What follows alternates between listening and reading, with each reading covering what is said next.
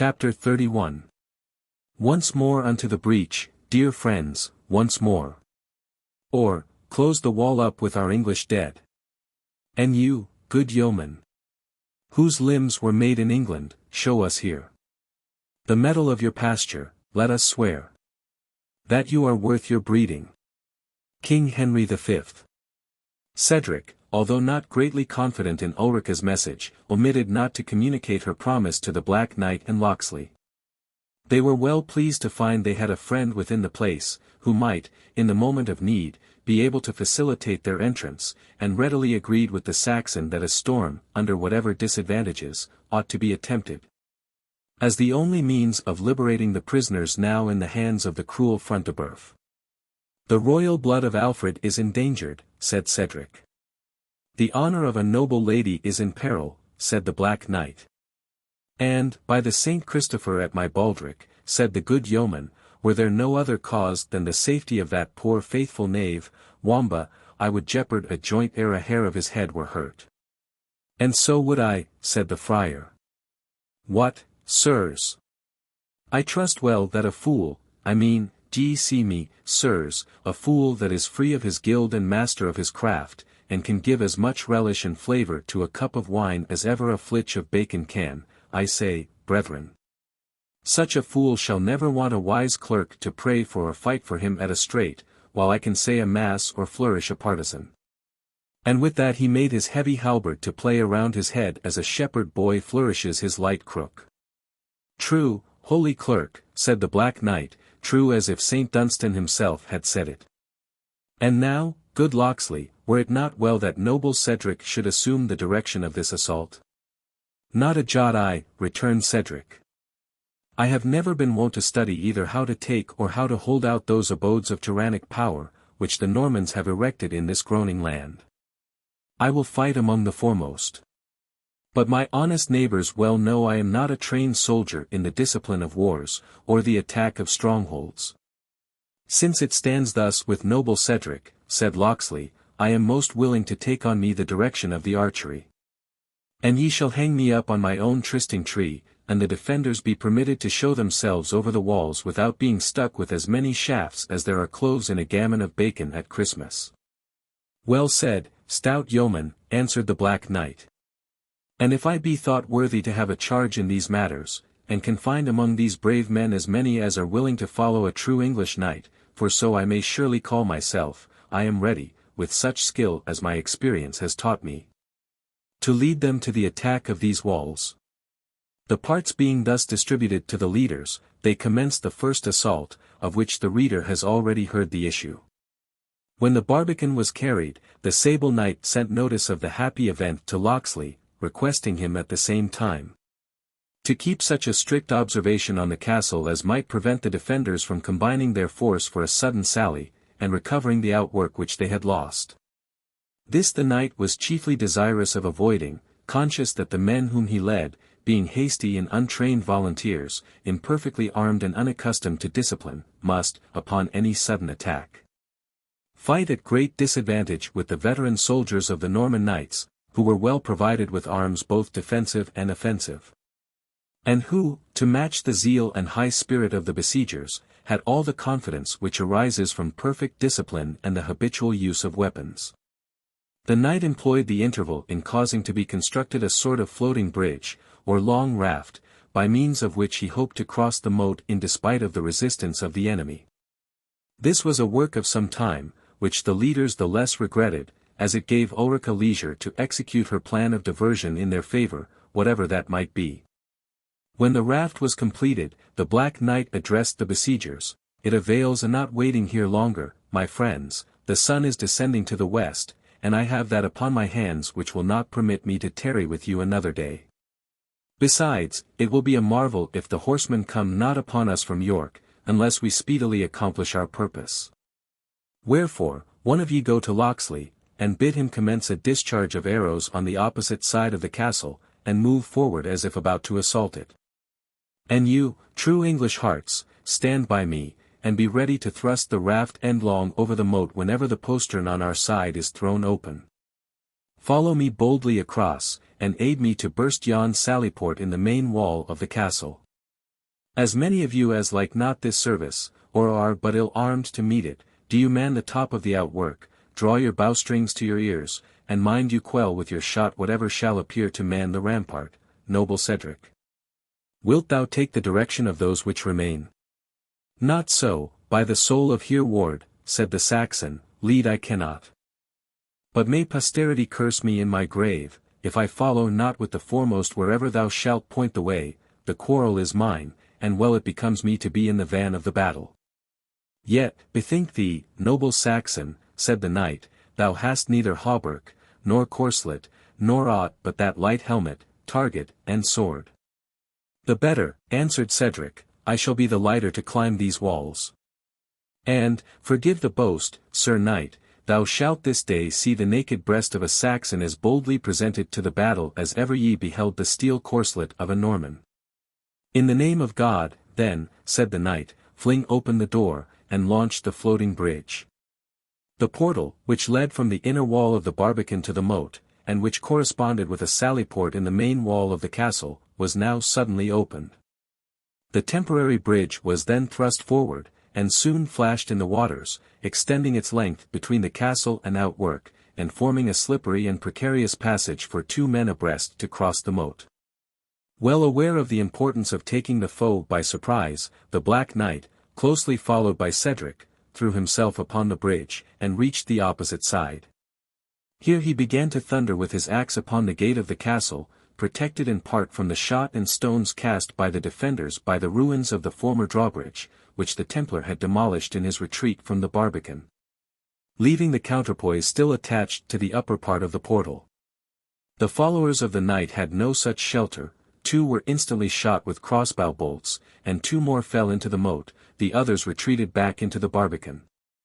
The situation of Cedric and of the Black Knight was now truly dangerous, and would have been still more so, but for the constancy of the archers in the barbican, who ceased not to shower their arrows upon the battlements, distracting the attention of those by whom they were manned, and thus affording a respite to their 2 chiefs from the storm of missiles which must otherwise have overwhelmed them.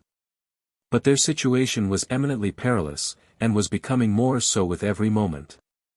Shame on ye all, cried de Bracy to the soldiers around him.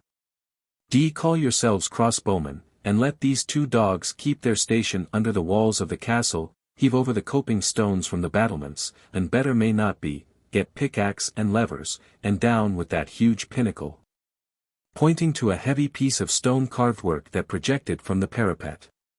At this moment the besiegers caught sight of the red flag upon the angle of the tower which Ulrica had described to Cedric. The stout yeoman Locksley was the first who was aware of it, as he was hasting to the outwork, impatient to see the progress of the assault. St. George, he cried, merry St. George for England, to the charge, bold yeoman. Why leave ye the good knight and noble Cedric to storm the pass alone? Make in, mad priest, show thou canst fight for thy rosary, make in, brave yeoman. The castle is ours, we have friends within, see yonder flag, it is the appointed signal, Torquilstone is ours, think of honor, think of spoil, one effort, and the place is ours. With that he bent his good bow, and sent a shaft right through the breast of one of the men-at-arms, who, under de Bracy's direction, was loosening a fragment from one of the battlements to precipitate on the heads of Cedric and the Black Knight. A second soldier caught from the hands of the dying man the iron crow, with which he heaved at and had loosened the stone pinnacle, when, receiving an arrow through his headpiece, he dropped from the battlements into the moat a dead man.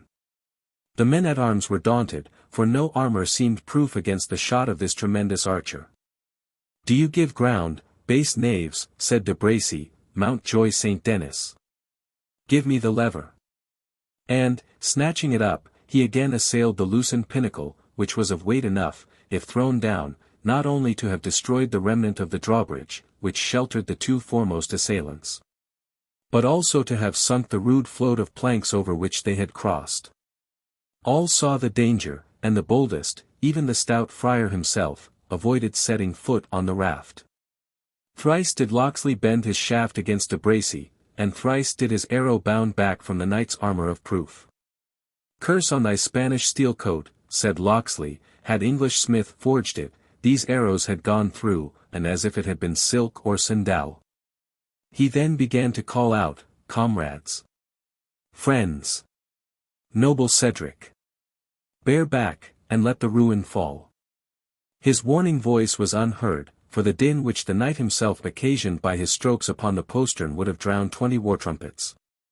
The faithful Geth indeed sprung forward on the planked bridge, to warn Cedric of his impending fate, or to share it with him.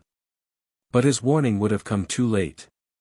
The massive pinnacle already tottered, and de Bracy, who still heaved at his task, would have accomplished it, had not the voice of the Templar sounded close in his ears. "All is lost, de Bracy, the castle burns." "Thou art mad to say so," replied the knight. "It is all in a light flame on the western side. I have striven in vain to extinguish it." With the stern coolness which formed the basis of his character, Brian de Bois Guilbert communicated this hideous intelligence, which was not so calmly received by his astonished comrade. "Saints of Paradise," said de Bracy, "what is to be done?" "I vow to Saint Nicholas of Limoges a candlestick of pure gold." "Spare thy vow," said the Templar, "and mark me. Lead thy men down, as if to a sally.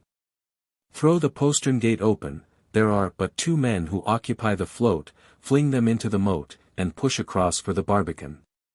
I will charge from the main gate, and attack the barbican on the outside. And if we can regain that post, be assured we shall defend ourselves until we are relieved, or at least till they grant us fair quarter." "It is well thought upon," said de Bracy. "I will play my part, Templar, thou wilt not fail me." "Hand in glove, I will not," said Bois Guilbert. "But haste thee, in the name of God." De Bracy hastily drew his men together, and rushed down to the postern gate, which he caused instantly to be thrown open. But scarce was this done ere the portentous strength of the Black Knight forced his way inward in despite of de Bracy and his followers. 2 of the foremost instantly fell, and the rest gave way notwithstanding all their leaders' efforts to stop them. "Dogs," said de Bracy, "will ye let 2 men win our only pass for safety?" "He is the devil," said a veteran man-at-arms, bearing back from the blows of their sable antagonist. "And if he be the devil," replied de Bracy, "would you fly from him into the mouth of hell? The castle burns behind us, villains. Let despair give you courage, or let me forward. I will cope with this champion myself." And well and chivalrous did de Bracy that day maintain the fame he had acquired in the civil wars of that dreadful period. The vaulted passage to which the postern gave entrance, and in which these 2 redoubt champions were now fighting hand to hand, rung with the furious blows which they dealt each other, de Bracy with his sword, the Black Knight with his ponderous axe. At length the Norman received a blow, which, though its force was partly parried by his shield, for otherwise never more would de Bracy have again moved limb, descended yet with such violence on his crest, that he measured his length on the paved floor.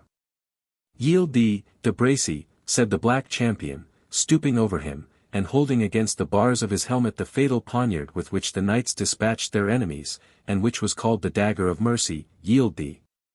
Maurice de Bracy, rescue or no rescue, or thou art but a dead man." "I will not yield," replied de Bracy faintly, to an unknown conqueror. "Tell me thy name, or work thy pleasure on me. It shall never be said that Maurice de Bracy was prisoner to a nameless churl." The Black Knight whispered something into the ear of the vanquished. "I yield me to be true prisoner, rescue or no rescue," answered the Norman, exchanging his tone of stern and determined obstinacy for one of deep though sullen submission.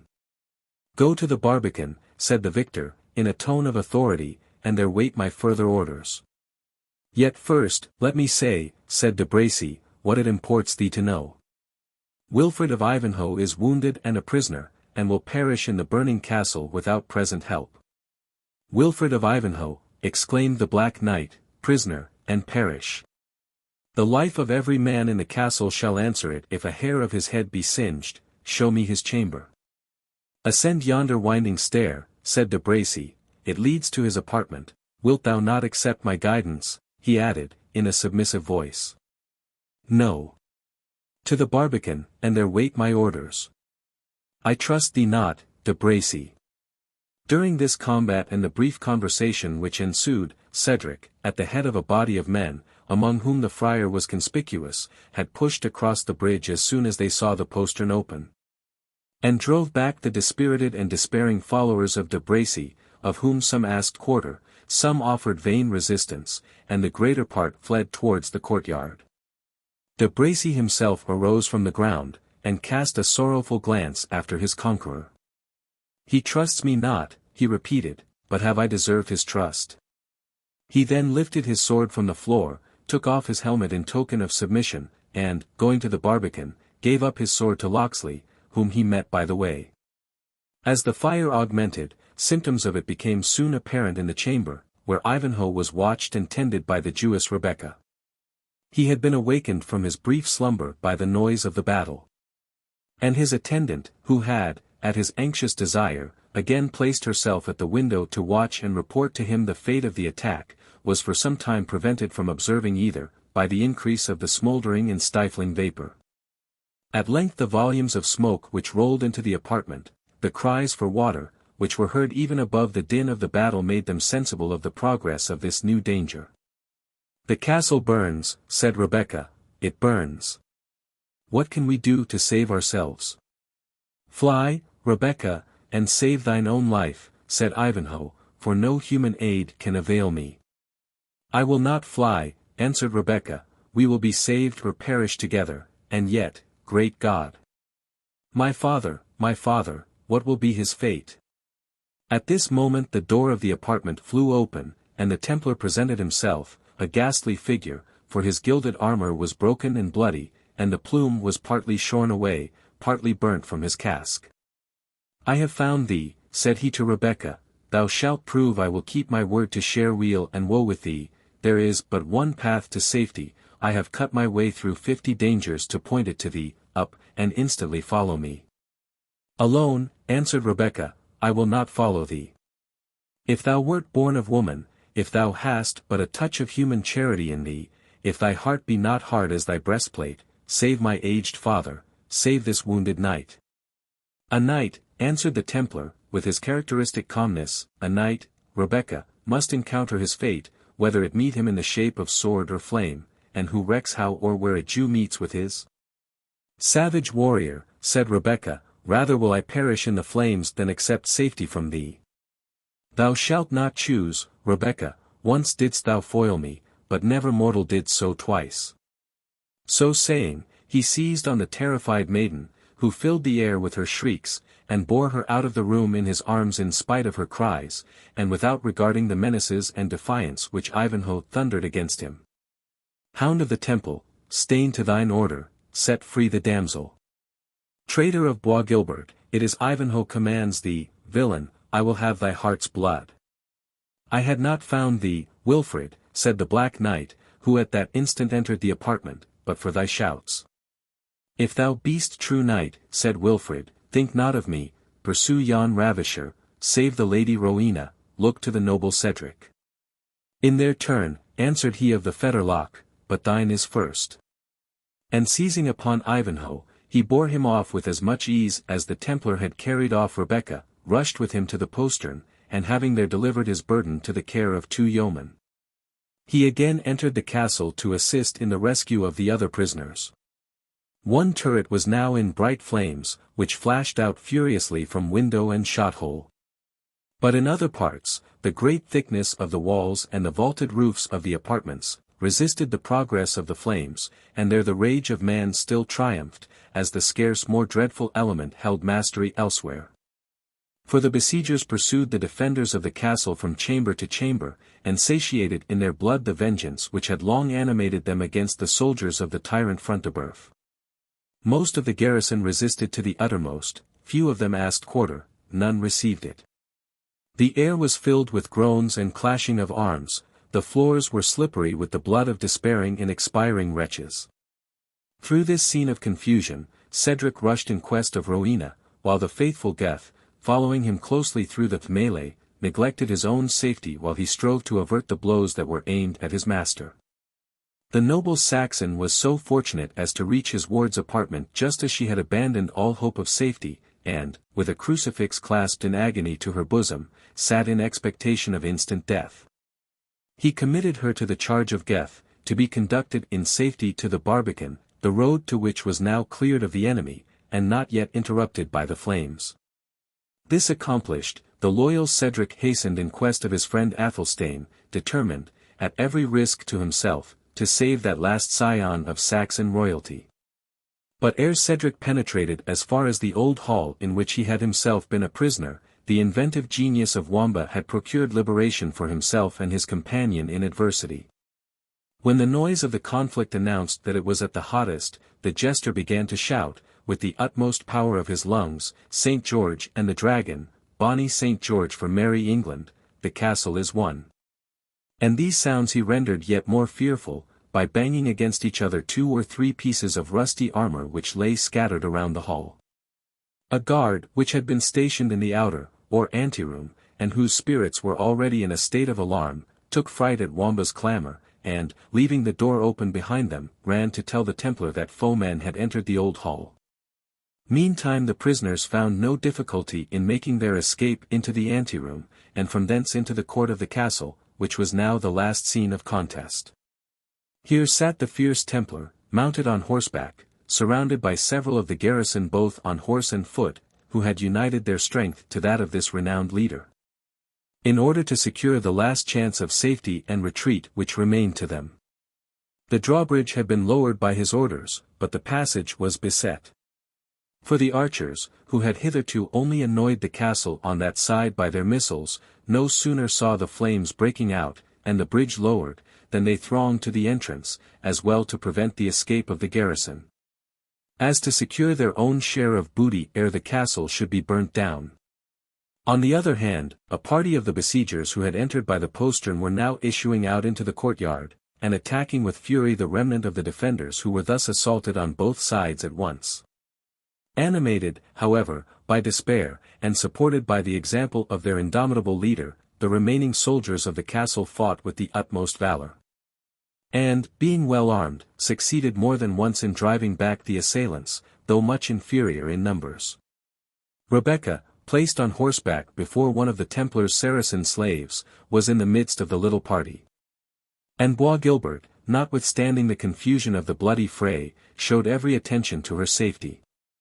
Repeatedly he was by her side, and, neglecting his own defense, held before her the fence of his triangular steel-plated shield.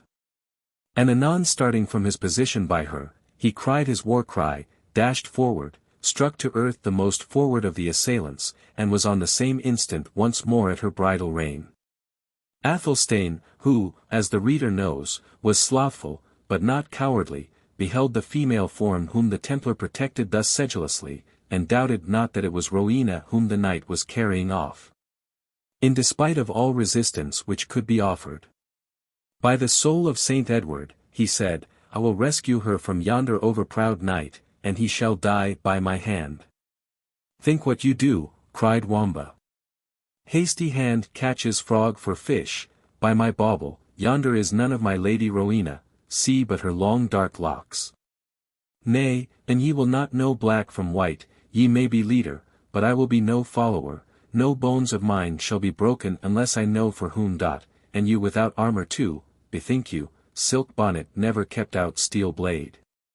Nay, then, if wilful will to water, wilful must drench. Deus vobiscum, most doughty Athelstane," he concluded, loosening the hold which he had hitherto kept upon the Saxon's tunic. To snatch a mace from the pavement, on which it lay beside one whose dying grasp had just relinquished it, to rush on the Templar's band, and to strike in quick succession to the right and left, leveling a warrior at each blow, was, for Athelstane's great strength, now animated with unusual fury, but the work of a single moment. He was soon within 2 yards of Bois Guilbert, whom he defied in his loudest tone. "Turn, false-hearted Templar! Let go her whom thou art unworthy to touch, turn, limb of a hand of murdering and hypocritical robbers. Dog!" said the Templar, grinding his teeth, "I will teach thee to blaspheme the holy order of the Temple of Zion." And with these words, half-wheeling his steed, he made a demi-courbette towards the Saxon, and rising in the stirrups, so as to take full advantage of the descent of the horse, he discharged a fearful blow upon the head of Athelstane. Well said Wamba, that silken bonnet keeps out no steel blade. So trenchant was the Templar's weapon, that it shore asunder, as it had been a willow twig, the tough and plated handle of the mace, which the ill-fated Saxon reared to parry the blow, and, descending on his head, levelled him with the earth. Ha! Beau Saint, exclaimed Bois Guilbert, thus be it to the maligners of the Temple Knights. Taking advantage of the dismay which was spread by the fall of Athelstane, and calling aloud, those who would save themselves, follow me. He pushed across the drawbridge, dispersing the archers who would have intercepted them. He was followed by his Saracens, and some 5 or 6 men-at-arms, who had mounted their horses. The Templar's retreat was rendered perilous by the numbers of arrows shot off at him and his party. But this did not prevent him from galloping round to the Barbican, of which, according to his previous plan, he supposed it possible de Bracy might have been in possession. De Bracy! De Bracy, he shouted, art thou there? I am here, replied de Bracy, but I am a prisoner. Can I rescue thee? Cried Bois Guilbert. No, replied de Bracy, I have rendered me, rescue or no rescue. I will be true prisoner. Save thyself, there are hawks abroad, put the seas betwixt you and England, I dare not say more. Well, answered the Templar, and thou wilt tarry there, remember I have redeemed word and glove. Be the hawks where they will, methinks the walls of the preceptory of Templestowe will be cover sufficient, and thither will I, like heron to her haunt. Having thus spoken, he galloped off with his followers. Those of the castle who had not gotten to horse, still continued to fight desperately with the besiegers, after the departure of the Templar, but rather in despair of quarter than that they entertained any hope of escape. The fire was spreading rapidly through all parts of the castle, when Ulrica, who had first kindled it, appeared on a turret, in the guise of one of the ancient furies, yelling forth a war song. Such as was of yore raised on the field of battle by the skalds of the yet heathen Saxons. Her long dishevelled grey hair flew back from her uncovered head, the inebriating delight of gratified vengeance contended in her eyes with the fire of insanity. And she brandished the distaff which she held in her hand, as if she had been one of the fatal sisters, who spin and abridge the thread of human life. Tradition has preserved some wild strophes of the barbarous hymn which she chanted wildly amid that scene of fire and of slaughter. 1. Whet the bright steel. Sons of the white dragon. Kindle the torch. Daughter of Hengist. The steel glimmers not for the carving of the banquet. It is hard, broad, and sharply pointed. The torch goeth not to the bridal chamber. It steams and glitters blue with sulphur. Whet the steel, the raven croaks. Light the torch, Zernbach is yelling. Whet the steel, sons of the dragon. Kindle the torch, daughter of Hengist. 2. The black cloud is low over the Thane's castle. The eagle screams, he rides on its bosom. Scream not, grey rider of the sable cloud. Thy banquet is prepared. The maidens of Valhalla look forth. The race of Hengist will send them guests. Shake your black tresses, maidens of Valhalla. And strike your loud timbrels for joy. Many a haughty step bends to your halls. Many a helmed head. 3. Dark sits the evening upon the Thane's castle. The black clouds gather round.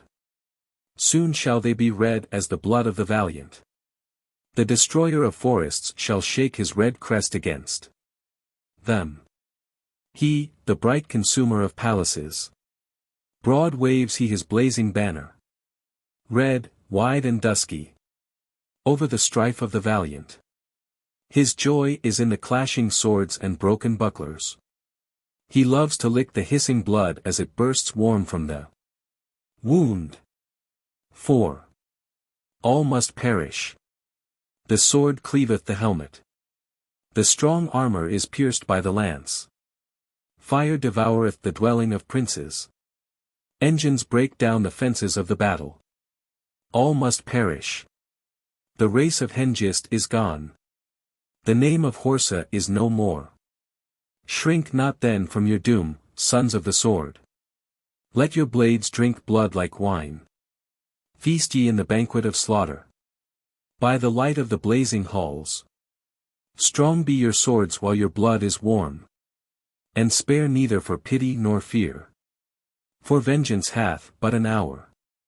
Strong hate itself shall expire. I also must perish. The towering flames had now surmounted every obstruction, and rose to the evening skies one huge and burning beacon, seen far and wide through the adjacent country. Tower after tower crashed down, with blazing roof and rafter, and the combatants were driven from the courtyard.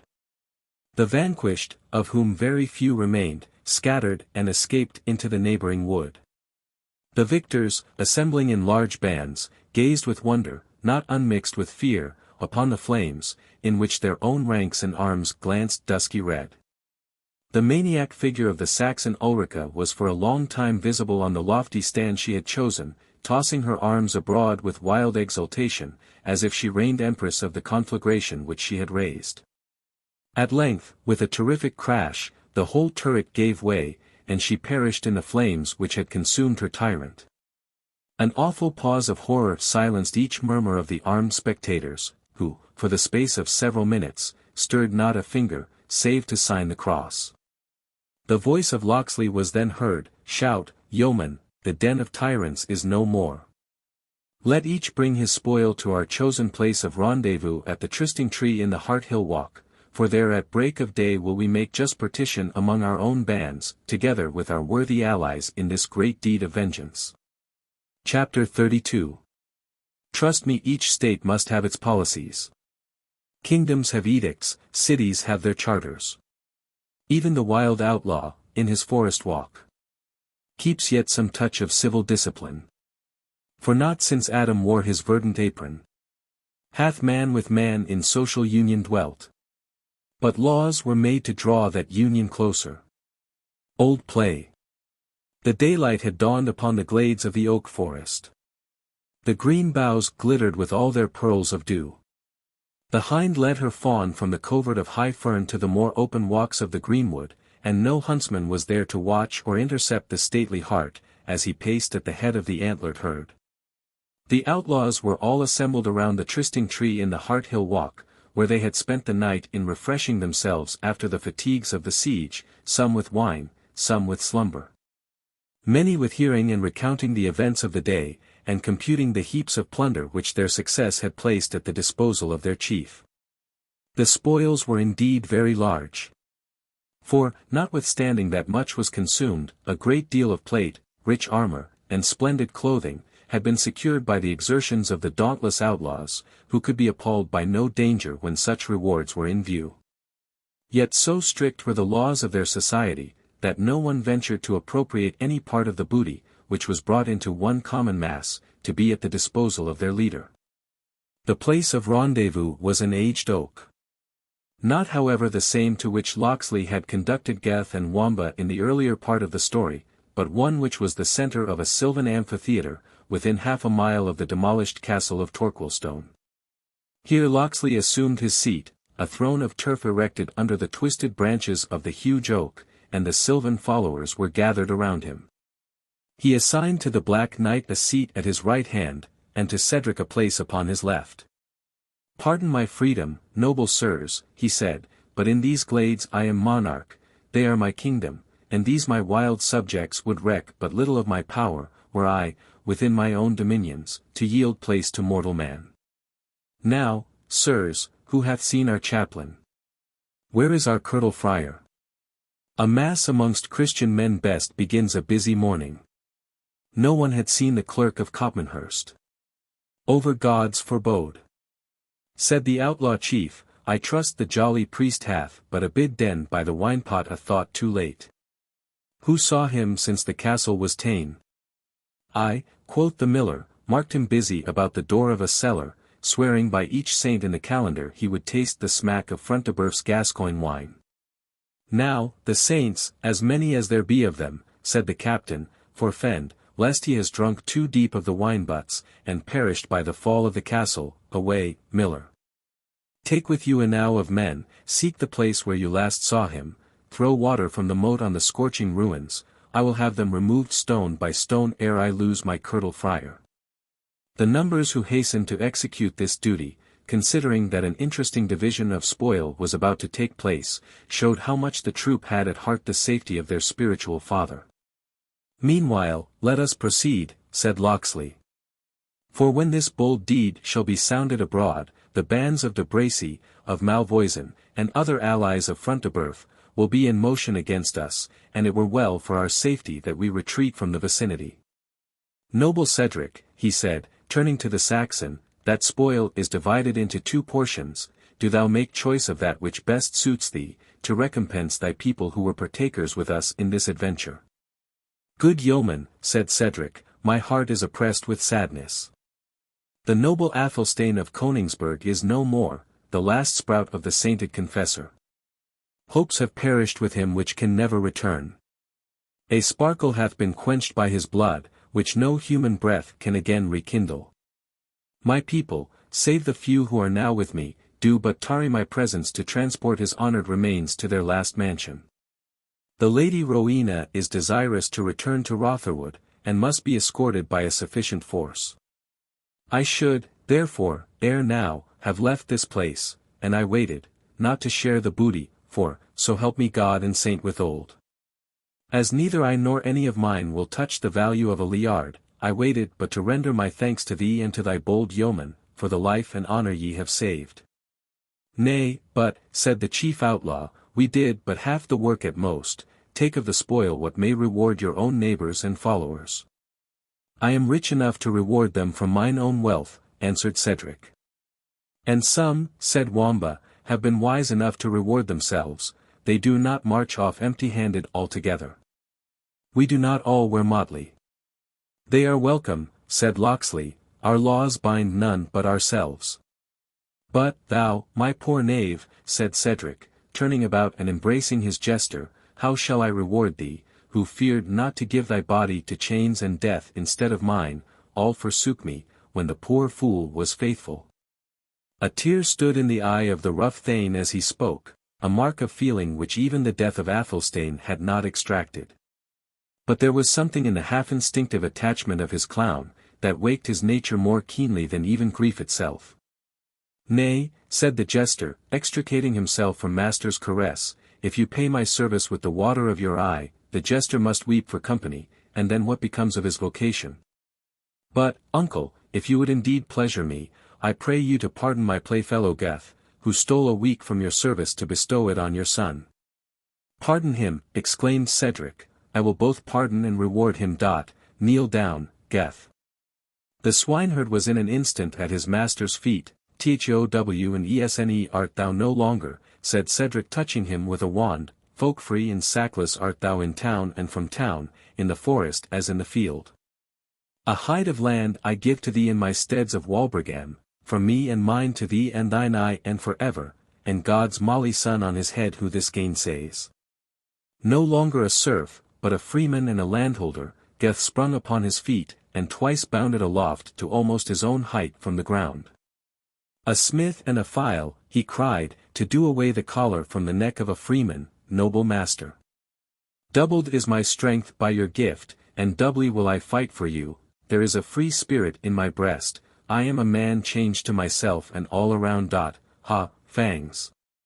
He continued, for that faithful cur, seeing his master thus transported, began to jump upon him, to express his sympathy. "Knowest thou thy master still?"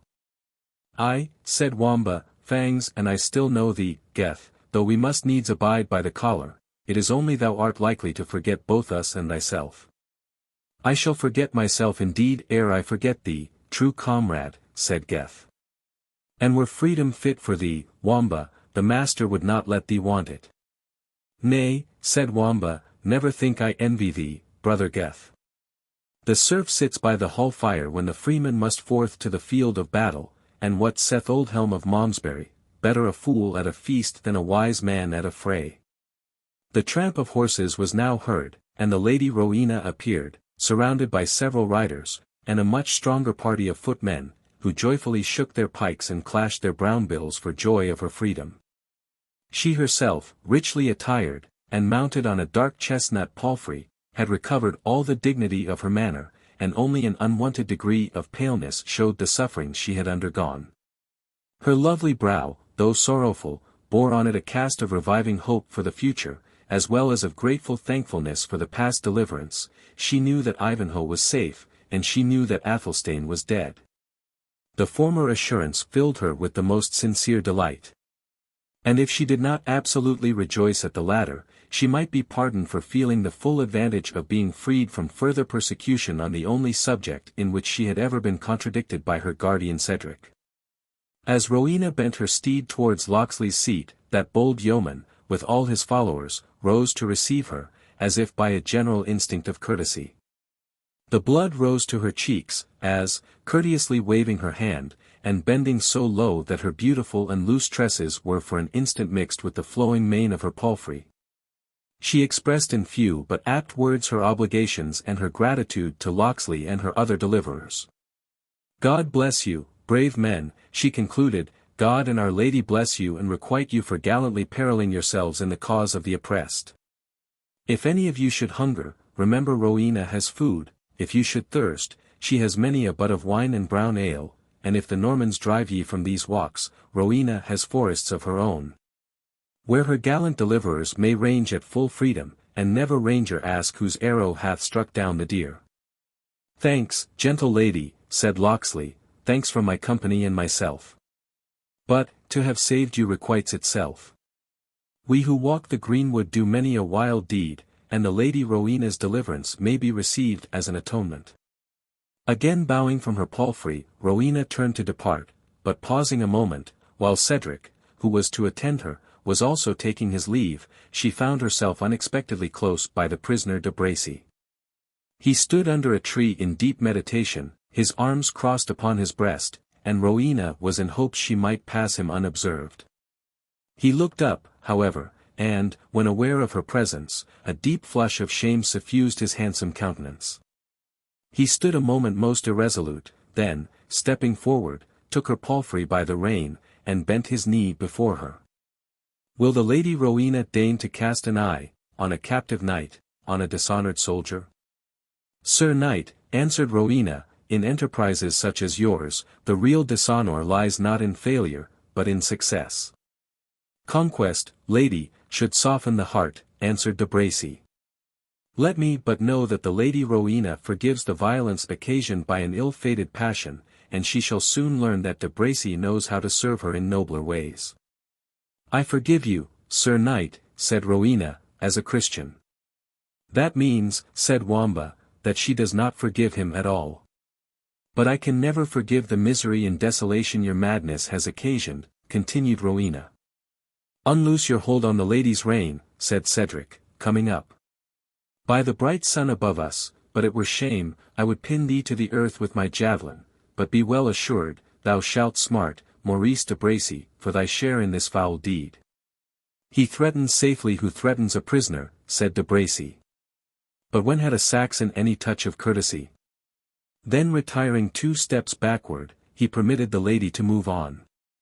Cedric, ere they departed, expressed his peculiar gratitude to the Black Champion, and earnestly entreated him to accompany him to Rotherwood.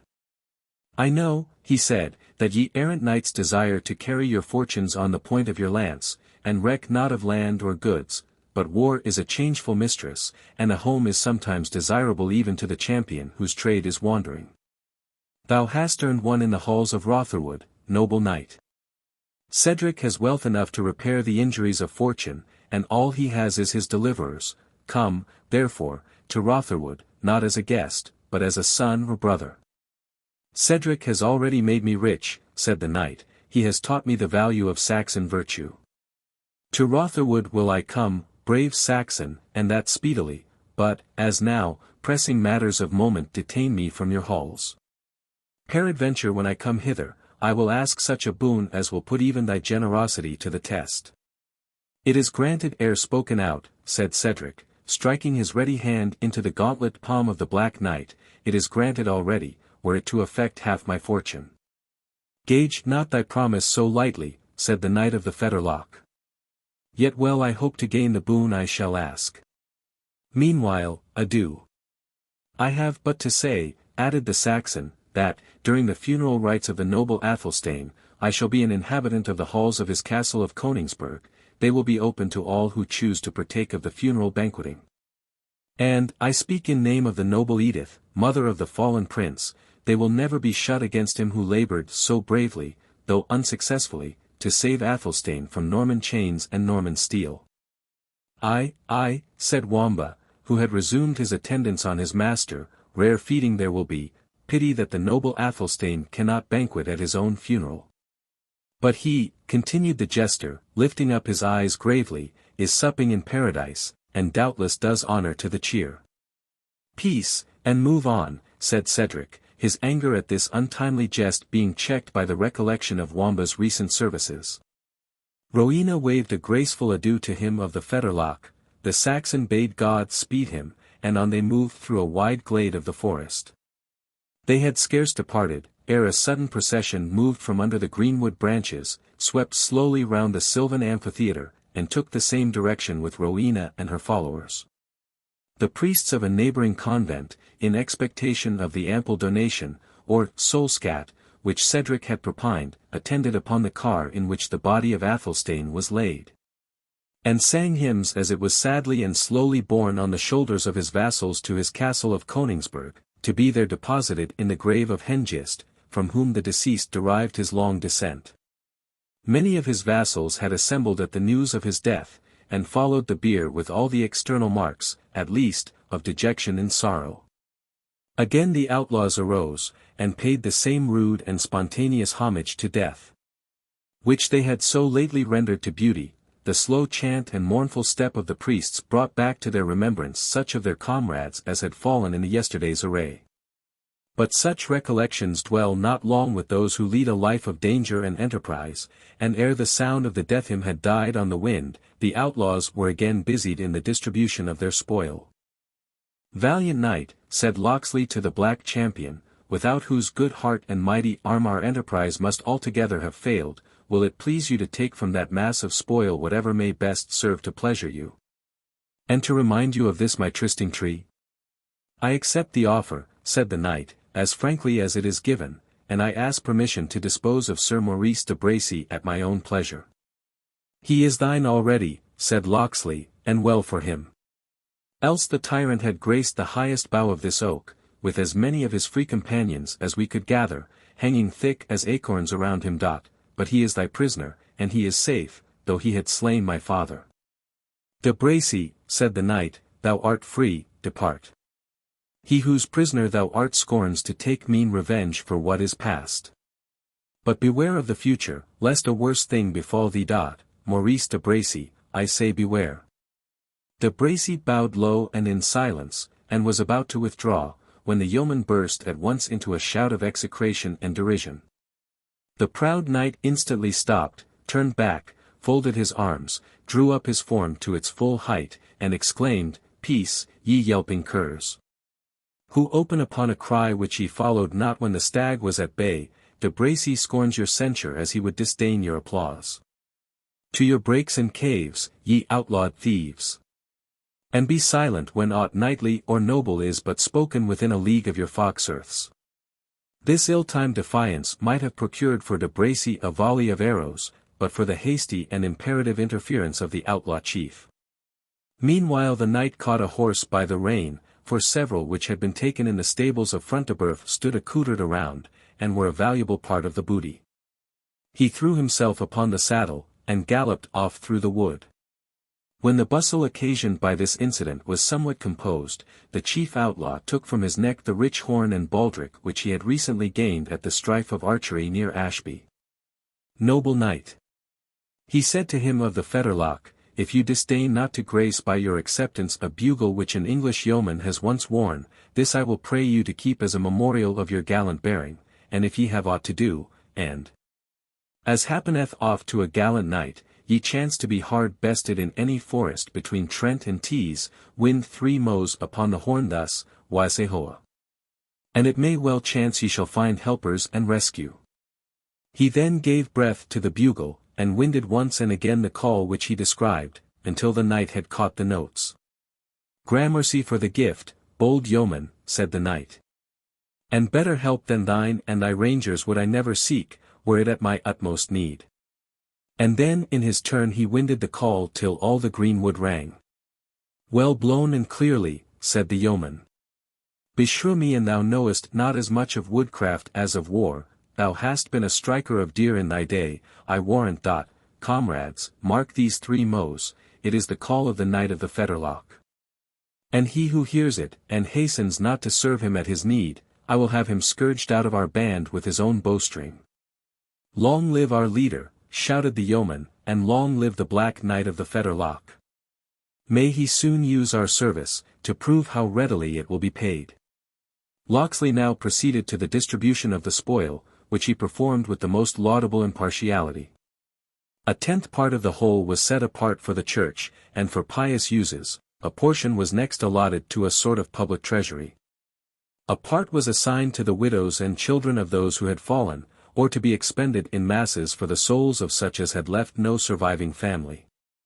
The rest was divided amongst the outlaws, according to their rank and merit, and the judgment of the chief, on all such doubtful questions as occurred, was delivered with great shrewdness, and received with absolute submission. The Black Knight was not a little surprised to find that men, in a state so lawless, were nevertheless among themselves so regularly and equitably governed, and all that he observed added to his opinion of the justice and judgment of their leader. When each had taken his own proportion of the booty, and while the treasurer, accompanied by 4 tall yeomen, was transporting that belonging to the state to some place of concealment or of security, the portion devoted to the church still remained unappropriated. I would, said the leader, we could hear tidings of our joyous chaplain. He was never wont to be absent when meat was to be blessed, or spoil to be parted, and it is his duty to take care of these the tithes of our successful enterprise. It may be the office has helped to cover some of his canonical irregularities. Also, I have a holy brother of his a prisoner at no great distance, and I would fain have the friar to help me to deal with him in due sort. I greatly misdoubt the safety of the bluff priest. I were right sorry for that, said the Knight of the Fetterlock, for I stand indebted to him for the joyous hospitality of a merry night in his cell. Let us to the ruins of the castle, it may be we shall there learn some tidings of him. While they thus spoke, a loud shout among the yeomen announced the arrival of him for whom they feared, as they learned from the stentorian voice of the friar himself, long before they saw his burly person. Make room, my merry men, he exclaimed.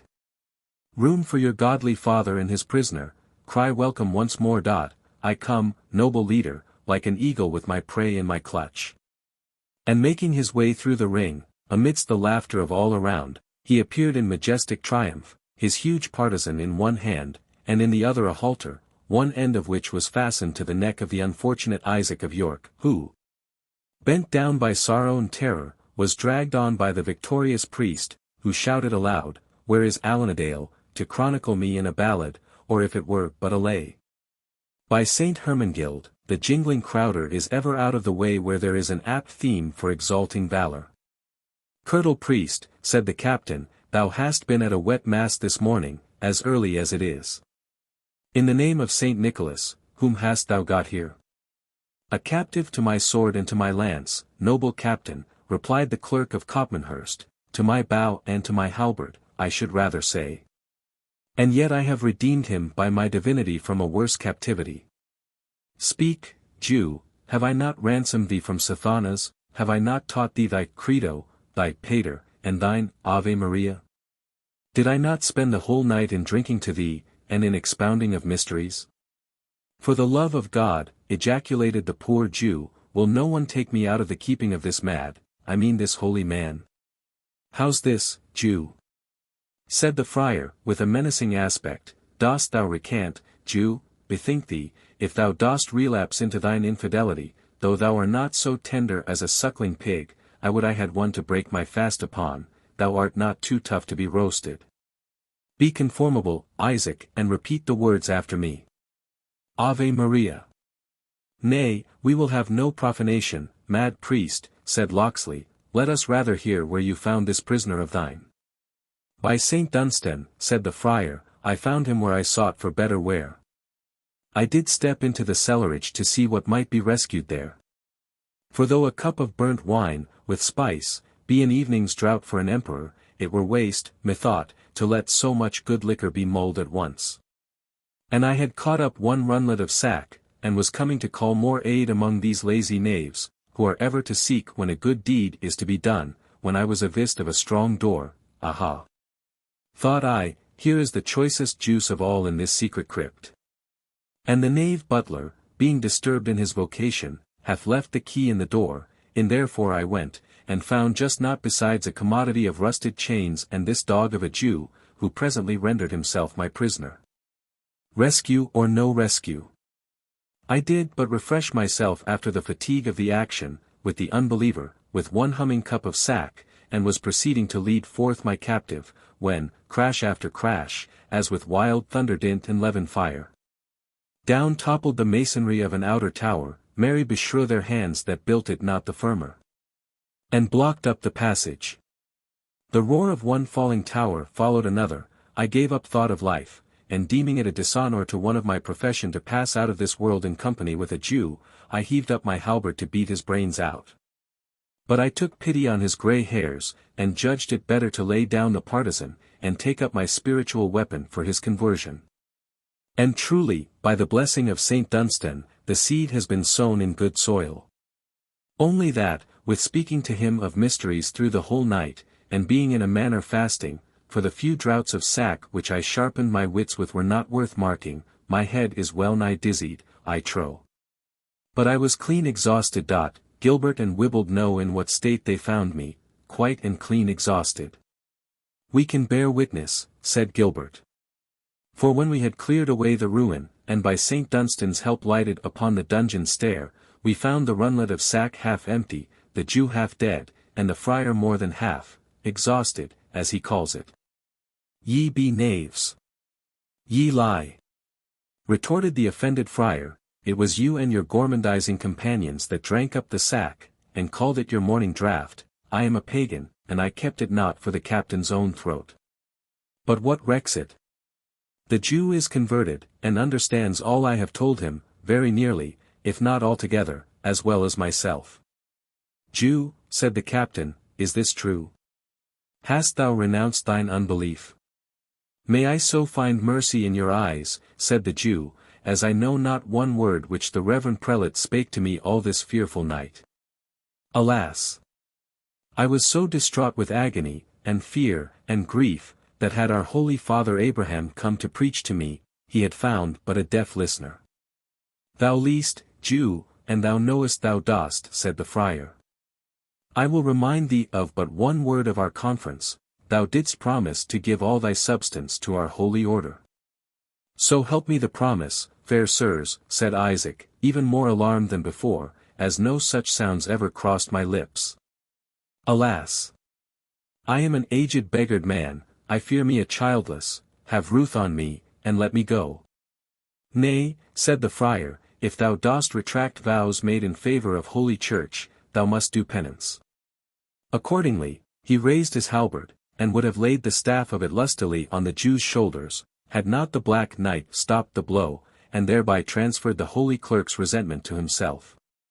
By St. Thomas of Kent, said he, and I buckle to my gear, I will teach thee, Sir Lazy Lover, to mell with thine own matters, maugre thine iron case there. Nay, be not wroth with me, said the knight. Thou knowest I am thy sworn friend and comrade. I know no such thing, answered the friar, and defy thee for a meddling coxcomb. Nay, but, said the knight, who seemed to take a pleasure in provoking his quondam host, hast thou forgotten how, that for my sake, for I say nothing of the temptation of the flagon and the pasty, thou didst break thy vow of fast and vigil?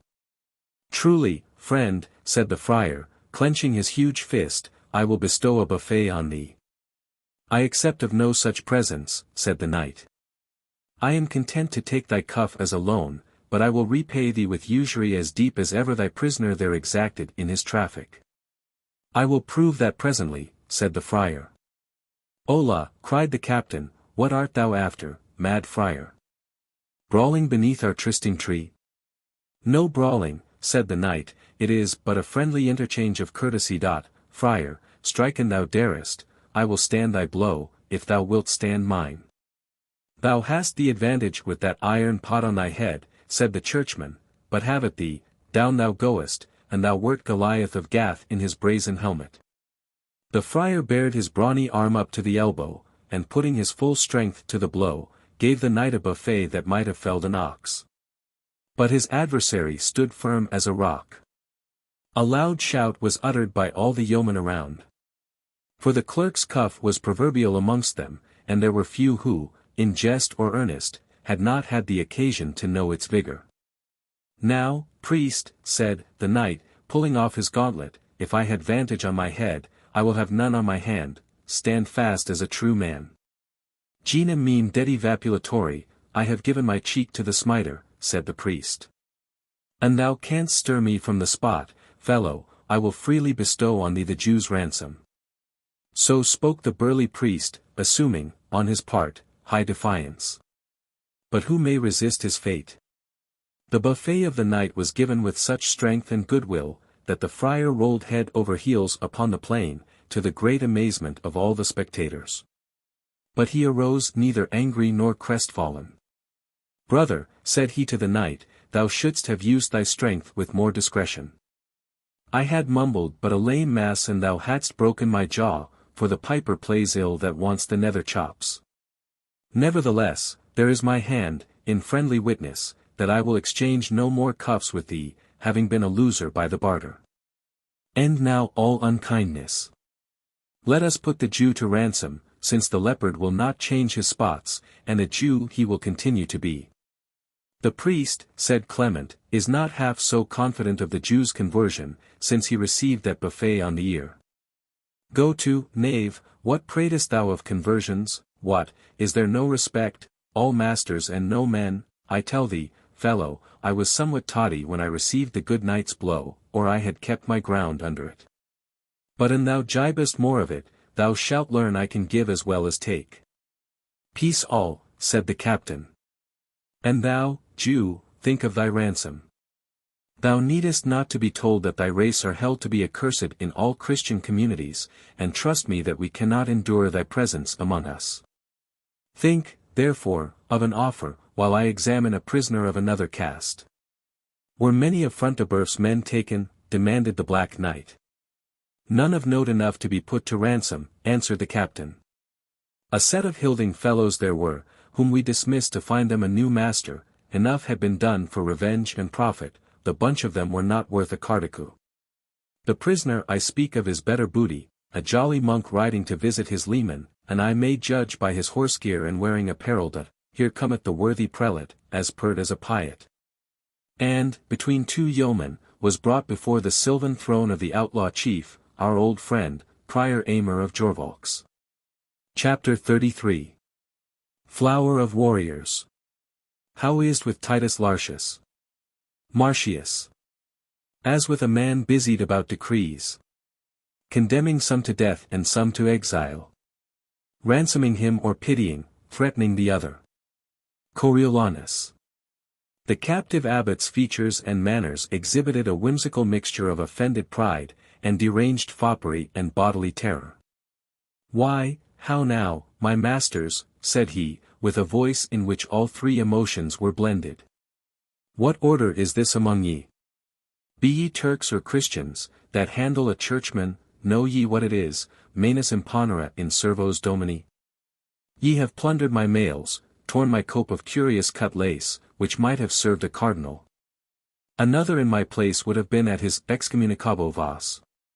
But I am placeable, and if ye order forth my palfreys, release my brethren, and restore my mails, tell down with all speed 100 crowns to be expended in masses at the high altar of Jorvolks Abbey. And make your vow to eat no venison until next Pentecost, it may be you shall hear little more of this mad frolic. Holy Father, said the chief outlaw, it grieves me to think that you have met with such usage from any of my followers, as calls for your fatherly reprehension. Usage, echoed the priest, encouraged by the mild tone of the sylvan leader. It were usage fit for no hound of good race, much less for a Christian, far less for a priest, and least of all for the prior of the holy community of Jorvolks. Here is a profane and drunken minstrel, called Alanadale, nebulo quidem, who has menaced me with corporal punishment, nay, with death itself, and I pay not down 400 crowns of ransom. To the boot of all the treasure he hath already robbed me of, gold chains and gimmal rings to an unknown value. Besides what is broken and spoiled among their rude hands, such as my pouncer-box and silver crisping tongs. It is impossible that Alan a Dale can have thus treated a man of your reverend bearing, replied the captain. It is true as the gospel of Saint Nicodemus, said the prior. He swore, with many a cruel north country oath, that he would hang me up on the highest tree in the greenwood. Did he so in very deed? Nay, then, reverend father, I think you had better comply with his demands, for Alan a Dale is the very man to abide by his word when he has so pledged it. You do but jest with me, said the astounded prior, with a forced laugh. And I love a good jest with all my heart. But, ha! Ha! Ha! When the mirth has lasted the livelong night, it is time to be grave in the morning. And I am as grave as a father confessor, replied the outlaw. You must pay a round ransom, Sir Prior, or your convent is likely to be called to a new election, for your place will know you no more. Are ye Christians, said the prior, and hold this language to a churchman? Christians. Aye, marry are we, and have divinity among us to boot, answered the outlaw. Let our buxom chaplain stand forth, and expound to this reverend father the texts which concern this matter. The friar, half drunk, half sober, had huddled a friar's frock over his green cassock, and now summoning together whatever scraps of learning he had acquired by rote in former days, Holy Father, said he. Deus faciat salvum benignitatem vestram, you are welcome to the greenwood. What profane mummery is this, said the prior. Friend, if thou beest indeed of the church, it were a better deed to show me how I may escape from these men's hands, than to stand ducking and grinning here like a morris dancer. Truly, reverend father, said the friar, I know but one mode in which thou mayst escape. This is St. Andrew's Day with us, we are taking our tithes. But not of the church, then, I trust, my good brother, said the prior. Of church and lay, said the friar, and therefore, Sir Prior, facite vobis amicos de mammon iniquitatis, make yourselves friends of the mammon of unrighteousness, for no other friendship is like to serve your turn. I love a jolly woodsman at heart, said the prior, softening his tone. Come, ye must not deal too hard with me, I can well of woodcraft, and can wind a horn clear and lustily, and hollow till every oak rings again. Come, ye must not deal too hard with me. Give him a horn, said the outlaw. We will prove the skill he boasts of. The prior Aymer winded a blast accordingly. The captain shook his head. Sir Prior, he said, thou blowest a merry note, but it may not ransom thee, we cannot afford, as the legend on a good knight's shield hath it, to set thee free for a blast. Moreover, I have found thee, thou art one of those, who, with new French graces and traliras, disturb the ancient English bugle notes. Prior, that last flourish on the wreck heat hath added 50 crowns to thy ransom, for corrupting the true old manly blasts of venery. Well, friend, said the abbot, peevishly, thou art ill to please with thy woodcraft. I pray thee be more conformable in this matter of my ransom. At a word, since I must needs, for once, hold a candle to the devil, what ransom am I to pay for walking on Watling Street, without having 50 men at my back? Were it not well, said the lieutenant of the gang apart to the captain, that the prior should name the Jew's ransom, and the Jew name the prior's? Thou art a mad knave, said the captain, but thy plan transcends. Here, Jew, step forth, look at that holy Father Aymer, prior of the rich abbey of Jorvaulx, and tell us at what ransom we should hold him. Thou knowest the income of his convent, I warrant thee. Oh, assuredly, said Isaac. I have trafficked with the good fathers, and bought wheat and barley, and fruits of the earth, and also much wool. Oh, it is a rich abbey steed, and they do live upon the fat, and drink the sweet wines upon the lees, these good fathers of Jorvaulx. Ah, if an outcast like me had such a home to go to, and such incomings by the year and by the month, I would pay much gold and silver to redeem my captivity. Hound of a Jew! Exclaimed the prior, no one knows better than thy own cursed self, that our holy house of God is indebted for the finishing of our chancel.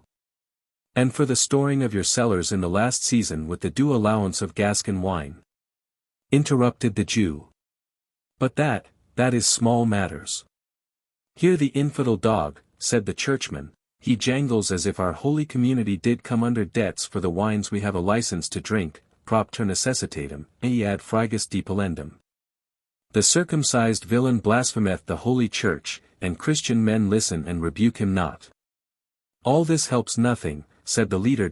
Isaac, pronounce what he may pay, without flaying both hide and hair. And 600 crowns, said Isaac, the good prior might well pay to your honored valors, and never sit less soft in his stall. 600 crowns, said the leader, gravely, I am contented, thou hast well spoken, Isaac, 600 crowns. It is a sentence, Sir Prior. A sentence, exclaimed the band, Solomon had not done it better. Thou hearest thy doom, Prior, said the leader. Ye are mad, my masters, said the prior, where am I to find such a sum? If I sell the very pyx and candlesticks on the altar at Jorvaux, I shall scarce raise the half, and it will be necessary for that purpose that I go to Jorvaux myself, ye may retain as boros my 2 priests. That will be but blind trust, said the outlaw, we will retain thee, prior, and send them to fetch thy ransom. Thou shalt not want a cup of wine and a collop of venison the while. And if thou lovest woodcraft, thou shalt see such as your north country never witnessed.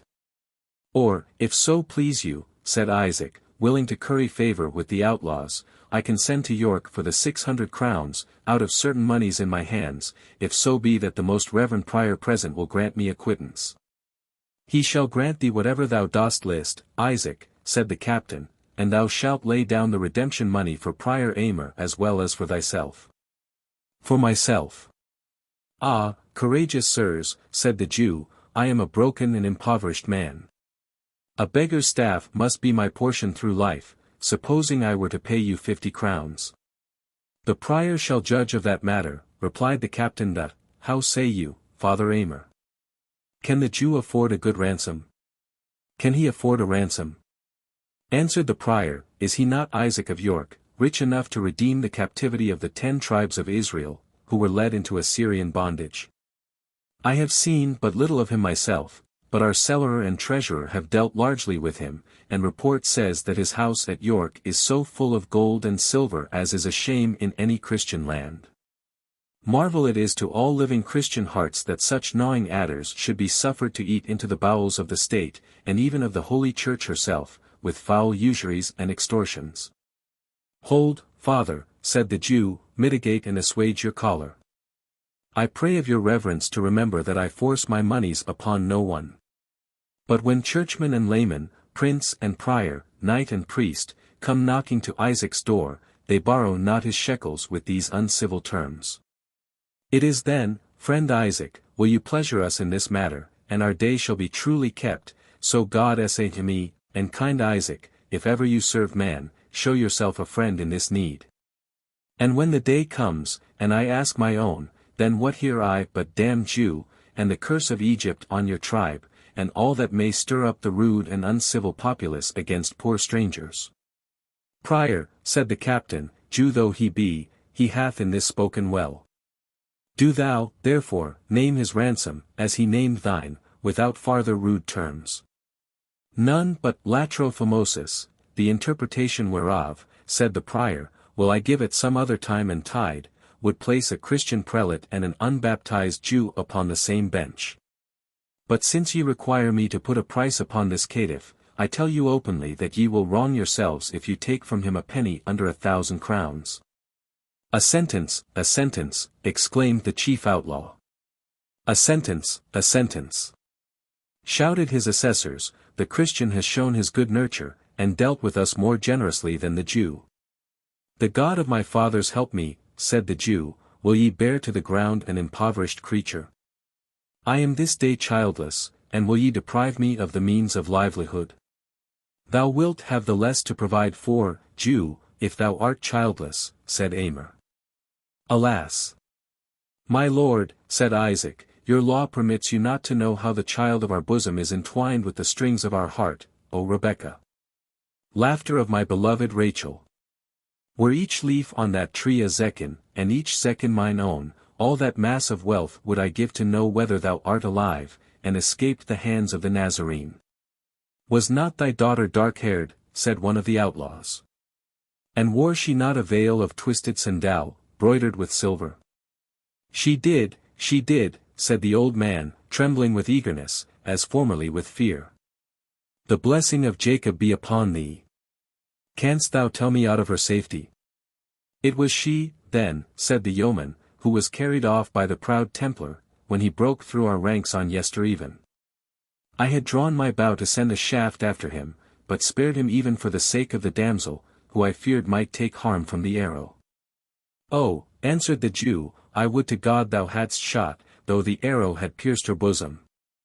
Better the tomb of her fathers than the dishonorable couch of the licentious and savage Templar. Ichabod! Ichabod! The glory hath departed from my house. Friends, said the chief, looking round, the old man is but a Jew, natheless his grief touches me. Deal uprightly with us, Isaac, will paying this ransom of 1,000 crowns leave thee altogether penniless? Isaac, recalled to think of his worldly goods, the love of which, by dint of inveterate habit, contended even with his parental affection, grew pale, stammered, and could not deny there might be some small surplus. Well, go to, what though there be, said the outlaw, we will not reckon with thee too closely. Without treasure thou mayst as well hope to redeem thy child from the clutches of Sir Brian de Bois Guilbert, as to shoot a stag royal with a headless shaft. We will take thee at the same ransom with Prior Aymer, or rather at 100 crowns lower, which 100 crowns shall be mine own peculiar loss, and not light upon this worshipful community. And so we shall avoid the heinous offence of rating a Jew merchant as high as a Christian prelate, and thou wilt have 600 crowns remaining to treat for thy daughter's ransom. Templars love the glitter of silver shekels as well as the sparkle of black eyes. Hasten to make thy crowns chink in the ear of de Bois Guilbert, ere worse comes of it.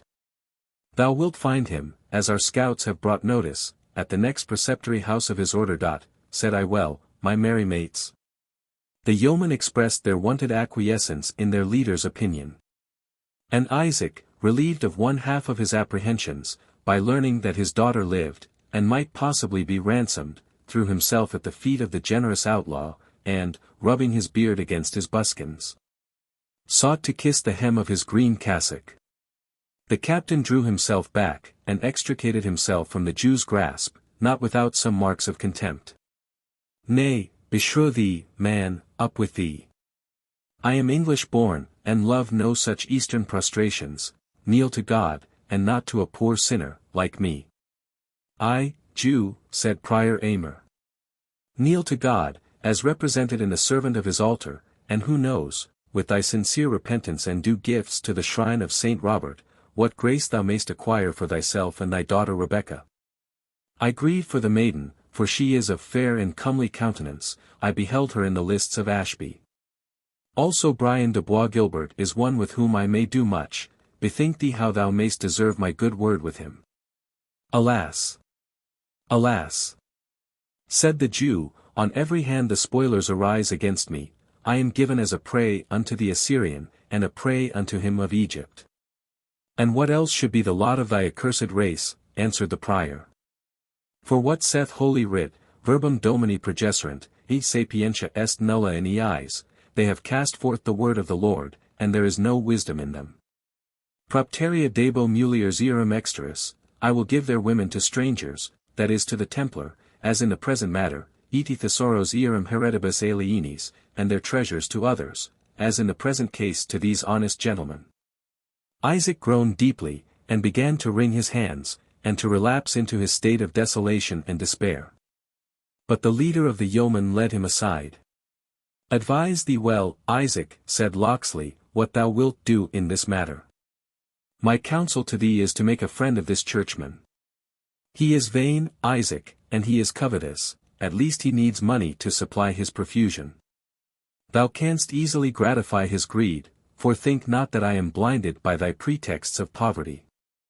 I am intimately acquainted, Isaac, with the very iron chest in which thou dost keep thy money bags. What? Know I not the great stone beneath the apple tree, that leads into the vaulted chamber under thy garden at York? The Jew grew as pale as death.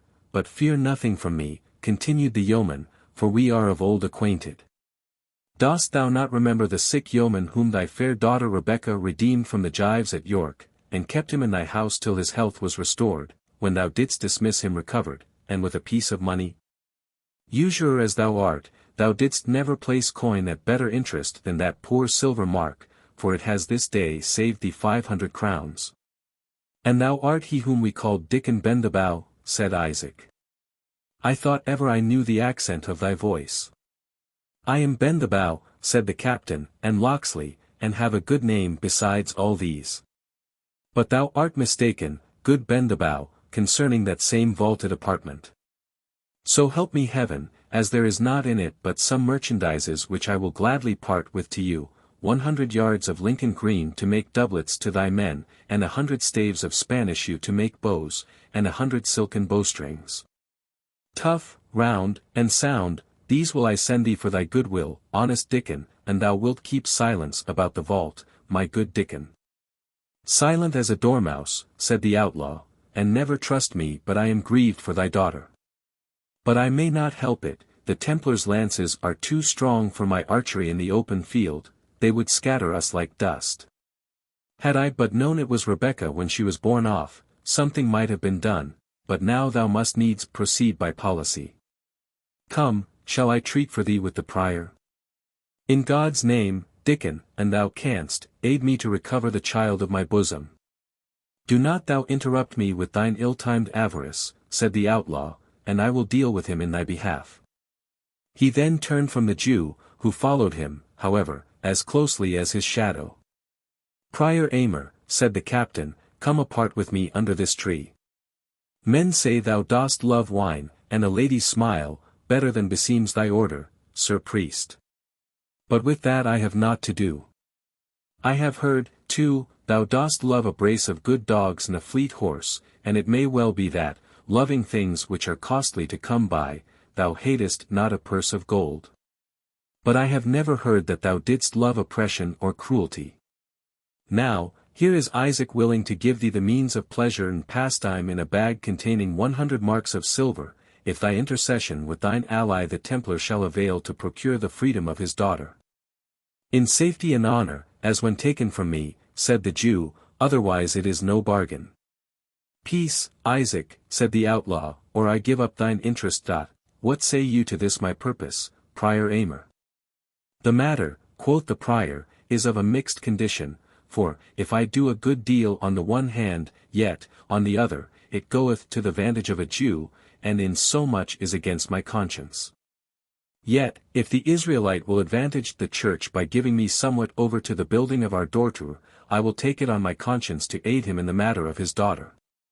For a score of marks to the dortour, said the outlaw, be still, I say, Isaac, or for a brace of silver candlesticks to the altar, we will not stand with you.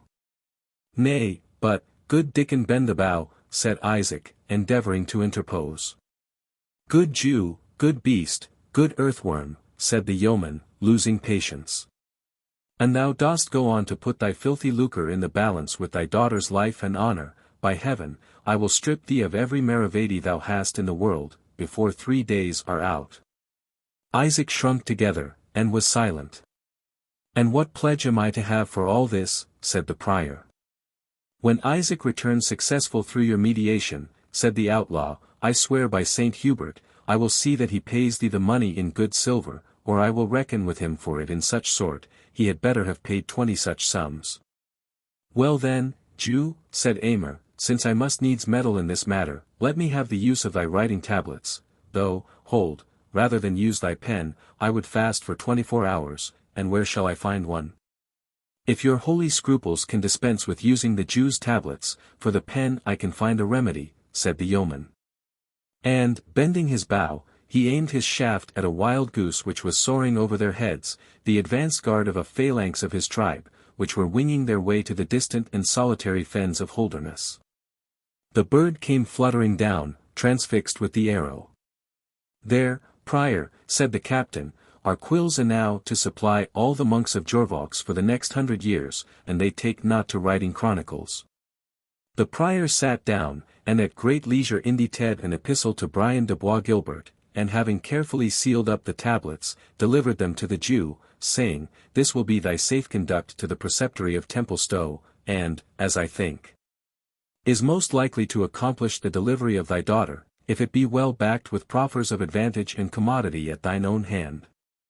For, trust me well, the good knight Bois Guilbert is of their confraternity that do not for naught."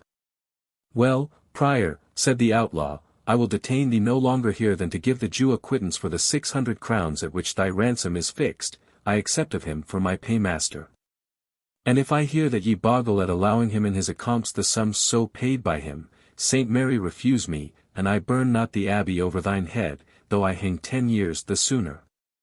With a much worse grace than that wherewith he had penned the letter to Bois Guilbert, the prior wrote an acquittance, discharging Isaac of York of 600 crowns, advanced to him in his need for acquittal of his ransom, and faithfully promising to hold true compt with him for that sum. "And now," said Prior Aymer, "I will pray you of restitution of my mules and palfreys, and the freedom of the reverend brethren attending upon me, and also of the Jimmal rings, jewels, and fair vestures, of which I have been despoiled, having now satisfied you for my ransom as a true prisoner. Touching your brethren, Sir Prior," said Locksley, "they shall have present freedom, it were unjust to detain them. Touching your horses and mules, they shall also be restored, with such spending money as may enable you to reach York, for it were cruel to deprive you of the means of journeying. But as concerning rings, jewels, chains, and what else, you must understand that we are men of tender consciences, and will not yield to a venerable man like yourself, who should be dead to the vanities of this life. The strong temptation to break the rule of his foundation, by wearing rings, chains, or other vain gauds. Think what you do, my masters," said the prior, "ere you put your hand on the church's patrimony. These things are interresidential sacras, and I wot not what judgment might ensue were they to be handled by laical hands." "I will take care of that, reverend prior," said the hermit of Copmanhurst, "for I will wear them myself." "Friend, or brother," said the prior, in answer to this solution of his doubts, "if thou hast really taken religious orders, I pray thee to look how thou wilt answer to thine official for the share thou hast taken in this day's work." "Friend prior," returned the hermit, "you are to know that I belong to a little diocese, where I am my own diocesan, and care as little for the Bishop of York as I do for the Abbot of Jorvaulx, the prior, and all the convent." "Thou art utterly irregular," said the prior, "one of those disorderly men, who, taking on them the sacred character without due cause, profane the holy rites, and endanger the souls of those who take counsel at their hands. Lapides pro pane condonants iis, giving them stones instead of bread as the Vulgate hath it." "Nay," said the friar, "and my brain pan could have been broken by Latin, it had not held so long together. I say, that easing a world of such misproud priests as thou art of their jewels and their gimcracks, is a lawful spoiling of the Egyptians." "Thou be'st a hedge priest," said the prior, in great wrath, excommunicabo vas. "Thou be'st thyself more like a thief and a heretic," said the friar, equally indignant, "I will pouch up no such affront before my parishioners, as thou thinkest it not shame to put upon me, although I be a reverend brother to thee. Ossa aegis perfringam, I will break your bones, as the Vulgate hath it." "Hola," cried the captain, "come the reverend brethren to such terms, keep thine assurance of peace, friar." "Prior, and thou hast not made thy peace perfect with God, provoke the friar no further. Hermit, let the reverend father depart in peace, as a ransomed man." The yeomen separated the incensed priests, who continued to raise their voices, vituperating each other in bad Latin, which the prior delivered the more fluently, and the hermit with the greater vehemence. The prior at length recollected himself sufficiently to be aware that he was compromising his dignity, by squabbling with such a hedge priest as the outlaw's chaplain, and being joined by his attendants, rode off with considerably less pomp, and in a much more apostolical condition, so far as worldly matters were concerned, than he had exhibited before this rencounter. It remained that the Jew should produce some security for the ransom which he was to pay on the prior's account, as well as upon his own. He gave, accordingly, an order sealed with his signet, to a brother of his tribe at York, requiring him to pay to the bearer the sum of 1,000 crowns, and to deliver certain merchandises specified in the note. My brother Shiva, he said, groaning deeply, hath the key of my warehouses. And of the vaulted chamber, whispered Locksley. No, no, may heaven forfend, said Isaac, evil is the hour that let anyone whomsoever into that secret. It is safe with me, said the outlaw, so be that this thy scroll produce the sum therein nominated and set down doth, but what now, Isaac? Art dead? Art stupefied? Hath the payment of 1,000 crowns put thy daughter's peril out of thy mind? The Jew started to his feet. No, Dickon, no, I will presently set forth. Farewell, thou whom I may not call good, and dare not and will not call evil. Yet ere Isaac departed, the outlaw chief bestowed on him this parting advice: Be liberal of thine offers, Isaac, and spare not thy purse for thy daughter's safety. Credit me, that the gold thou shalt spare in her cause, will hereafter give thee as much agony as if it were poured molten down thy throat. Isaac acquiesced with a deep groan, and set forth on his journey, accompanied by 2 tall foresters, who were to be his guides, and at the same time his guards, through the wood. The Black Knight, who had seen with no small interest these various proceedings, now took his leave of the outlaw in turn. Nor could he avoid expressing his surprise at having witnessed so much of civil policy amongst persons cast out from all the ordinary protection and influence of the laws. Good fruit, Sir Knight, said the yeoman, will sometimes grow on a sorry tree, and evil times are not always productive of evil alone and unmixed. Amongst those who are drawn into this lawless state, there are, doubtless, numbers who wish to exercise its license with some moderation, and some who regret, it may be, that they are obliged to follow such a trade at all. And to one of those, said the knight, I am now, I presume, speaking. Sir Knight, said the outlaw, we have each our secret. You are welcome to form your judgment of me, and I may use my conjectures touching you, though neither of our shafts may hit the mark they are shot at. But as I do not pray to be admitted into your mystery, be not offended that I preserve my own. I crave pardon, brave outlaw, said the knight, your reproof is just. But it may be we shall meet hereafter with less of concealment on either side. Meanwhile we part friends, do we not? There is my hand upon it, said Locksley. And I will call it the hand of a true Englishman, though an outlaw for the present. And there is mine in return, said the knight, and I hold it honored by being clasped with yours. For he that does good, having the unlimited power to do evil, deserves praise not only for the good which he performs, but for the evil which he forbears. Fare thee well, gallant outlaw. Thus parted that fair fellowship. And he of the fetterlock, mounting upon his strong war-horse, rode off through the forest. Chapter 34. King John the, I'll tell thee what, my friend. He is a very serpent in my way. And wheresoe'er this foot of mine doth tread, he lies before me. Dost thou understand me? King John. There was brave feasting in the castle of York, to which Prince John had invited those nobles, prelates, and leaders, by whose assistance he hoped to carry through his ambitious projects upon his brother's throne. Waldemar Fitzers, his able and politic agent, was at secret work among them, tempering all to that pitch of courage which was necessary in making an open declaration of their purpose. But their enterprise was delayed by the absence of more than one main limb of the confederacy. The stubborn and daring, though brutal courage of Front-de-Bœuf, the buoyant spirits and bold bearing of de Bracy. The sagacity, martial experience, and renowned valor of Brian de Bois Guilbert, were important to the success of their conspiracy. And, while cursing in secret their unnecessary and unmeaning absence, neither John nor his adviser dared to proceed without them. Isaac the Jew also seemed to have vanished, and with him the hope of certain sums of money, making up the subsidy for which Prince John had contracted with that Israelite and his brethren. This deficiency was likely to prove perilous in an emergency so critical. It was on the morning after the fall of Torquilstone, that a confused report began to spread abroad in the city of York, that de Bracy and Bois Gilbert, with their confederate Front-de-Bœuf, had been taken or slain. Waldemar brought the rumor to Prince John, announcing, that he feared its truth the more that they had set out with a small attendance, for the purpose of committing an assault on the Saxon Cedric and his attendants. At another time the prince would have treated this deed of violence as a good jest.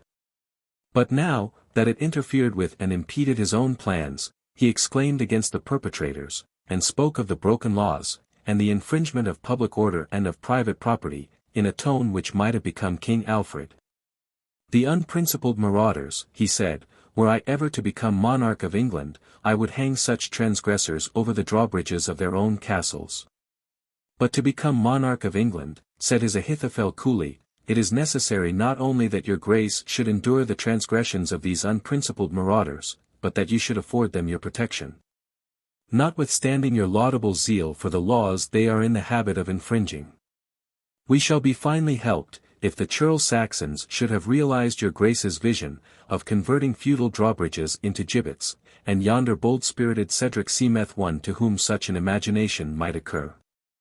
Your grace is well aware, it will be dangerous to stir without Front-de-Bœuf, de Bracy, and the Templar, and yet we have gone too far to recede with safety. Prince John struck his forehead with impatience, and then began to stride up and down the apartment. The villains, he said, the base treacherous villains, to desert me at this pinch. Nay, say rather the feather-pated giddy madman, said Waldemar, who must be toying with follies when such business was in hand. What is to be done, said the prince, stopping short before Waldemar. I know nothing which can be done, answered his counsellor, save that which I have already taken order for.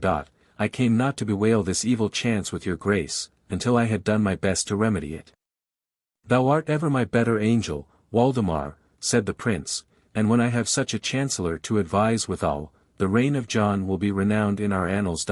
What hast thou commanded?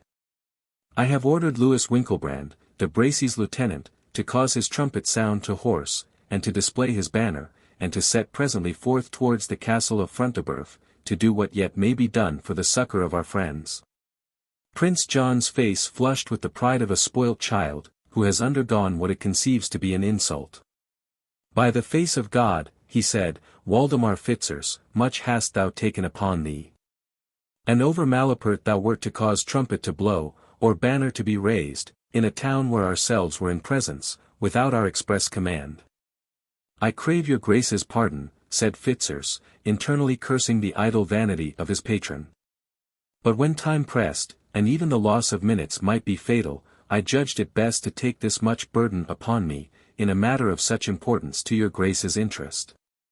Thou art pardoned, Fitzurse, said the prince, gravely. Thy purpose hath atoned for thy hasty rashness.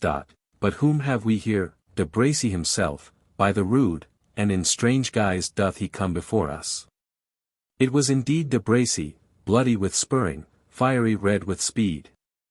His armor bore all the marks of the late obstinate fray, being broken, defaced, and stained with blood in many places, and covered with clay and dust from the crest to the spur. Undoing his helmet, he placed it on the table, and stood a moment as if to collect himself before he told his news. De Bracy, said Prince John, what means this? Speak, I charge thee, are the Saxons in rebellion? Speak, de Bracy, said Fitzurse, almost in the same moment with his master, thou wert wont to be a man, where is the Templar, where Front-de-Bœuf? The Templar is fled, said de Bracy, Front-de-Bœuf you will never see more. He has found a red grave among the blazing rafters of his own castle and I alone am escaped to tell you. Cold news, said Waldemar, to us, though you speak of fire and conflagration. The worst news is not yet said, answered de Bracy. And, coming up to Prince John, he uttered in a low and emphatic tone, Richard is in England, I have seen and spoken with him. Prince John turned pale, tottered, and caught at the back of an oaken bench to support himself, much like to a man who receives an arrow in his bosom. Thou ravest, de Bracy, said Fitzurse, it cannot be. It is as true as truth itself, said de Bracy, I was his prisoner, and spoke with him. With Richard Plantagenet, sayest thou, continued Fitzurse. With Richard Plantagenet, replied de Bracy, with Richard Coeur de Lion, with Richard of England. And thou wert his prisoner, said Waldemar, he is then at the head of a power?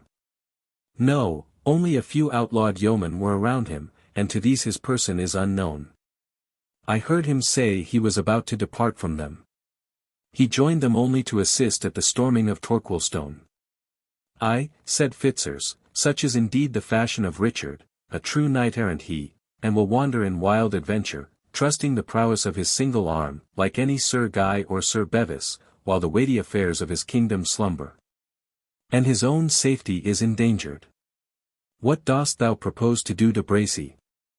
I offered Richard the service of my free lances, and he refused them. I will lead them to Hull, seize on shipping, and embark for Flanders. Thanks to the bustling times, a man of action will always find employment. And thou, Waldemar, wilt thou take lance and shield, and lay down thy policies, and wend along with me, and share the fate which God sends us? I am too old, Maurice, and I have a daughter, answered Waldemar. Give her to me, Fitzurse, and I will maintain her as fits her rank, with the help of lance and stirrup, said de Bracy. Not so, answered Fitzurse. I will take sanctuary in this church of St. Peter, the Archbishop is my sworn brother. During this discourse, Prince John had gradually awakened from the stupor into which he had been thrown by the unexpected intelligence, and had been attentive to the conversation which passed betwixt his followers. They fall off from me, he said to himself, they hold no more by me than a withered leaf by the bough when a breeze blows on it, hell and fiends. Can I shape no means for myself when I am deserted by these cravens?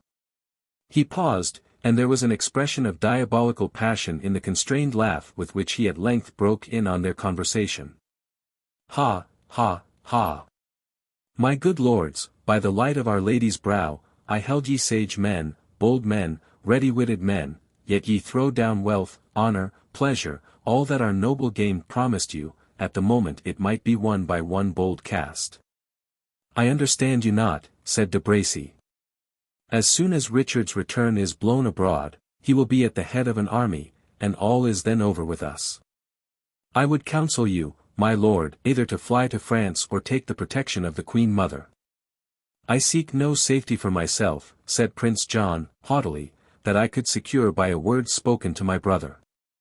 But although you, de Bracy, and you, Waldemar Fitzurse, are so ready to abandon me, I should not greatly delight to see your heads blackening on Clifford's gate yonder.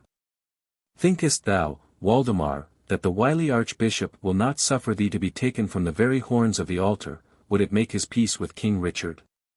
And forgettest thou, de Bracy, that Robert Estoteville lies betwixt thee and Hull with all his forces, and that the Earl of Essex is gathering his followers? If we had reason to fear these levies even before Richard's return, trowest thou there is any doubt now which party their leaders will take? Trust me, Estoteville alone has strength enough to drive all thy free lances into the Humber.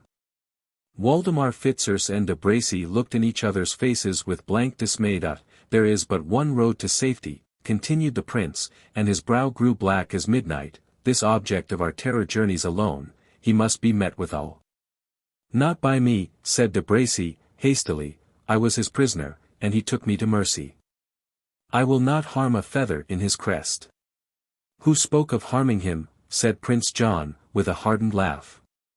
The knave will say next that I meant he should slay him. No, a prison were better, and whether in Britain or Austria, what matters it? Things will be but as they were when we commenced our enterprise. It was founded on the hope that Richard would remain a captive in Germany. Our uncle Robert lived and died in the castle of Cardiff. Ay, but, said Waldemar, your sire Henry sate more firm in his seat than your grace can. I say the best prison is that which is made by the sexton, no dungeon like a church vault. I have said my say. Prison or tomb, said de Bracy, I wash my hands of the whole matter. Villain, said Prince John, thou wouldst not bewray our counsel. Counsel was never bewrayed by me, said de Bracy, haughtily, nor must the name of villain be coupled with mine. Peace, Sir Knight, said Waldemar, and you, good my lord, forgive the scruples of valiant de Bracy. I trust one shall soon remove them. That passes your eloquence, Fitzurse, replied the knight. Why, good Sir Maurice, rejoined the wily politician, start not aside like a scared steed, without, at least, considering the object of your terror. This Richard, but a day since, and it would have been thy dearest wish to have met him hand to hand in the ranks of battle, 100 times I have heard thee wish it. Ay, said de Bracy, but that was as thou sayest, hand to hand, and in the ranks of battle. Thou never heardest me breathe a thought of assaulting him alone, and in a forest. Thou art no good knight if thou dost scruple at it, said Waldemar. Was it in battle that Lancelot de Lac and Sir Tristram won renown? Or was it not by encountering gigantic knights under the shade of deep and unknown forests? Ay, but I promise you, said de Bracy, that neither Tristram nor Lancelot would have been match, hand to hand, for Richard Plantagenet, and I think it was not their wont to take odds against a single man. Thou art mad, de Bracy. What is it we propose to thee, a hired and retained captain of free companions, whose swords are purchased for Prince John's service? Thou art apprised of our enemy, and then thou scruplest, though thy patron's fortunes, those of thy comrades, thine own, and the life and honour of every one amongst us, be at stake. I tell you, said de Bracy, sullenly, that he gave me my life. True, he sent me from his presence, and refused my homage. So far I owe him neither favour nor allegiance, but I will not lift hand against him. It needs not, send Louis Winkelbrand and a score of thy lances. Ye have sufficient ruffians of your own, said de Bracy, not one of mine shall budge on such an errand. Art thou so obstinate, de Bracy, said Prince John, and wilt thou forsake me, after so many protestations of zeal for my service? I mean it not, said de Bracy, I will abide by you in aught that becomes a knight, whether in the lists or in the camp, but this highway practice comes not within my vow. Come hither, Waldemar, said Prince John. An unhappy prince am I. My father, King Henry, had faithful servants, he had but to say that he was plagued with a factious priest, and the blood of Thomas a Becket, saint though he was, stained the steps of his own altar. Tracy, Morville, Brito loyal and daring subjects, your names, your spirit, are extinct. And although Reginald Fitzurse hath left a son, he hath fallen off from his father's fidelity and courage. He has fallen off from neither, said Waldemar Fitzurse, and since it may not better be, I will take on me the conduct of this perilous enterprise. Dearly, however, did my father purchase the praise of a zealous friend.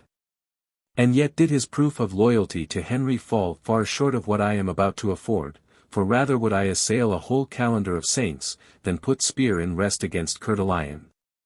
De Bracy, to thee I must trust to keep up the spirits of the doubtful, and to guard Prince John's person. If you receive such news as I trust to send you, our enterprise will no longer wear a doubtful aspect.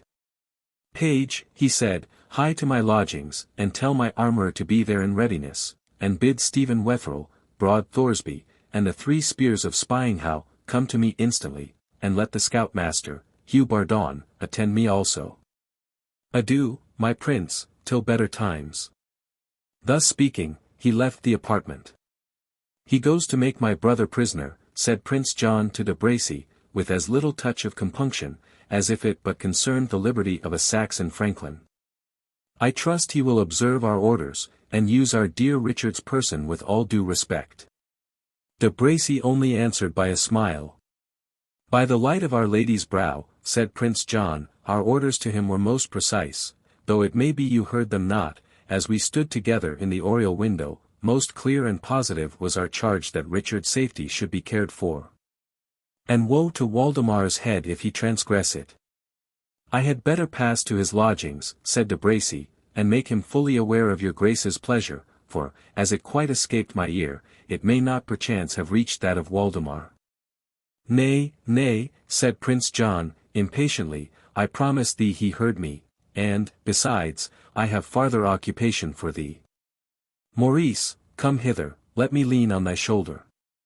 They walked a turn through the hall in this familiar posture, and Prince John, with an air of the most confidential intimacy, proceeded to say, What thinkest thou of this Waldemar Fitzurse, my de Bracy? He trusts to be our chancellor. Surely we will pause ere we give an office so high to one who shows evidently how little he reverences our blood, by his so readily undertaking this enterprise against Richard. Thou dost think, I warrant, that thou hast lost somewhat of our regard, by thy boldly declining this unpleasing task, but no, Maurice. I rather honor thee for thy virtuous constancy. There are things most necessary to be done, the perpetrator of which we neither love nor honor. And there may be refusals to serve us, which shall rather exalt in our estimation those who deny our request. The arrest of my unfortunate brother forms no such good title to the high office of Chancellor, as thy chivalrous and courageous denial establishes in thee to the truncheon of High Marshal. Think of this, De Bracy, and begone to thy charge. Fickle tyrant, muttered De Bracy, as he left the presence of the prince, evil luck have they who trust thee. Thy Chancellor, indeed, he who hath the keeping of thy conscience shall have an easy charge, I trow. But High Marshal of England. That, he said, extending his arm, as if to grasp the baton of office, and assuming a loftier stride along the antechamber, that is indeed a prize worth playing for. De Bracy had no sooner left the apartment than Prince John summoned an attendant. Bid Hugh Bardon, our scoutmaster, come hither, as soon as he shall have spoken with Waldemar Fitzurse. The scoutmaster arrived after a brief delay, during which John traversed the apartment with unequal and disordered steps. Bardon, said he, what did Waldemar desire of thee? 2 resolute men, well acquainted with these northern wilds, and skilful in tracking the tread of man and horse. And thou hast fitted him. Let your grace never trust me else, answered the master of the spies. One is from Hexhamshire, he is wont to trace the Tynedale and Teviotdale thieves, as a bloodhound follows the slot of a hurt deer. The other is Yorkshire bred, and has twanged his bowstring right oft in merry Sherwood, he knows each glade and dingle, copse and highwood, betwixt this and Richmond. 'Tis well, said the Prince. Goes Waldemar forth with them? Instantly, said Bardon. With what attendants? Asked John, carelessly. Broad Thoresby goes with him, and Wetherell, whom they call, for his cruelty, Stephen Steelheart. And 3 northern men-at-arms that belong to Ralph Middleton's gang, they are called the Spears of Spying How. 'Tis well, said Prince John. Then added, after a moment's pause, Bardon, it imports our service that thou keep a strict watch on Maurice de Bracy, so that he shall not observe it, however, and let us know of his motions from time to time, with whom he converses. What he proposeth. Fail not in this, as thou wilt be answerable. Hugh Bardon bowed, and retired. If Maurice betrays me, said Prince John, if he betrays me, as his bearing leads me to fear, I will have his head, were Richard thundering at the gates of York. Chapter 35. Arouse the tiger of Hyrcanian deserts. Strive with the half-starved lion for his prey. Lesser the risk, than rouse the slumbering fire of wild fanaticism. Anonymous. Our tale now returns to Isaac of York. Mounted upon a mule, the gift of the outlaw, with 2 tall yeomen to act as his guard and guides, the Jew had set out for the preceptory of Templestowe, for the purpose of negotiating his daughter's redemption. The preceptory was but a day's journey from the demolished castle of Torquilstone, and the Jew had hoped to reach it before nightfall. Accordingly, having dismissed his guides at the verge of the forest, and rewarded them with a piece of silver, he began to press on with such speed as his weariness permitted him to exert. But his strength failed him totally ere he had reached within 4 miles of the temple court. Racking pains shot along his back and through his limbs, and the excessive anguish which he felt at heart being now augmented by bodily suffering, he was rendered altogether incapable of proceeding farther than a small market town, where dwelt a Jewish rabbi of his tribe, eminent in the medical profession, and to whom Isaac was well known. Nathan ben Israel received his suffering countrymen with that kindness which the law prescribed, and which the Jews practiced to each other. He insisted on his betaking himself to repose, and used such remedies as were then in most repute to check the progress of the fever, which terror, fatigue, ill usage, and sorrow, had brought upon the poor old Jew.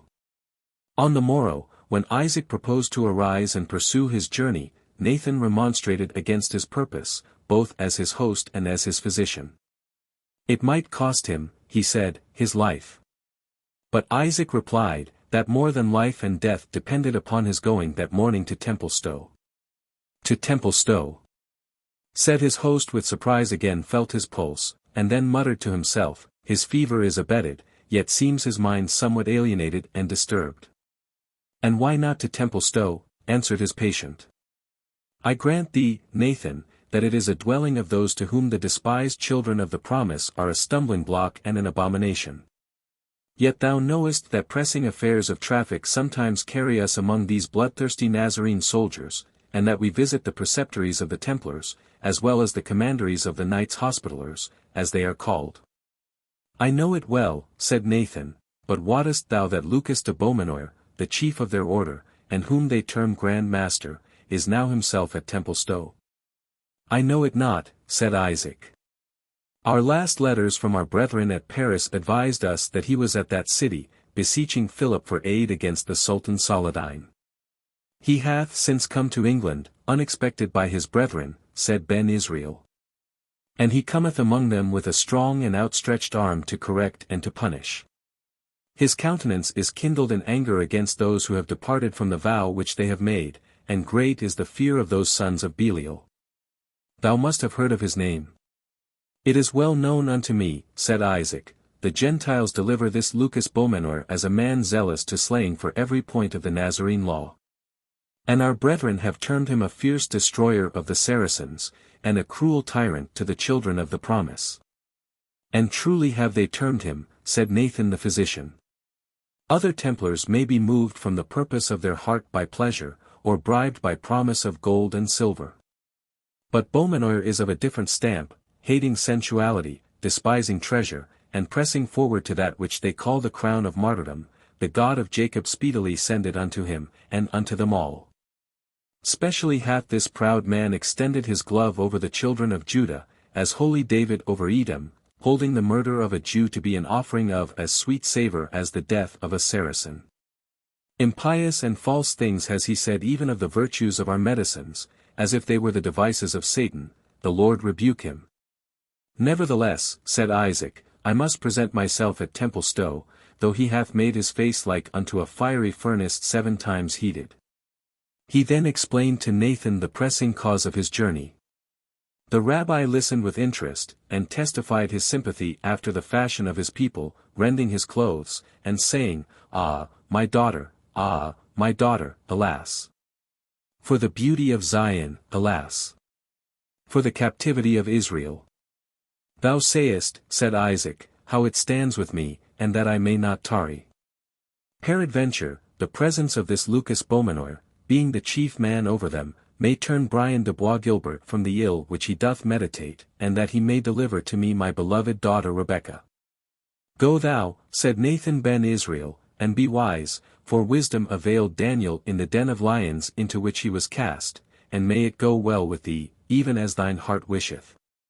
Yet, if thou canst, keep thee from the presence of the Grand Master, for to do foul scorn to our people is his morning and evening delight. It may be if thou couldst speak with Bois Guilbert in private, thou shalt the better prevail with him. For men say that these accursed Nazarenes are not of one mind in the preceptory, may their counsels be confounded and brought to shame. But do thou, brother, return to me as if it were to the house of thy father, and bring me word how it has sped with thee.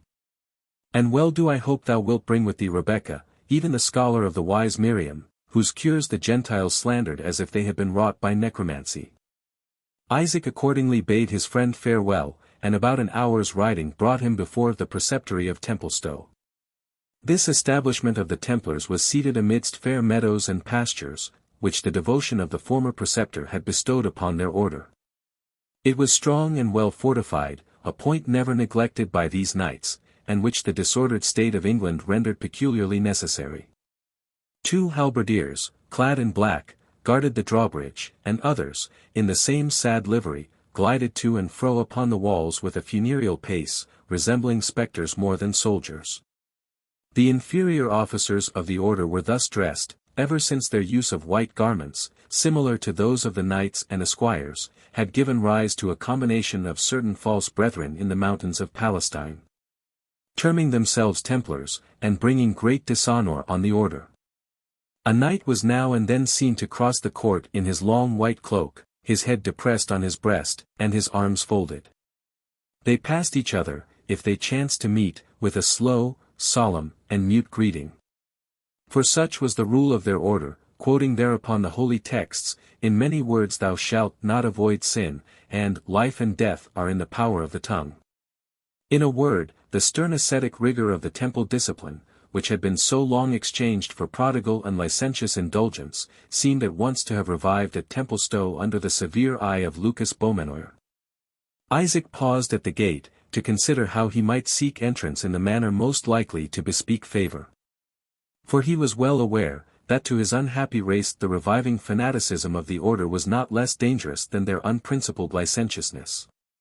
And that his religion would be the object of hate and persecution in the one case, as his wealth would have exposed him in the other to the extortions of unrelenting oppression.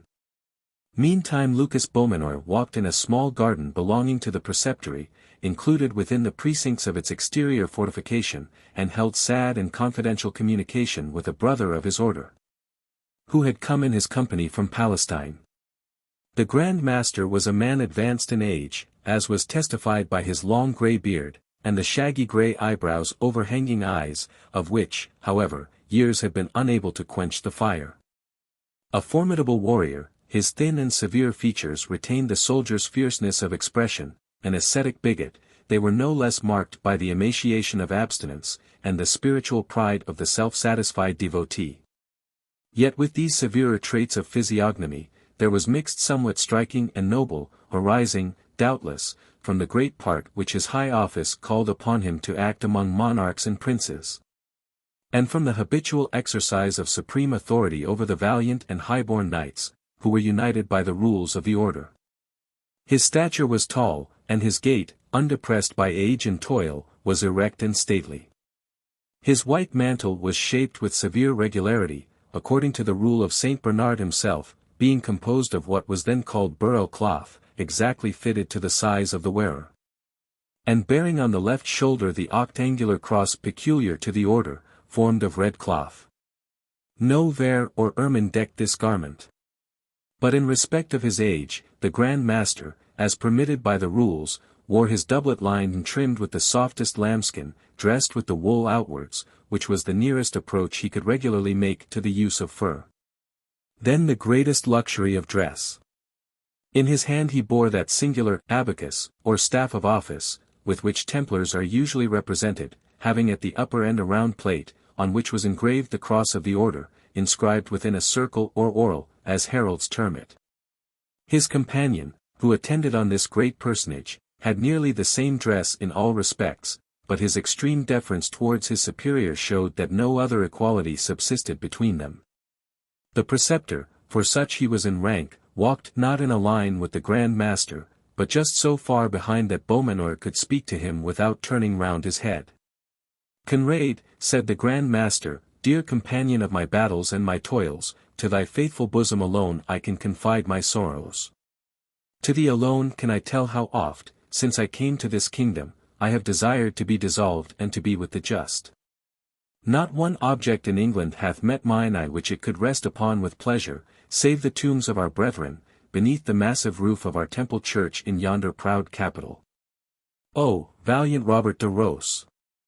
Did I exclaim internally, as I gazed upon these good soldiers of the cross, where they lie sculptured on their sepulchres, oh, worthy William de Marescal!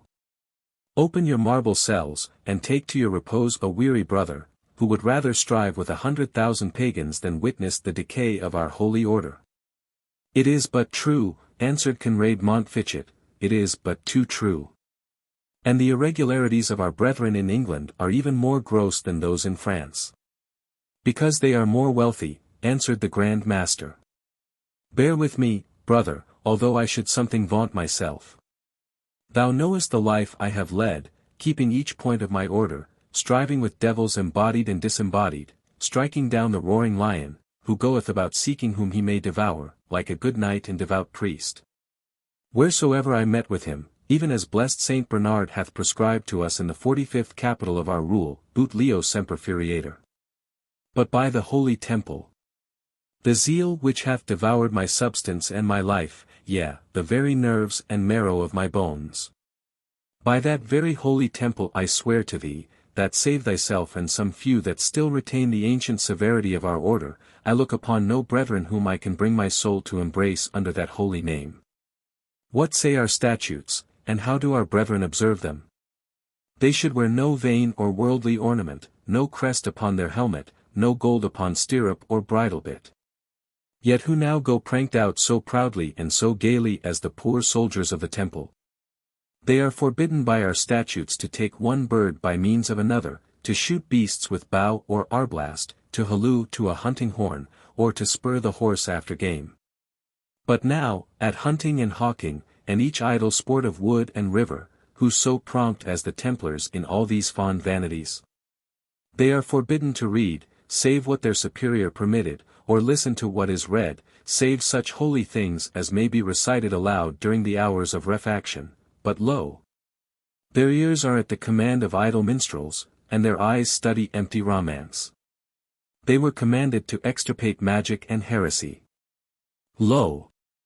They are charged with studying the accursed Kabbalistical secrets of the Jews, and the magic of the Paynim Saracens. Simpleness of diet was prescribed to them, roots, pottage, gruels, eating flesh but thrice a week, because the accustomed feeding on flesh is a dishonorable corruption of the body, and behold, their tables groan under delicate fare. Their drink was to be water, and now, to drink like a Templar, is the boast of each jolly boon companion. This very garden, filled as it is with curious herbs and trees sent from the eastern climes, better becomes the harem of an unbelieving emir, than the plot which Christian monks should devote to raise their homely potherbs. And oh, Conrade! Well it were that the relaxation of discipline stopped even here. Well thou knowest that we were forbidden to receive those devout women, who at the beginning were associated as sisters of our order, because, saith the 46th chapter, the ancient enemy hath, by female society, withdrawn many from the right path to paradise. Nay, in the last capital, being, as it were, the copestone which our blessed founder placed on the pure and undefiled doctrine which he had enjoined, we are prohibited from offering, even to our sisters and our mothers, the kiss of affection, ut omnium mulierum fugiantur oscula. I shame to speak, I shame to think, of the corruptions which have rushed in upon us even like a flood.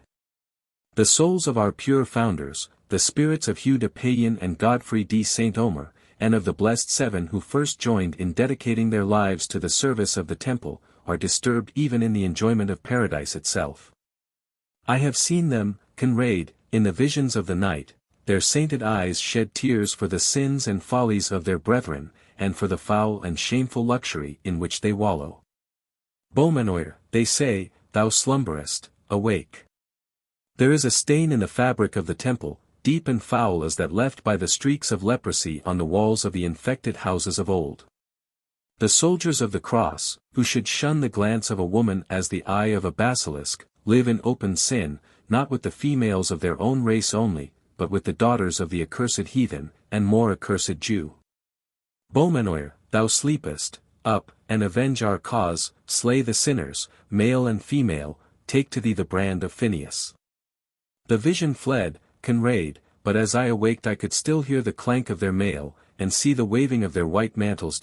And I will do according to their word, I will purify the fabric of the temple. And the unclean stones in which the plague is, I will remove and cast out of the building.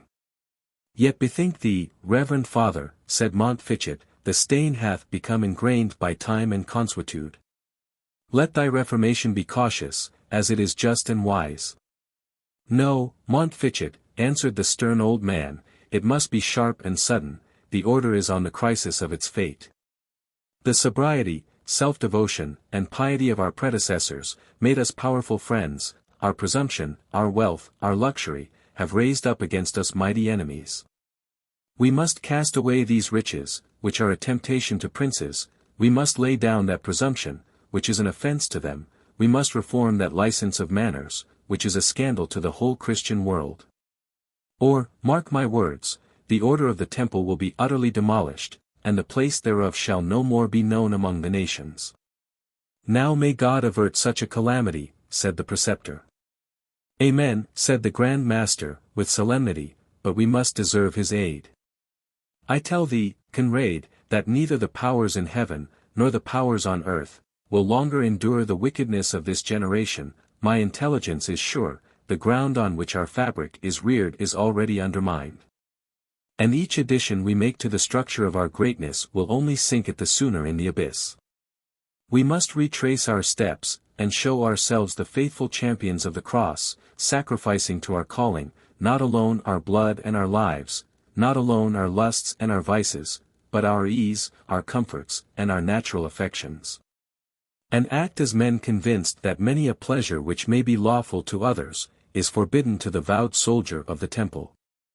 At this moment a squire, clothed in a threadbare vestment, for the aspirants after this holy order wore during their novitiate the cast-off garments of the knights, entered the garden, and, bowing profoundly before the Grand Master, stood silent, awaiting his permission ere he presumed to tell his errand.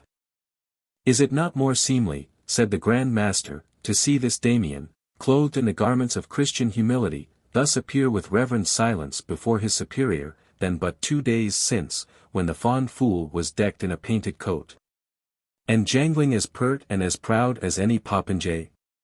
Speak, Damien, we permit thee, what is thine errand? A Jew stands without the gate, noble and reverend father, said the squire, who praised to speak with brother Brian de Bois Guilbert. Thou wert right to give me knowledge of it, said the Grand Master. In our presence a preceptor is but as a common compeer of our order, who may not walk according to his own will, but to that of his master, even according to the text, in the hearing of the ear he hath obeyed me. It imports us especially to know of this Bois Guilbert's proceedings, said he, turning to his companion. Report speaks him brave and valiant, said Conrade. And truly is he so spoken of, said the Grand Master. In our valor only we are not degenerated from our predecessors, the heroes of the cross. But brother Brian came into our order a moody and disappointed man, stirred, I doubt me, to take our vows and to renounce the world, not in sincerity of soul, but as one whom some touch of light discontent had driven into penitence. Since then, he hath become an active and earnest agitator, a murmurer, and a machinator, and a leader amongst those who impugn our authority. Not considering that the rule is given to the master even by the symbol of the staff and the staff to support the infirmities of the weak, the rod to correct the faults of delinquents. Damien, he continued, lead the Jew to our presence. The squire departed with a profound reverence, and in a few minutes returned, marshalling in Isaac of York. No naked slave, ushered into the presence of some mighty prince, could approach his judgment seat with more profound reverence and terror than that with which the Jew drew near to the presence of the Grand Master. When he had approached within the distance of 3 yards, Beaumanoir made a sign with his staff that he should come no farther. The Jew kneeled down on the earth which he kissed in token of reverence. Then rising, stood before the Templars, his hands folded on his bosom, his head bowed on his breast, in all the submission of Oriental slavery. Damien, said the Grand Master, retire, and have a guard ready to await our sudden call. And suffer no one to enter the garden until we shall leave it. The squire bowed and retreated. Jew, continued the haughty old man, mark me. It suits not our condition to hold with thee long communication, nor do we waste words or time upon any one. Wherefore be brief in thy answers to what questions I shall ask thee, and let thy words be of truth. For if thy tongue doubles with me, I will have it torn from thy misbelieving jaws. The Jew was about to reply, but the Grand Master went on. Peace, unbeliever, not a word in our presence, save in answer to our questions. What is thy business with our brother Brian de Bois Guilbert? Isaac gasped with terror and uncertainty. To tell his tale might be interpreted into scandalizing the order. Yet, unless he told it, what hope could he have of achieving his daughter's deliverance? Beaumanoir saw his mortal apprehension, and condescended to give him some assurance. Fear nothing, he said, for thy wretched person, Jew, so thou dealest uprightly in this matter. I demand again to know from thee thy business with Brian de Bois Guilbert. I am bearer of a letter, stammered out the Jew, so please your reverend valour, to that good knight, from Prior Aymer of the Abbey of Jorvolx. Said I not these were evil times, Conrade, said the master. A Cistercian prior sends a letter to a soldier of the temple, and can find no more fitting messenger than an unbelieving Jew. Give me the letter. The Jew, with trembling hands, undid the folds of his Armenian cap, in which he had deposited the prior's tablets for the greater security, and was about to approach, with hand extended and body crouched, to place it within the reach of his grim interrogator. Back, dog, said the Grand Master, I touch not misbelievers, save with the sword. Conrade, take thou the letter from the Jew, and give it to me. Beaumanoir, being thus possessed of the tablets, inspected the outside carefully, and then proceeded to undo the packthread which secured its folds. Reverend Father, said Conrade, interposing, though with much deference, wilt thou break the seal? And will I not? Said Beaumanoir, with a frown. Is it not written in the 42nd capital, Dilection Literarum, that a Templar shall not receive a letter, no not from his father, without communicating the same to the Grand Master, and reading it in his presence? He then perused the letter in haste, with an expression of surprise and horror, read it over again more slowly. Then holding it out to Conrade with one hand, and slightly striking it with the other, exclaimed, Here is goodly stuff for one Christian man to write to another, and both members, and no inconsiderable members, of religious professions. When, said he solemnly, and looking upward, wilt thou come with thy fanners to purge the thrashing floor? Montfichet took the letter from his superior, and was about to peruse it. Read it aloud, Conrade, said the Grand Master, and do thou, to Isaac, attend to the purport of it, for we will question thee concerning it. Conrade read the letter, which was in these words, Aymer, by divine grace, prior of the Cistercian house of St. Mary's of Jorvolx, to Sir Brian de Bois Guilbert, a knight of the Holy Order of the Temple, wisheth health. With the bounties of King Bacchus and of my Lady Venus. Touching our present condition, dear brother, we are a captive in the hands of certain lawless and godless men, who have not feared to detain our person, and put us to ransom.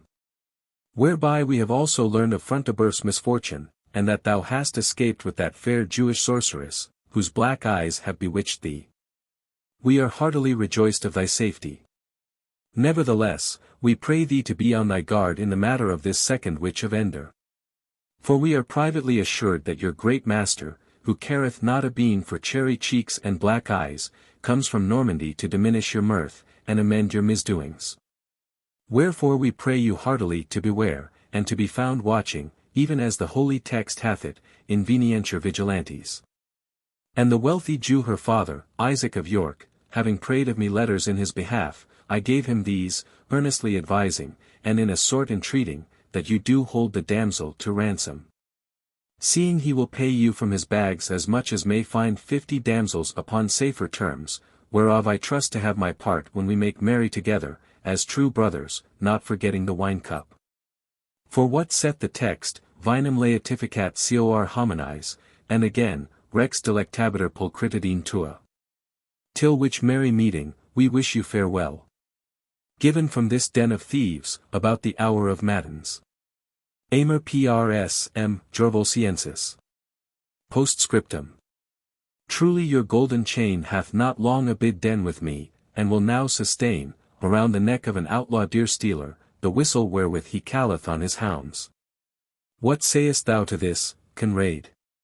Said the Grand Master, Den of thieves. And a fit residence is a den of thieves for such a prior.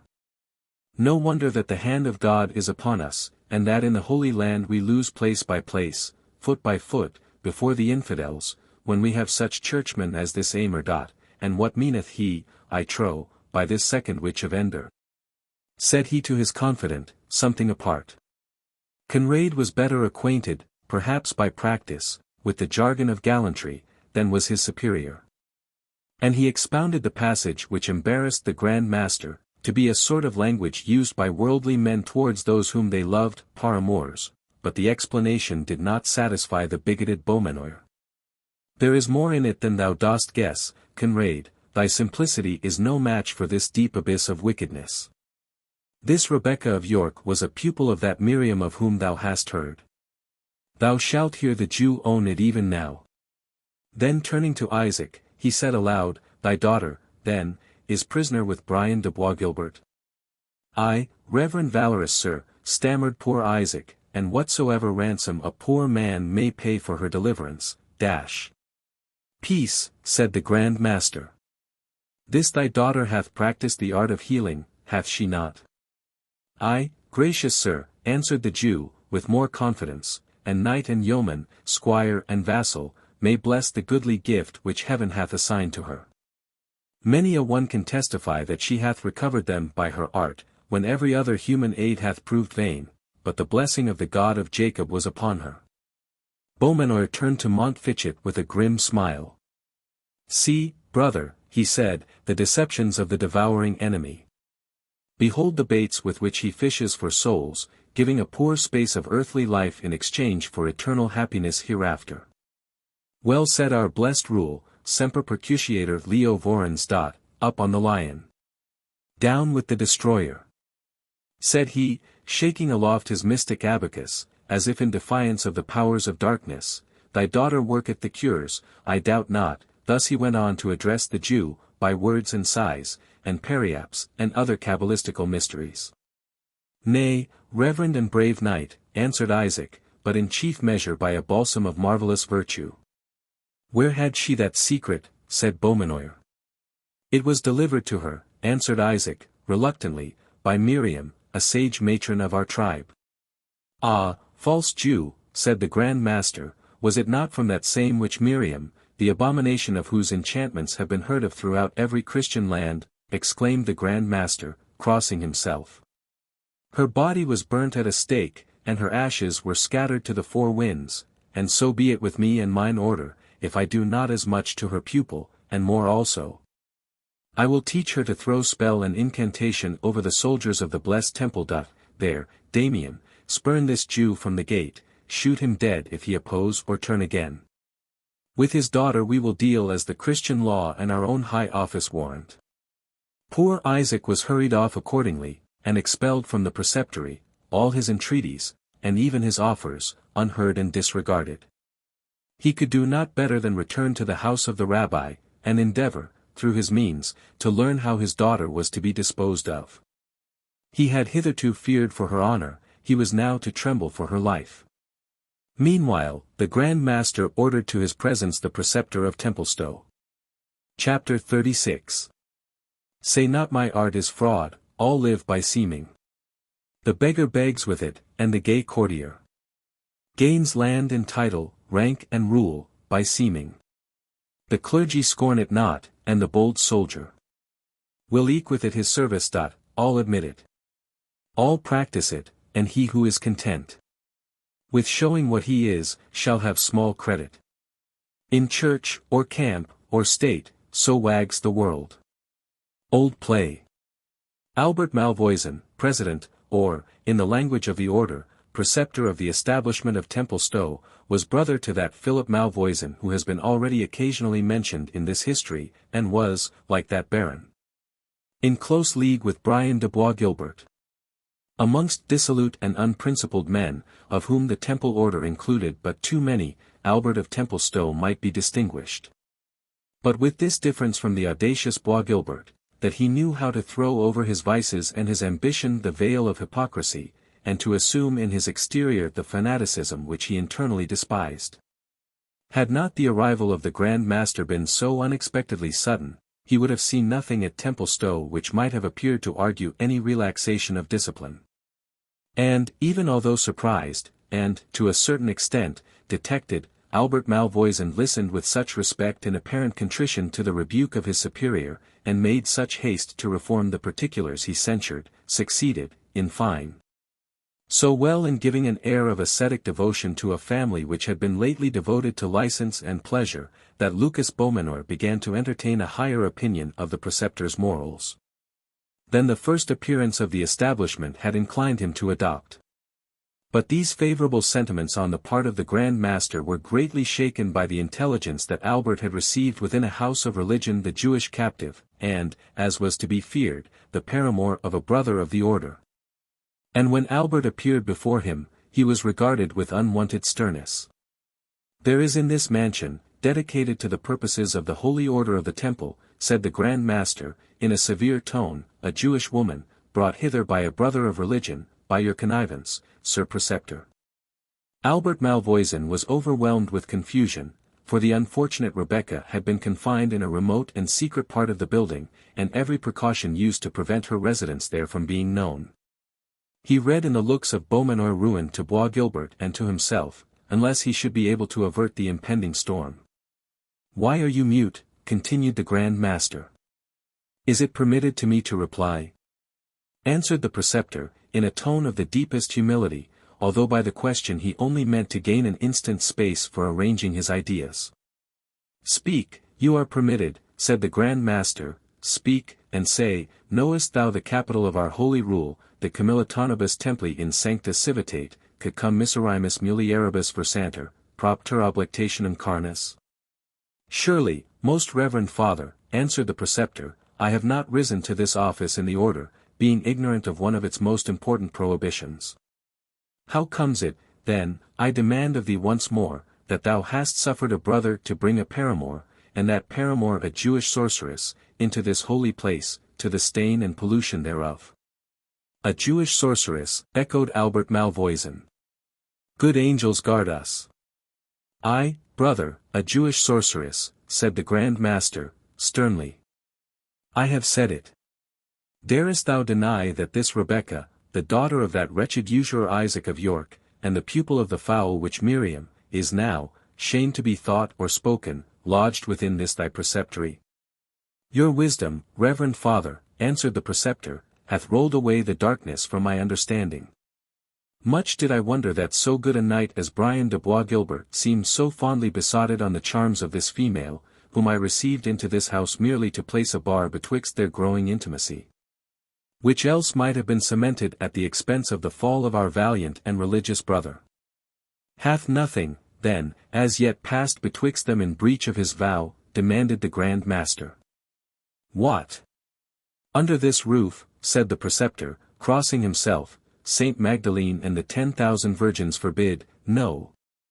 If I have sinned in receiving her here, it was in the erring thought that I might thus break off our brother's besotted devotion to this Jewess, which seemed to me so wild and unnatural, that I could not but ascribe it to some touch of insanity, more to be cured by pity than reproof.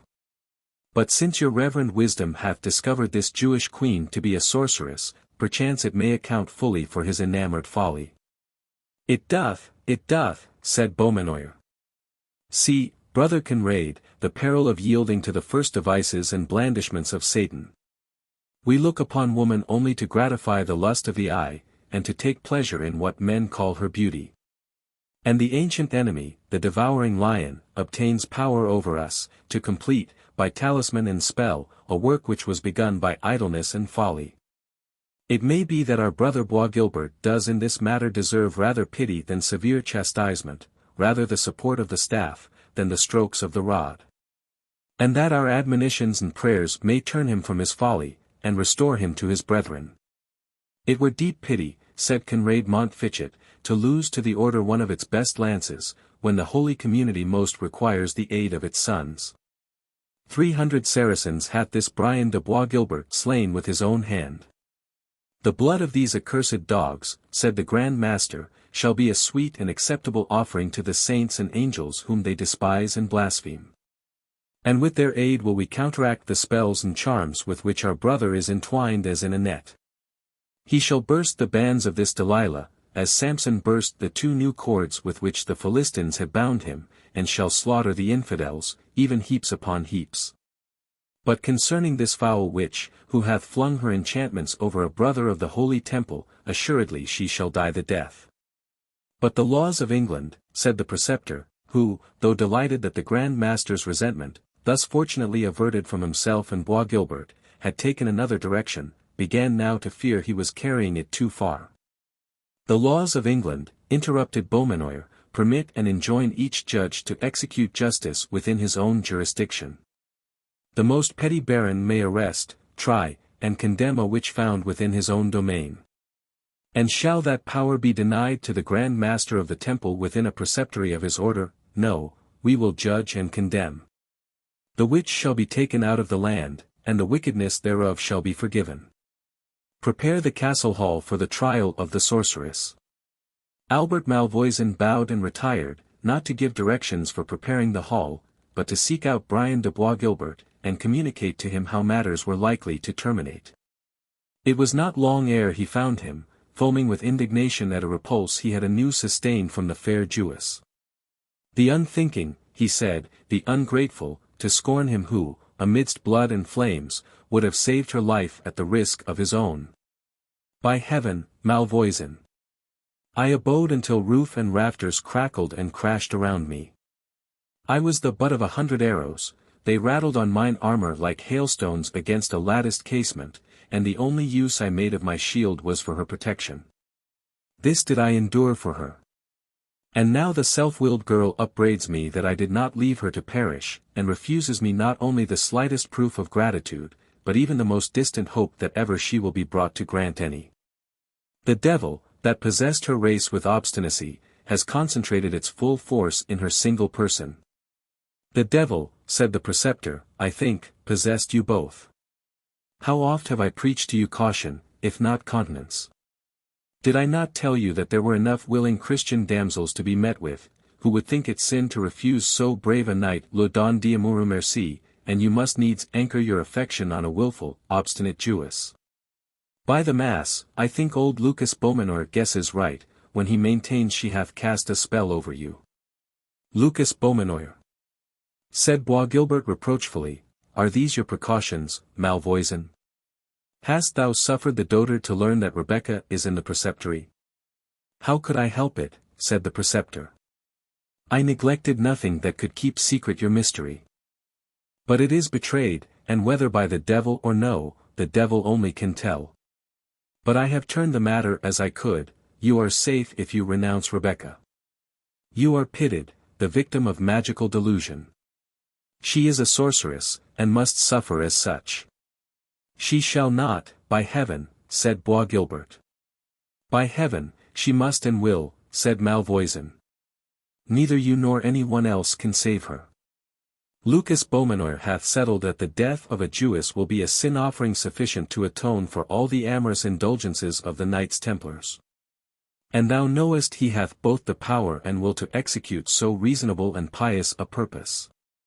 Will future ages believe that such stupid bigotry ever existed, said Bois Guilbert, striding up and down the apartment.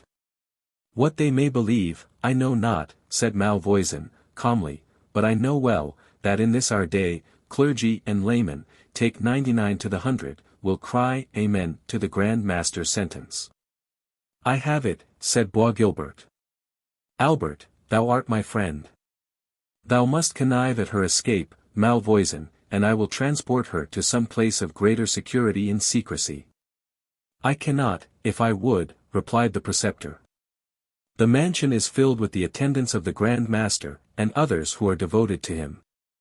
And, to be frank with you, brother, I would not embark with you in this matter, even if I could hope to bring my bark to haven. I have risked enough already for your sake. I have no mind to encounter a sentence of degradation, or even to lose my preceptory, for the sake of a painted piece of Jewish flesh and blood. And you, if you will be guided by my counsel, will give up this wild goose chase, and fly your hawk at some other game. Think, Bois Guilbert, thy present rank, thy future honors, all depend on thy place in the order. Shouldst thou adhere perversely to thy passion for this Rebecca, thou wilt give Beaumanoir the power of expelling thee, and he will not neglect it. He is jealous of the truncheon which he holds in his trembling gripe, and he knows thou stretchest thy bold hand towards it. Doubt not he will ruin thee, if thou affordest him a pretext so fair as thy protection of a Jewish sorceress. Give him his scope in this matter, for thou canst not control him. When the staff is in thine own firm grasp, thou mayest caress the daughters of Judah, or burn them, as may best suit thine own humor. Malvoisin, said Bois Guilbert, thou art a cold-blooded friend, said the preceptor, hastening to fill up the blank, in which Bois Guilbert would probably have placed a worse word. A cold-blooded friend I am, and therefore more fit to give thee advice. I tell thee once more, that thou canst not save Rebecca. I tell thee once more, thou canst but perish with her. Go hie thee to the Grand Master, throw thyself at his feet and tell him. Not at his feet, by heaven. But to the dotard's very beard will I say. Say to him, then, to his beard, continued Malvoisin, coolly, that you love this captive Jewess to distraction. And the more thou dost enlarge on thy passion, the greater will be his haste to end it by the death of the fair enchantress. While thou, taken in flagrant delict by the avowal of a crime contrary to thine oath, canst hope no aid of thy brethren, and must exchange all thy brilliant visions of ambition and power, to lift perhaps a mercenary spear in some of the petty quarrels between Flanders and Burgundy. Thou speakest the truth, Malvoisin, said Brian de Bois Guilbert, after a moment's reflection. I will give the hoary bigot no advantage over me, and for Rebecca, she hath not merited at my hand that I should expose rank and honor for her sake.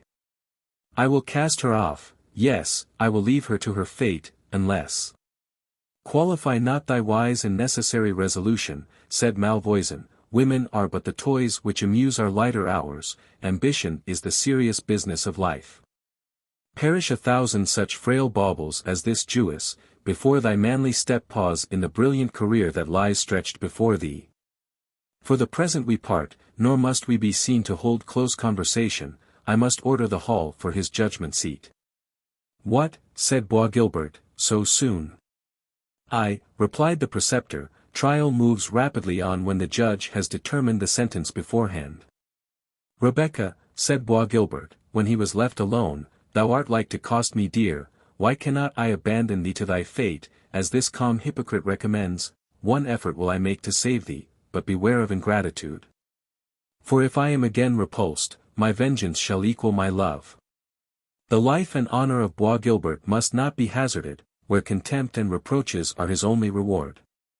The preceptor had hardly given the necessary orders, when he was joined by Conrade Montfichet, who acquainted him with the Grand Master's resolution to bring the Jewess to instant trial for sorcery.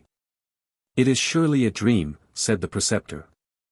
We have many Jewish physicians, and we call them not wizards though they work wonderful cures.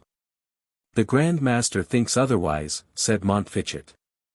And, Albert, I will be upright with thee, wizard or not, it were better that this miserable damsel die, than that Brian de Bois Guilbert should be lost to the order, or the order divided by internal dissension. Thou knowest his high rank, his fame in arms, thou knowest the zeal with which many of our brethren regard him, but all this will not avail him with our Grand Master, should he consider Brian as the accomplice, not the victim, of this Jewess. Were the souls of the 12 tribes in her single body, it were better she suffered alone, than that Bois Guilbert were partner in her destruction. I have been working him even now to abandon her, said Malvoisin. But still, are there grounds enough to condemn this Rebecca for sorcery? Will not the Grand Master change his mind when he sees that the proofs are so weak? They must be strengthened, Albert, replied Montfichet, they must be strengthened. Dost thou understand me? I do, said the preceptor, nor do I scruple to do aught for advancement of the order, but there is little time to find engines fitting. Malvoisin, they must be found, said Conrade. Well will it advantage both the order and thee. This Templestowe is a poor preceptory, that of Maisondieu is worth double its value. Thou knowest my interest with our old chief, find those who can carry this matter through, and thou art preceptor of Maisondieu in the fertile Kent, how sayest thou? There is, replied Malvoisin, among those who came hither with Bois Guilbert, 2 fellows whom I well know. Servants they were to my brother Philip de Malvoisin, and passed from his service to that of Front de Bœuf. It may be they know something of the witcheries of this woman. Away, seek them out instantly, and hark thee, if a bezant or 2 will sharpen their memory, let them not be wanting. They would swear the mother that bore them a sorceress for a zecchin, said the preceptor. Away, then, said Montfichet. At noon the affair will proceed. I have not seen our senior in such earnest preparation since he condemned to the stake Hamid al-Fajai, a convert who relapsed to the Moslem faith. The ponderous castle bell had tolled the point of noon, when Rebecca heard a trampling of feet upon the private stair which led to her place of confinement. The noise announced the arrival of several persons, and the circumstance rather gave her joy, for she was more afraid of the solitary visits of the fierce and passionate Bois Guilbert than of any evil that could befall her besides. The door of the chamber was unlocked, and Conrade and the preceptor Malvoisin entered, attended by 4 warders clothed in black, and bearing halberds. "Daughter of an accursed race," said the preceptor, "arise and follow us." "Whither?" said Rebecca, "and for what purpose?" "Damsel," answered Conrade, "it is not for thee to question, but to obey. Nevertheless, be it known to thee, that thou art to be brought before the tribunal of the Grand Master of our Holy Order, there to answer for thine offences." "May the God of Abraham be praised," said Rebecca, folding her hands devoutly. "The name of a judge, though an enemy to my people, is to me as the name of a protector. Most willingly do I follow thee, permit me only to wrap my veil around my head." They descended the stair with slow and solemn step, traversed a long gallery, and, by a pair of folding doors placed at the end, entered the great hall in which the Grand Master had for the time established his court of justice. The lower part of this ample apartment was filled with squires and yeomen, who made way not without some difficulty for Rebecca, attended by the preceptor Montfichet, and followed by the guard of halberdiers, to move forward to the seat appointed for her. As she passed through the crowd, her arms folded and her head depressed, a scrap of paper was thrust into her hand, which she received almost unconsciously, and continued to hold without examining its contents. The assurance that she possessed some friend in this awful assembly gave her courage to look around, and to mark into whose presence she had been conducted. She gazed, accordingly, upon the scene, which we shall endeavor to describe in the next chapter. Chapter 37. Stern was the law which bade its votaries leave at human woes with human hearts to grieve. Stern was the law, which at the winning while of frank and harmless mirth forbade to smile. But sterner still, when high the iron rod of tyrant power she shook, and called that power of God. The Middle Ages. The tribunal, erected for the trial of the innocent and unhappy Rebecca, occupied the dais or elevated part of the upper end of the great hall, a platform, which we have already described as the place of honor, destined to be occupied by the most distinguished inhabitants or guests of an ancient mansion. On an elevated seat, directly before the accused, sat the Grand Master of the Temple, in full and ample robes of flowing white, holding in his hand the mystic staff, which bore the symbol of the order. At his feet was placed a table, occupied by 2 scribes, chaplains of the order, whose duty it was to reduce to formal record the proceedings of the day.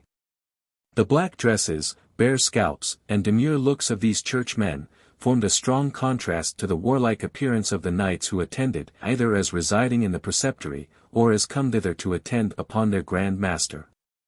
The preceptors, of whom there were 4 present, occupied seats lower in height, and somewhat drawn back behind that of their superior.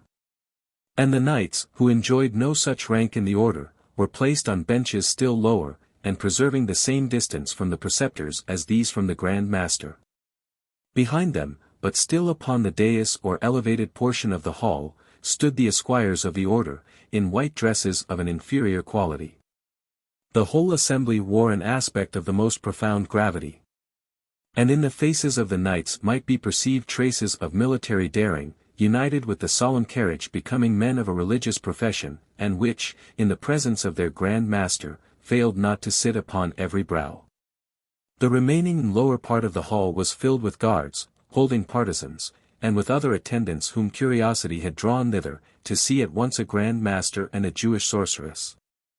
By far the greater part of those inferior persons were, in one rank or other, connected with the order, and were accordingly distinguished by their black dresses. But peasants from the neighboring country were not refused admittance.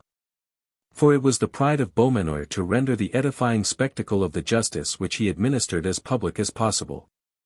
His large blue eyes seemed to expand as he gazed around the assembly, and his countenance appeared elated by the conscious dignity, and imaginary merit, of the part which he was about to perform. A psalm, which he himself accompanied with a deep mellow voice, which age had not deprived of its powers, commenced the proceedings of the day. And the solemn sounds, Venite exultemus Domino, so often sung by the Templars before engaging with earthly adversaries, was judged by Lucas most appropriate to introduce the approaching triumph, for such he deemed it, over the powers of darkness.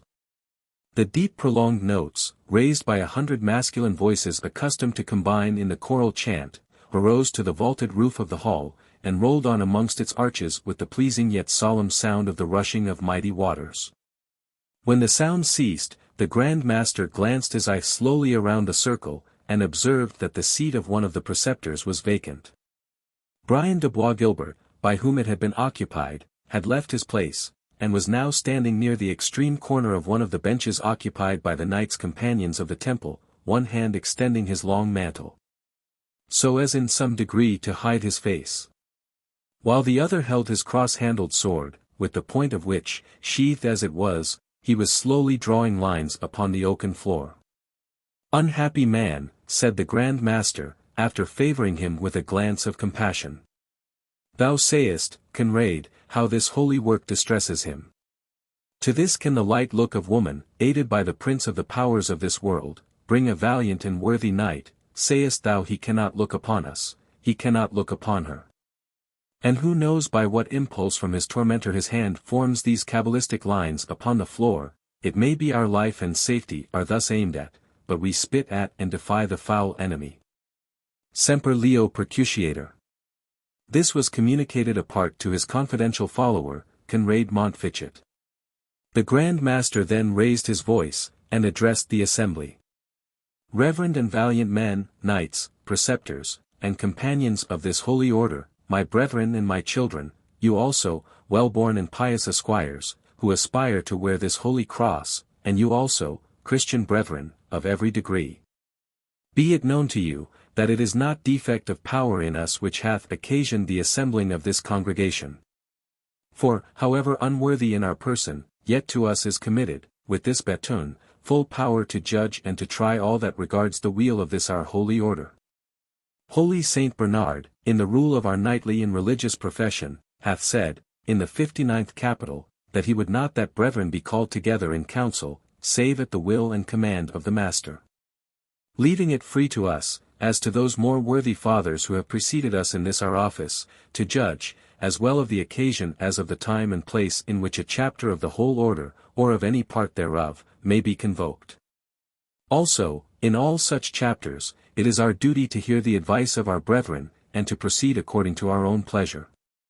But when the raging wolf hath made an inroad upon the flock, and carried off one member thereof, it is the duty of the kind shepherd to call his comrades together, that with bows and slings they may quell the invader. According to our well-known rule, that the lion is ever to be beaten down. We have therefore summoned to our presence a Jewish woman, by name Rebecca, daughter of Isaac of York, a woman infamous for sortileges and for witcheries. Whereby she hath maddened the blood, and besotted the brain, not of a churl, but of a knight, not of a secular knight, but of one devoted to the service of the holy temple, not of a knight companion, but of a preceptor of our order. First in honor as in place. Our brother, Brian de Bois Guilbert, is well known to ourselves, and to all degrees who now hear me, as a true and zealous champion of the cross, by whose arm many deeds of valor have been wrought in the Holy Land. And the holy places purified from pollution by the blood of those infidels who defiled them. Neither have our brother's sagacity and prudence been less in repute among his brethren than his valor and discipline. Insomuch, that knights, both in eastern and western lands, have named de Bois Guilbert as one who may well be put in nomination as successor to this baton, when it shall please heaven to release us from the toil of bearing it. If we were told that such a man, so honored, and so honorable, suddenly casting away regard for his character, his vows, his brethren, and his prospects, had associated to himself a Jewish damsel, wandered in this lewd company, through solitary places, defended her person in preference to his own, and, finally, was so utterly blinded and besotted by his folly, as to bring her even to one of our own preceptories. What should we say but that the noble knight was possessed by some evil demon, or influenced by some wicked spell? If we could suppose it otherwise, think not rank, valor, high repute, or any earthly consideration, should prevent us from visiting him with punishment, that the evil thing might be removed, even according to the text, offert malum ex vobis. For various and heinous are the acts of transgression against the rule of our blessed order in this lamentable history. First, he hath walked according to his proper will, contrary to capital 33, quod nullus juxta proprium voluntatem incidat. 2d. He hath held communication with an excommunicated person, capital 57, ut frat res non participant cum excommunicatus, and therefore hath a portion in anathema maranatha. 3d. He hath conversed with strange women, contrary to the capital, ut frat res non conversanter cum extraneous mulieribus. 4th. He hath not avoided, nay, he hath, it is to be feared, solicited the kiss of woman. By which, saith the last rule of our renowned order, ut fugianter oscula, the soldiers of the cross are brought into a snare. For which heinous and multiplied guilt, Brian de Bois Guilbert should be cut off and cast out from our congregation, were he the right hand and right eye thereof. He paused. A low murmur went through the assembly. Some of the younger part, who had been inclined to smile at the statute de osculis fugiendis, became now grave enough, and anxiously waited what the Grand Master was next to propose. Such, he said, and so great should indeed be the punishment of a Knight Templar, who wilfully offended against the rules of his order in such weighty points. But if, by means of charms and of spells, Satan had obtained dominion over the knight, perchance because he cast his eyes too lightly upon a damsel's beauty, we are then rather to lament than chastise his backsliding. And, imposing on him only such penance as may purify him from his iniquity, we are to turn the full edge of our indignation upon the accursed instrument, which had so well nigh occasioned his utter falling away.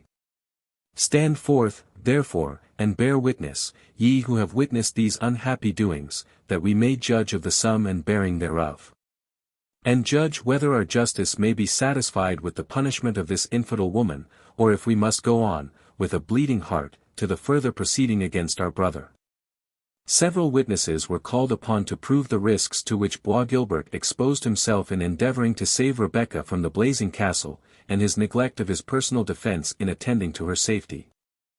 The men gave these details with the exaggerations common to vulgar minds which have been strongly excited by any remarkable event. And their natural disposition to the marvelous was greatly increased by the satisfaction which their evidence seemed to afford to the eminent person for whose information it had been delivered. Thus the dangers which Bois Guilbert surmounted, in themselves sufficiently great, became portentous in their narrative. The devotion of the knight to Rebecca's defense was exaggerated beyond the bounds, not only of discretion, but even of the most frantic excess of chivalrous zeal. And his deference to what she said, even although her language was often severe and upbraiding, was painted as carried to an excess, which, in a man of his haughty temper, seemed almost preternatural. The preceptor of Templestowe was then called on to describe the manner in which Bois Guilbert and the Jewess arrived at the preceptory. The evidence of Malvoisin was skilfully guarded. But while he apparently studied to spare the feelings of Bois Guilbert, he threw in, from time to time, such hints, as seemed to infer that he labored under some temporary alienation of mind. So deeply did he appear to be enamored of the damsel whom he brought along with him. With sighs of penitence, the preceptor avowed his own contrition for having admitted Rebecca and her lover within the walls of the preceptory, but my defense, he concluded, has been made in my confession to our most reverend Father the Grand Master. He knows my motives were not evil, though my conduct may have been irregular. Joyfully will I submit to any penance he shall assign me. Thou hast spoken well, brother Albert, said Beaumanoir. Thy motives were good, since thou didst judge it right to arrest thine erring brother in his career of precipitate folly. But thy conduct was wrong. As he that would stop a runaway steed, and seizing by the stirrup instead of the bridle, receiveth injury himself, instead of accomplishing his purpose. 13 paternosters are assigned by our pious founder for matins, and 9 for vespers. Be those services doubled by thee. Thrice a week our Templars permitted the use of flesh, but do thou keep fast for all the 7 days. This do for 6 weeks to come, and thy penance is accomplished. With a hypocritical look of the deepest submission, the preceptor of Templestowe bowed to the ground before his superior, and resumed his seat. Were it not well, brethren, said the Grand Master, that we examine something into the former life and conversation of this woman, specially that we may discover whether she be one likely to use magical charms and spells? Since the truths which we have heard may well incline us to suppose, that in this unhappy course our erring brother has been acted upon by some infernal enticement and delusion. Herman of Goodalricke was the 4th preceptor present, the other 3 were Conrade, Malvoisin, and Bois Guilbert himself. Herman was an ancient warrior, whose face was marked with scars inflicted by the sabre of the Moslema, and had great rank and consideration among his brethren. He arose and bowed to the Grand Master, who instantly granted him license of speech. I would crave to know, most reverend Father, of our valiant brother, Brian de Bois Guilbert, what he says to these wondrous accusations, and with what eye he himself now regards his unhappy intercourse with this Jewish maiden. Brian de Bois Guilbert, said the Grand Master, thou hearest the question which our brother of Goodalricke desirest thou shouldst answer. I command thee to reply to him. Bois Guilbert turned his head towards the Grand Master when thus addressed, and remained silent. He is possessed by a dumb devil, said the Grand Master. Avoid thee, Sathanas. Speak, Brian de Bois Guilbert, I conjure thee, by this symbol of our holy order. Bois Guilbert made an effort to suppress his rising scorn and indignation, the expression of which, he was well aware, would have little availed him. Brian de Bois Guilbert, he answered, replies not, most reverend Father, to such wild and vague charges. If his honor be impeached, he will defend it with his body, and with that sword which has often fought for Christendom. We forgive thee, brother Brian, said the Grand Master, though that thou hast boasted thy warlike achievements before us, is a glorifying of thine own deeds, and cometh of the enemy, who tempteth us to exalt our own worship. But thou hast our pardon, judging thou speakest less of thine own suggestion than from the impulse of him whom by heaven's leave, we will quell and drive forth from our assembly. A glance of disdain flashed from the dark fierce eyes of Bois Guilbert, but he made no reply. And now, pursued the Grand Master, since our brother of Goodalricke's question has been thus imperfectly answered, pursue we our quest, brethren, and with our patron's assistance, we will search to the bottom this mystery of iniquity. Let those who have aught to witness of the life and conversation of this Jewish woman, stand forth before us. There was a bustle in the lower part of the hall, and when the Grand Master inquired the reason, it was replied, there was in the crowd a bedridden man, whom the prisoner had restored to the perfect use of his limbs, by a miraculous balsam. The poor peasant, a Saxon by birth, was dragged forward to the bar, terrified at the penal consequences which he might have incurred by the guilt of having been cured of the palsy by a Jewish damsel. Perfectly cured he certainly was not, for he supported himself forward on crutches to give evidence. Most unwilling was his testimony, and given with many tears. But he admitted that 2 years since, when residing at York, he was suddenly afflicted with a sore disease, while laboring for Isaac the rich Jew, in his vocation of a joiner. That he had been unable to stir from his bed until the remedies applied by Rebecca's directions, and especially a warming and spicy-smelling balsam, had in some degree restored him to the use of his limbs. Moreover, he said, she had given him a pot of that precious ointment, and furnished him with a piece of money withal, to return to the house of his father, near to Templestowe. And may it please your gracious reverence, said the man, I cannot think the damsel meant harm by me, though she hath the ill hap to be a Jewess. For even when I used her remedy, I said the Pater and the Creed, and it never operated a whit less kindly. Peace, slave, said the Grand Master, and begone. It well suits brutes like thee to be tampering and trinketing with hellish cures, and to be giving your labor to the sons of mischief. I tell thee, the fiend can impose diseases for the very purpose of removing them, in order to bring into credit some diabolical fashion of cure. Hast thou that unguent of which thou speakest? The peasant, fumbling in his bosom with a trembling hand, produced a small box, bearing some Hebrew characters on the lid, which was, with most of the audience, a sure proof that the devil had stood apothecary. Beaumanoir, after crossing himself, took the box into his hand, and, learned in most of the Eastern tongues, read with ease the motto on the lid, "The Lion of the tribe of Judah hath conquered."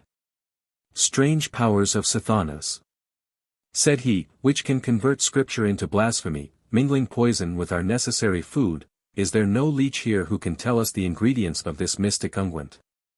Two mediciners, as they called themselves, the one a monk, the other a barber, appeared, and avouched they knew nothing of the materials, excepting that they savoured of myrrh and camphire, which they took to be oriental herbs. But with the true professional hatred to a successful practitioner of their art, they insinuated that, since the medicine was beyond their own knowledge, it must necessarily have been compounded from an unlawful and magical pharmacopoeia. Since they themselves, though no conjurers, fully understood every branch of their art, so far as it might be exercised with the good faith of a Christian. When this medical research was ended, the Saxon peasant desired humbly to have back the medicine which he had found so salutary, but the Grand Master frowned severely at the request. "What is thy name, fellow?" said he to the cripple. "Hig, the son of Snell," answered the peasant. "Then Hig, son of Snell," said the Grand Master, "I tell thee it is better to be bedridden, than to accept the benefit of unbelievers' medicine that thou mayest arise and walk.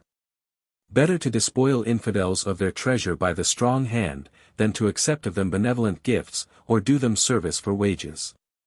Go thou, and do as I have said." "Alack," said the peasant, "and it shall not displease your reverence, the lesson comes too late for me, for I am but a maimed man. But I will tell my two brethren, who serve the rich Rabbi Nathan ben Samuel, that your mastership says it is more lawful to rob him than to render him faithful service." "Out with the prating villain," said Beaumanoir, who was not prepared to refute this practical application of his general maxim. Hig, the son of Snell, withdrew into the crowd, but, interested in the fate of his benefactress, lingered until he should learn her doom, even at the risk of again encountering the frown of that severe judge, the terror of which withered his very heart within him. At this period of the trial, the Grand Master commanded Rebecca to unveil herself. Opening her lips for the first time, she replied patiently, but with dignity, that it was not the wont of the daughters of her people to uncover their faces when alone in an assembly of strangers. The sweet tones of her voice, and the softness of her reply, impressed on the audience a sentiment of pity and sympathy. But Beaumanoir, in whose mind the suppression of each feeling of humanity which could interfere with his imagined duty, was a virtue of itself, repeated his commands that his victim should be unveiled. The guards were about to remove her veil accordingly, when she stood up before the Grand Master and said, "Nay, but for the love of your own daughters." "Alas," she said, recollecting herself, "ye have no daughters. Yet for the remembrance of your mothers, for the love of your sisters, and of female decency, let me not be thus handled in your presence. It suits not a maiden to be disrobed by such rude grooms." "I will obey you," she added, with an expression of patient sorrow in her voice, which had almost melted the heart of Beaumanoir himself. "Ye are elders among your people, and at your command I will show the features of an ill-fated maiden." She withdrew her veil, and looked on them with a countenance in which bashfulness contended with dignity. Her exceeding beauty excited a murmur of surprise, and the younger knights told each other with their eyes, in silent correspondence, that Brian's best apology was in the power of her real charms, rather than of her imaginary witchcraft. But Hig, the son of Snell, felt most deeply the effect produced by the sight of the countenance of his benefactress. "Let me go forth," he said to the warders at the door of the hall, "let me go forth. To look at her again will kill me, for I have had a share in murdering her."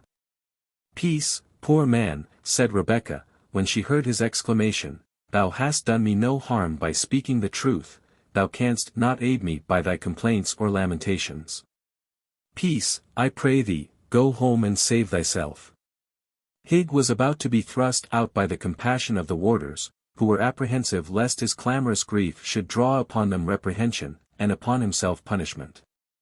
But he promised to be silent, and was permitted to remain. The two men-at-arms, with whom Albert Malvoisin had not failed to communicate upon the import of their testimony, were now called forward. Though both were hardened and inflexible villains, the sight of the captive maiden, as well as her excelling beauty, at first appeared to stagger them. But an expressive glance from the preceptor of Templestowe restored them to their dogged composure. And they delivered, with a precision which would have seemed suspicious to more impartial judges, circumstances either altogether fictitious or trivial, and natural in themselves, but rendered pregnant with suspicion by the exaggerated manner in which they were told, and the sinister commentary which the witnesses added to the facts. The circumstances of their evidence would have been, in modern days, divided into two classes, those which were immaterial, and those which were actually and physically impossible. But both were, in those ignorant and superstitious times, easily credited as proofs of guilt. The first class set forth, that Rebecca was heard to mutter to herself in an unknown tongue, that the songs she sung by fits were of a strangely sweet sound, which made the ears of the hearer tingle, and his heart throb, that she spoke at times to herself, and seemed to look upward for a reply, that her garments were of a strange and mystic form, unlike those of women of good repute, that she had rings impressed with cabalistical devices, and that strange characters were broidered on her veil. All these circumstances, so natural and so trivial, were gravely listened to as proofs, or, at least, as affording strong suspicions that Rebecca had unlawful correspondence with mystical powers. But there was less equivocal testimony, which the credulity of the assembly, or of the greater part, greedily swallowed, however incredible. One of the soldiers had seen her work a cure upon a wounded man, brought with them to the castle of Torquilstone. She did, he said, make certain signs upon the wound, and repeated certain mysterious words, which he blessed God he understood not. When the iron head of a square crossbow bolt disengaged itself from the wound, the bleeding was stanched. The wound was closed, and the dying man was, within a quarter of an hour, walking upon the ramparts, and assisting the witness in managing a mangonel, or machine for hurling stones. This legend was probably founded upon the fact, that Rebecca had attended on the wounded Ivanhoe when in the castle of Torquilstone. But it was the more difficult to dispute the accuracy of the witness, as, in order to produce real evidence in support of his verbal testimony, he drew from his pouch the very bolt head, which, according to his story, had been miraculously extracted from the wound. And as the iron weighed a full ounce, it completely confirmed the tale, however marvelous. His comrade had been a witness from a neighboring battlement of the scene betwixt Rebecca and Bois Guilbert, when she was upon the point of precipitating herself from the top of the tower. Not to be behind his companion, this fellow stated, that he had seen Rebecca perch herself upon the parapet of the turret, and there take the form of a milk-white swan, under which appearance she flitted 3 times round the castle of Torquilstone. Then again settle on the turret, and once more assume the female form. Less than 1/2 of this weighty evidence would have been sufficient to convict any old woman, poor and ugly, even though she had not been a Jewess. United with that fatal circumstance, the body of proof was too weighty for Rebecca's youth, though combined with the most exquisite beauty. The Grand Master had collected the suffrages, and now in a solemn tone demanded of Rebecca what she had to say against the sentence of condemnation, which he was about to pronounce. "To invoke your pity," said the lovely Jewess, with a voice somewhat tremulous with emotion, "would, I am aware, be as useless as I should hold it mean. To state that to relieve the sick and wounded of another religion, cannot be displeasing to the acknowledged founder of both our faiths, were also unavailing, to plead that many things which these men, whom may heaven pardon, have spoken against me are impossible, would avail me but little, since you believe in their possibility. And still less would it advantage me to explain, that the peculiarities of my dress, language, and manners, are those of my people. I had well nigh said of my country, but alas! We have no country. Nor will I even vindicate myself at the expense of my oppressor, who stands there listening to the fictions and surmises which seem to convert the tyrant into the victim. God be judge between him and me. But rather would I submit to 10 such deaths as your pleasure may denounce against me, than listen to the suit which that man of Belial has urged upon me, friendless, defenseless, and his prisoner.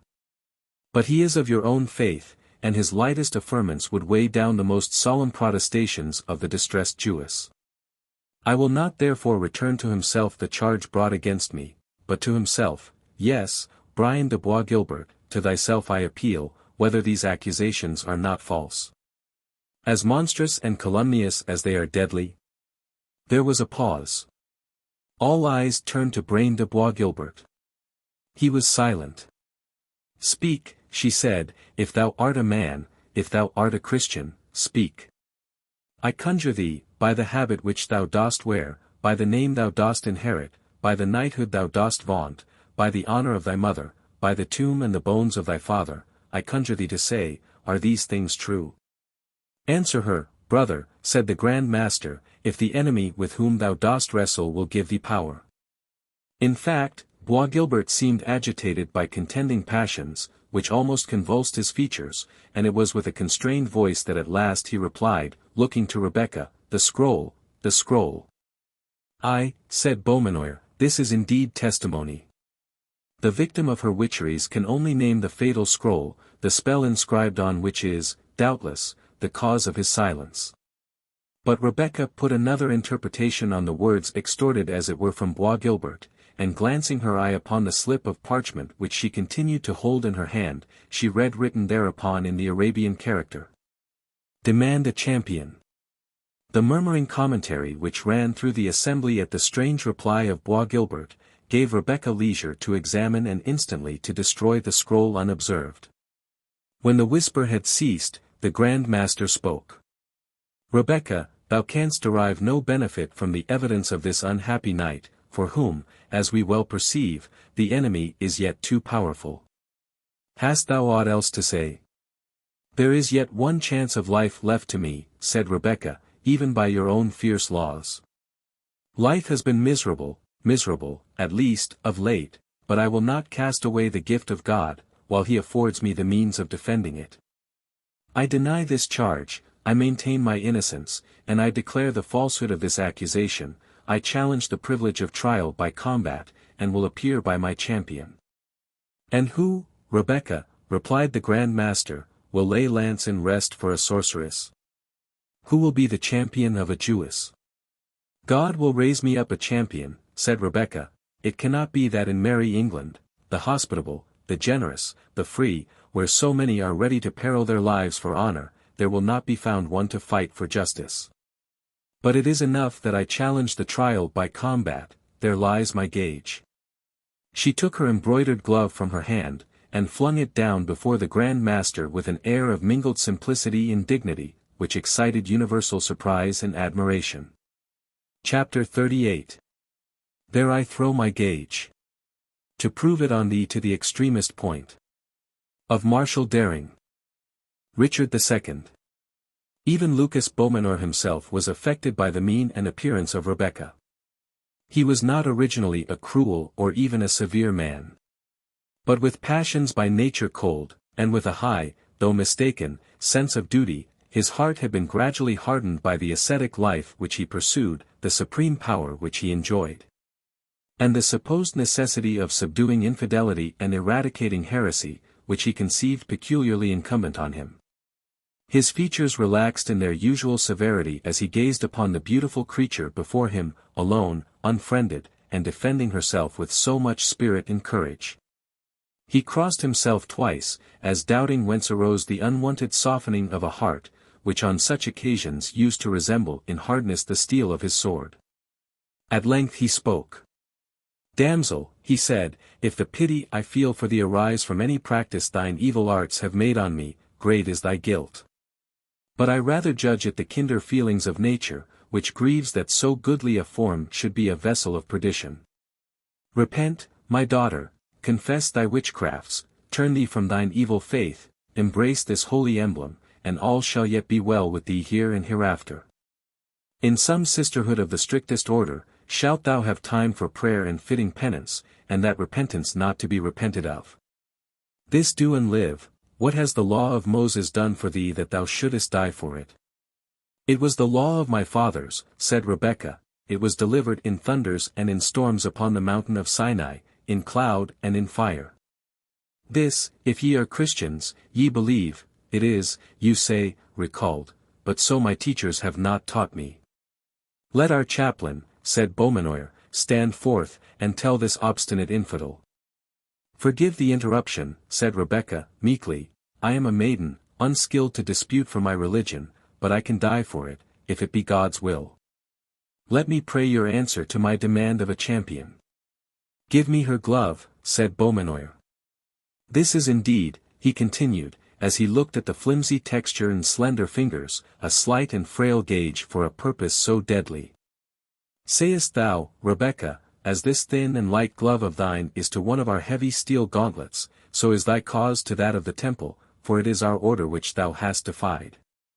Cast my innocence into the scale, answered Rebecca, and the glove of silk shall outweigh the glove of iron.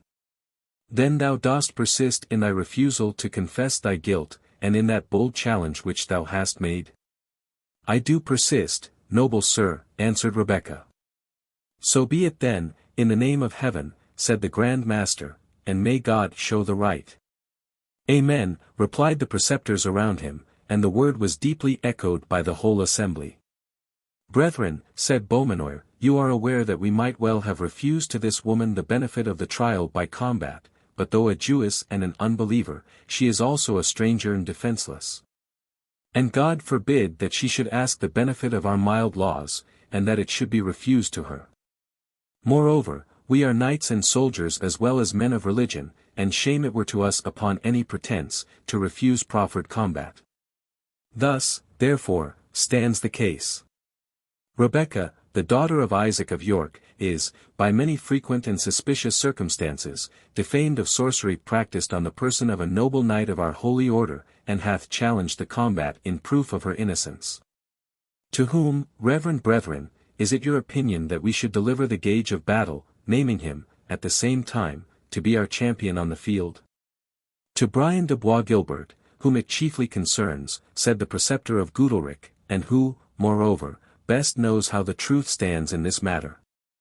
But if, said the Grand Master, our brother Brian be under the influence of a charm or a spell, we speak but for the sake of precaution, for to the arm of none of our holy order would we more willingly confide this or a more weighty cause. Reverend Father, answered the preceptor of Goodalricke, no spell can affect the champion who comes forward to fight for the judgment of God. Thou sayest right, brother, said the Grand Master. Albert Malvoisin, give this gage of battle to Brian de Bois Guilbert. It is our charge to thee, brother, he continued, addressing himself to Bois Guilbert, that thou do thy battle manfully, nothing doubting that the good cause shall triumph.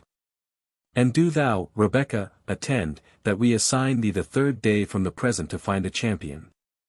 That is but brief space, answered Rebecca, for a stranger, who is also of another faith, to find one who will do battle, wagering life and honor for her cause, against a knight who is called an approved soldier. We may not extend it, answered the Grand Master, the field must be foughten in our own presence, and divers weighty causes call us on the 4th day from hence. God's will be done, said Rebecca. I put my trust in him, to whom an instant is as effectual to save as a whole age. Thou hast spoken well, damsel, said the Grand Master, but well know we who can array himself like an angel of light. It remains but to name a fitting place of combat, and, if it so hap, also of execution. Where is the preceptor of this house? Albert Malvoisin, still holding Rebecca's glove in his hand, was speaking to Bois Guilbert very earnestly, but in a low voice. How, said the Grand Master, will he not receive the gage? He will, he doth, most reverend father, said Malvoisin, slipping the glove under his own mantle. And for the place of combat, I hold the fittest to be the lists of St. George belonging to this preceptory, and used by us for military exercise. It is well, said the Grand Master. Rebecca, in those lists shalt thou produce thy champion.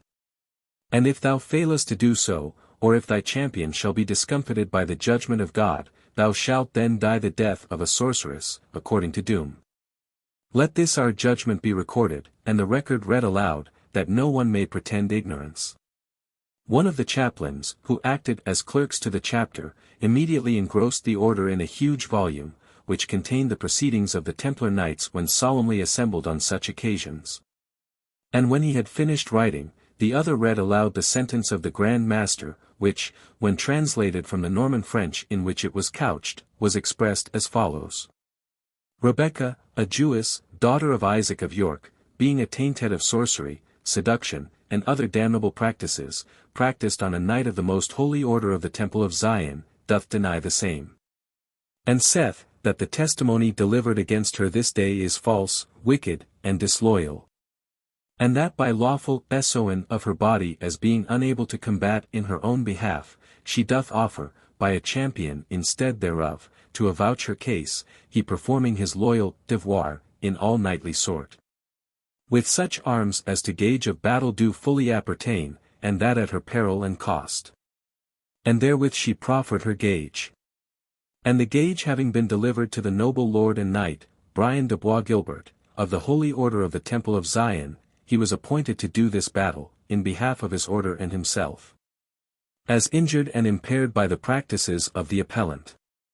Wherefore the most reverend Father and puissant Lord, Lucas Marquis of Beaumanoir, did allow of the said challenge, and of the said essoin of the appellant's body, and assigned the third day for the said combat. The place being the enclosure called the Lists of St. George, near to the Preceptory of Templestowe.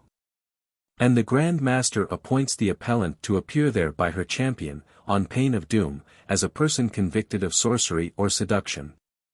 And also the defendant so to appear, under the penalty of being held and adjudged recreant in case of default. And the noble lord and most reverend Father aforesaid appointed the battle to be done in his own presence, and according to all that is commendable and profitable in such a case. And may God aid the just cause. Amen, said the Grand Master. And the word was echoed by all around. Rebecca spoke not, but she looked up to heaven, and, folding her hands, remained for a minute without change of attitude. She then modestly reminded the Grand Master, that she ought to be permitted some opportunity of free communication with her friends, for the purpose of making her condition known to them, and procuring, if possible, some champion to fight in her behalf. It is just and lawful, said the Grand Master, choose what messenger thou shalt trust, and he shall have free communication with thee in thy prison chamber. Is there, said Rebecca, any one here, who, either for love of a good cause, or for ample hire, will do the errand of a distressed being? All were silent. For none thought it safe, in the presence of the Grand Master, to avow any interest in the calumniated prisoner, lest he should be suspected of leaning towards Judaism. Not even the prospect of reward, far less any feelings of compassion alone, could surmount this apprehension. Rebecca stood for a few moments in indescribable anxiety, and then exclaimed, "Is it really thus? And, in English land, am I to be deprived of the poor chance of safety which remains to me, for want of an act of charity which would not be refused to the worst criminal?" Higg, the son of Snell, at length replied, "I am but a maimed man, but that I can at all stir or move was owing to her charitable assistance. I will do thine errand," he added, addressing Rebecca, "as well as a crippled object can, and happy were my limbs fleet enough to repair the mischief done by my tongue. Alas! When I boasted of thy charity, I little thought I was leading thee into danger. God, said Rebecca, is the disposer of all. He can turn back the captivity of Judah, even by the weakest instrument. To execute his message the snail is as sure a messenger as the falcon. Seek out Isaac of York, here is that will pay for horse and man, let him have this scroll. I know not if it be of heaven the spirit which inspires me, but most truly do I judge that I am not to die this death, and that a champion will be raised up for me. Farewell, life and death are in thy haste. The peasant took the scroll, which contained only a few lines in Hebrew. Many of the crowd would have dissuaded him from touching a document so suspicious, but Higg was resolute in the service of his benefactress. She had saved his body, he said, and he was confident she did not mean to peril his soul. I will get me, he said, my neighbour Buthan's good capel, and I will be at York within as brief space as man and beast may. But as it fortuned, he had no occasion to go so far, for within a quarter of a mile from the gate of the preceptory he met with two riders, whom, by their dress and their huge yellow caps, he knew to be Jews. And, on approaching more nearly, discovered that one of them was his ancient employer, Isaac of York. The other was the Rabbi Ben Samuel. And both had approached as near to the preceptory as they dared, on hearing that the Grand Master had summoned a chapter for the trial of a sorceress. "Brother Ben Samuel," said Isaac, "my soul is disquieted, and I wot not why. This charge of necromancy is right often used for cloaking evil practices on our people." "Be of good comfort, brother," said the physician. "Thou canst deal with the Nazarenes as one possessing the mammon of unrighteousness, and canst therefore purchase immunity at their hands. It rules the savage minds of those ungodly men. Even as the signet of the mighty Solomon was said to command the evil genii. But what poor wretch comes hither upon his crutches, desiring, as I think, some speech of me? Friend," continued the physician, addressing Hig, the son of Snell, "I refuse thee not the aid of mine art, but I relieve not with one asper those who beg for alms upon the highway. Out upon thee, hast thou the palsy in thy legs? Then let thy hands work for thy livelihood, for, albeit thou beest unfit for a speedy post, or for a careful shepherd, or for the warfare, or for the service of a hasty master, yet there be occupations. How now, brother?" said he, interrupting his harangue to look towards Isaac, who had but glanced at the scroll which Hig offered, when, uttering a deep groan, he fell from his mule like a dying man, and lay for a minute insensible. The rabbi now dismounted in great alarm, and hastily applied the remedies which his art suggested for the recovery of his companion. He had even taken from his pocket a cupping apparatus, and was about to proceed to phlebotomy, when the object of his anxious solicitude suddenly revived, but it was to dash his cap from his head, and to throw dust on his grey hairs. The physician was at first inclined to ascribe this sudden and violent emotion to the effects of insanity, and, adhering to his original purpose, began once again to handle his implements. But Isaac soon convinced him of his error. "Child of my sorrow," he said, "well shouldst thou be called Benoni, instead of Rebekah. Why should thy death bring down my grey hairs to the grave, till, in the bitterness of my heart, I curse God and die?"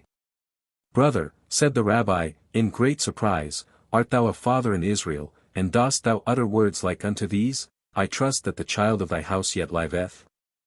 "She liveth," answered Isaac. "But it is as Daniel, who was called Belteshazzar, even when within the den of the lions. She is captive unto those men of Belial, and they will wreak their cruelty upon her, sparing neither for her youth nor her comely favor. Oh! She was as a crown of green palms to my grey locks, and she must wither in a night, like the gourd of Jonah, child of my love, child of my old age, O, Rebekah, daughter of Rachel. The darkness of the shadow of death hath encompassed thee. Yet read the scroll," said the rabbi, "peradventure it may be that we may yet find out a way of deliverance." "Do thou read, brother," answered Isaac, "for mine eyes are as a fountain of water." The physician read, but in their native language, the following words. "To Isaac, the son of Adonicam, whom the Gentiles call Isaac of York, peace and the blessing of the promise be multiplied unto thee. My father, I am as one doomed to die for that which my soul knoweth not, even for the crime of witchcraft. My father, if a strong man can be found to do battle for my cause with sword and spear, according to the custom of the Nazarenes, and that within the lists of Templestowe, on the 3rd day from this time. Peradventure our father's God will give him strength to defend the innocent, and her who hath none to help her. But if this may not be, let the virgins of our people mourn for me as for one cast off, and for the hart that is stricken by the hunter, and for the flower which is cut down by the scythe of the mower. Wherefore look now what thou doest, and whether there be any rescue. One Nazarene warrior might indeed bear arms in my behalf, even Wilfred, son of Cedric, whom the Gentiles call Ivanhoe. But he may not yet endure the weight of his armor. Nevertheless, send the tidings unto him, my father, for he hath favor among the strong men of his people, and as he was our companion in the house of bondage, he may find someone to do battle for my sake. And say unto him, even unto Wilfred, the son of Cedric, that if Rebekah live, or if Rebekah die, she liveth or dieth wholly free of the guilt she is charged withal. And if it be the will of God that thou shalt be deprived of thy daughter, do not thou tarry, old man, in this land of bloodshed and cruelty. But betake thyself to Cordova, where thy brother liveth in safety, under the shadow of the throne, even of the throne of Boabdil the Saracen. For less cruel are the cruelties of the Moors unto the race of Jacob, than the cruelties of the Nazarenes of England. Isaac listened with tolerable composure while Ben Samuel read the letter, and then again resumed the gestures and exclamations of oriental sorrow, tearing his garments, besprinkling his head with dust, and ejaculating, "My daughter! My daughter! Flesh of my flesh, and bone of my bone!" "Yet," said the rabbi, "take courage, for this grief availeth nothing. Gird up thy loins, and seek out this Wilfred, the son of Cedric. It may be he will help thee with counsel or with strength. For the youth hath favour in the eyes of Richard, called of the Nazarenes Coeur de Lion, and the tidings that he hath returned are constant in the land. It may be that he may obtain his letter, and his signet, commanding these men of blood, who take their name from the temple to the dishonour thereof, that they proceed not in their purposed wickedness. I will seek him out," said Isaac, "for he is a good youth, and hath compassion for the exile of Jacob. But he cannot bear his armour, and what other Christian shall do battle for the oppressed of Zion?" "Nay, but," said the rabbi, "thou speakest as one that knoweth not the Gentiles. With gold shalt thou buy their valour, even as with gold thou buyest thine own safety. Be of good courage, and do thou set forward to find out this Wilfred of Ivanhoe. I will also up and be doing, for great sin it were to leave thee in thy calamity. I will hie me to the city of York, where many warriors and strong men are assembled, and doubt not I will find among them some one who will do battle for thy daughter. For gold is their god, and for riches will they pawn their lives as well as their lands. Thou wilt fulfill, my brother, such promise as I may make unto them in thy name." "Assuredly, brother," said Isaac, "and heaven be praised that raised me up a comforter in my misery. Howbeit, grant them not their full demand at once, for thou shalt find it the quality of this accursed people that they will ask pounds, and peradventure accept of ounces. Nevertheless, be it as thou willest, for I am distracted in this thing. And what would my gold avail me if the child of my love should perish?" "Farewell," said the physician, "and may it be to thee as thy heart desireth." They embraced accordingly, and departed on their several roads. The crippled peasant remained for some time looking after them. "These dog Jews," said he, "to take no more notice of a free guild brother, than if I were a bond slave or a Turk, or a circumcised Hebrew like themselves. They might have flung me a mancus or two, however. I was not obliged to bring their unhallowed scrawls, and run the risk of being bewitched, as more folks than one told me. And what care I for the bit of gold that the wench gave me, if I am to come to harm from the priest next Easter at confession, and be obliged to give him twice as much to make it up with him, and be called the Jews' flying post all my life? As it may hap, into the bargain. I think I was bewitched in earnest when I was beside that girl. But it was always so with Jew or Gentile, whosoever came near her, none could stay when she had an errand to go, and still, whenever I think of her, I would give shop and tools to save her life." Chapter 39. O maid, unrelenting and cold as thou art! My bosom is proud as thine own. Seward. It was in the twilight of the day when her trial, if it could be called such, had taken place, that a low knock was heard at the door of Rebecca's prison chamber. It disturbed not the inmate, who was then engaged in the evening prayer recommended by her religion, and which concluded with a hymn we have ventured thus to translate into English. When Israel, of the Lord beloved, out of the land of bondage came, her father's God before her moved. An awful guide, in smoke and flame. By day, along the astonished lands, the cloudy pillar glided slow. By night, Arabia's crimson sands returned the fiery columns' glow. There rose the choral hymn of praise, and trump and timbrel answered keen. And Zion's daughters poured their lays, with priests and warriors' voice between. No portents now our foes amaze. Forsaken Israel wanders lone. Our fathers would not know thy ways. And you hast left them to their own. But, present still, though now unseen. When brightly shines the prosperous day. Be thoughts of the a cloudy screen. To temper the deceitful ray. And oh, when stoops on Judah's path. In shade and storm the frequent night. Be thou, long-suffering, slow to wrath. A burning, and a shining light. Our harps we left by Babel's streams. The tyrant's jest, the Gentile's scorn. No censer round our altar beams. And mute our timbrel, trump, and horn.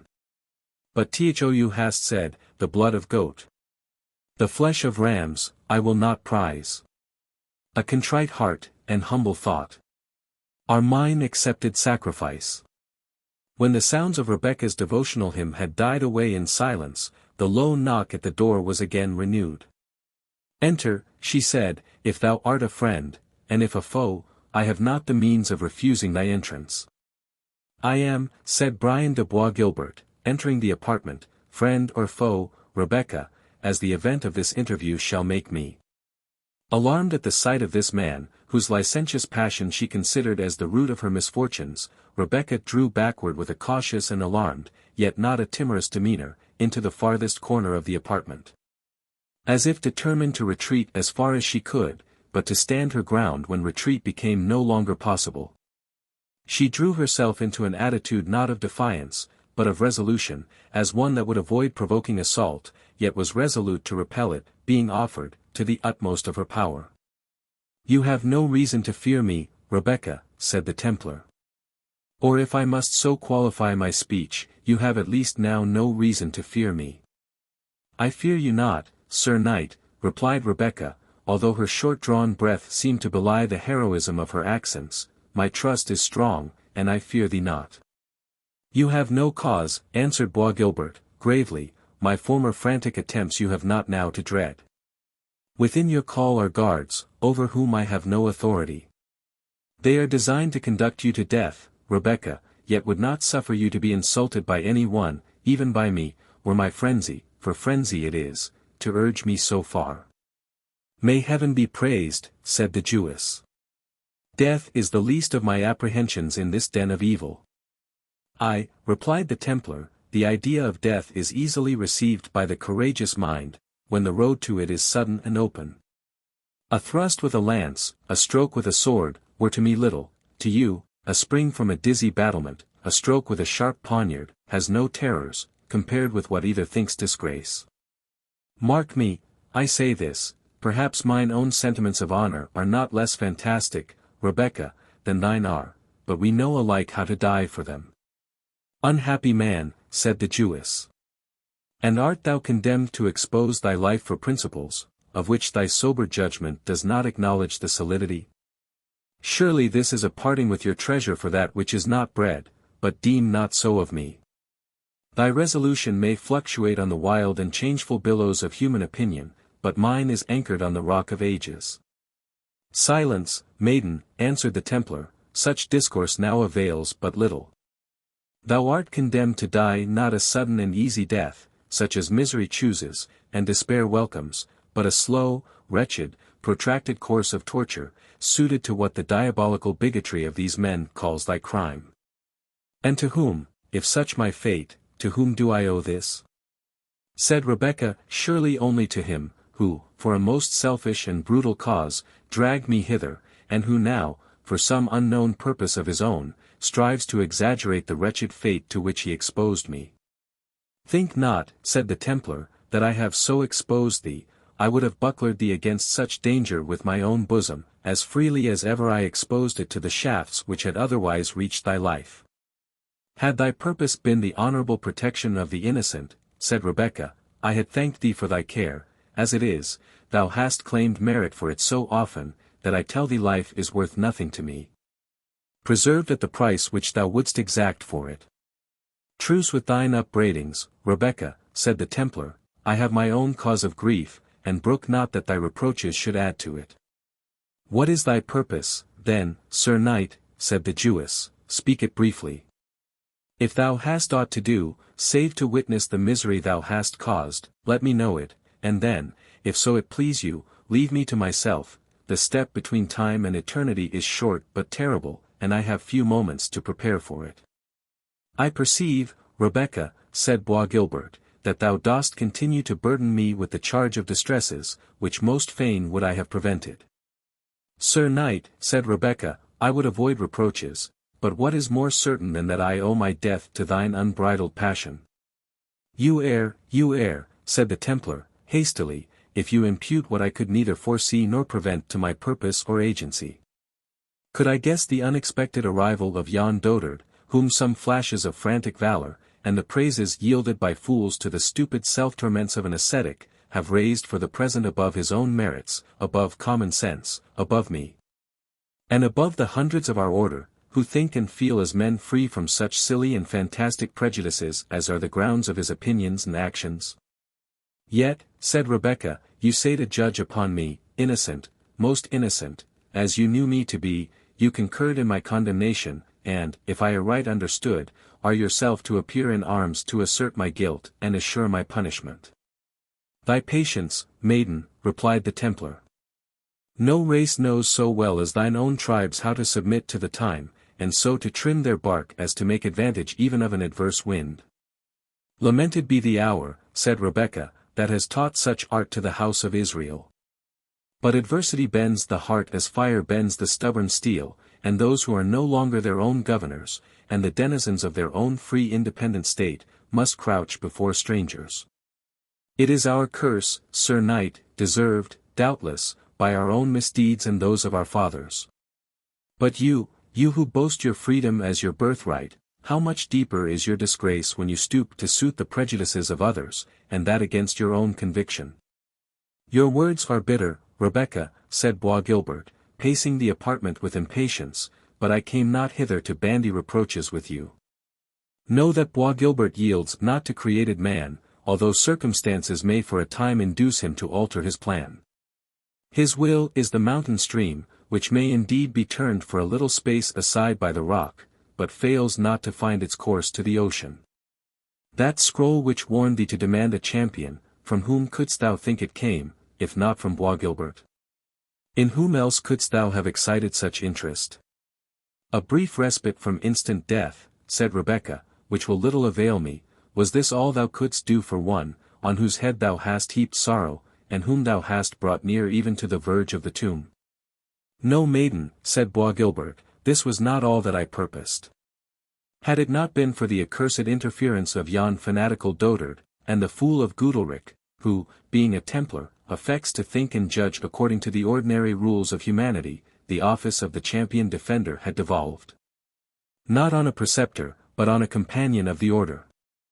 Then I myself, such was my purpose, had, on the sounding of the trumpet, appeared in the lists as thy champion, disguised indeed in the fashion of a roving knight, who seeks adventures to prove his shield and spear. And then, let Beaumanoir have chosen not one, but 2 or 3 of the brethren here assembled, I had not doubted to cast them out of the saddle with my single lance. Thus, Rebecca, should thine innocence have been avouched, and to thine own gratitude would I have trusted for the reward of my victory. This, Sir Knight, said Rebecca, is but idle boasting, a brag of what you would have done had you not found it convenient to do otherwise. You received my glove, and my champion, if a creature so desolate can find one, must encounter your lance in the lists, yet you would assume the air of my friend and protector. Thy friend and protector, said the Templar, gravely, I will yet be, but mark at what risk, or rather at what certainty, of dishonour. And then blame me not if I make my stipulations, before I offer up all that I have hitherto held dear, to save the life of a Jewish maiden. Speak, said Rebecca, I understand thee not. Well, then, said Bois Guilbert, I will speak as freely as ever did doting penitent to his ghostly father, when placed in the tricky confessional. Rebecca, if I appear not in these lists I lose fame and rank, lose that which is the breath of my nostrils, the esteem, I mean, in which I am held by my brethren, and the hopes I have of succeeding to that mighty authority, which is now wielded by the bigoted dotard Lucas de Beaumanoir, but of which I should make a different use. Such is my certain doom, except I appear in arms against thy cause. Accursed be he of Goodalric, who baited this trap for me. And doubly accursed Albert de Malvoisin, who withheld me from the resolution I had formed, of hurling back the glove at the face of the superstitious and superannuated fool, who listened to a charge so absurd, and against a creature so high in mind, and so lovely in form as thou art. And what now avails rant or flattery, answered Rebecca.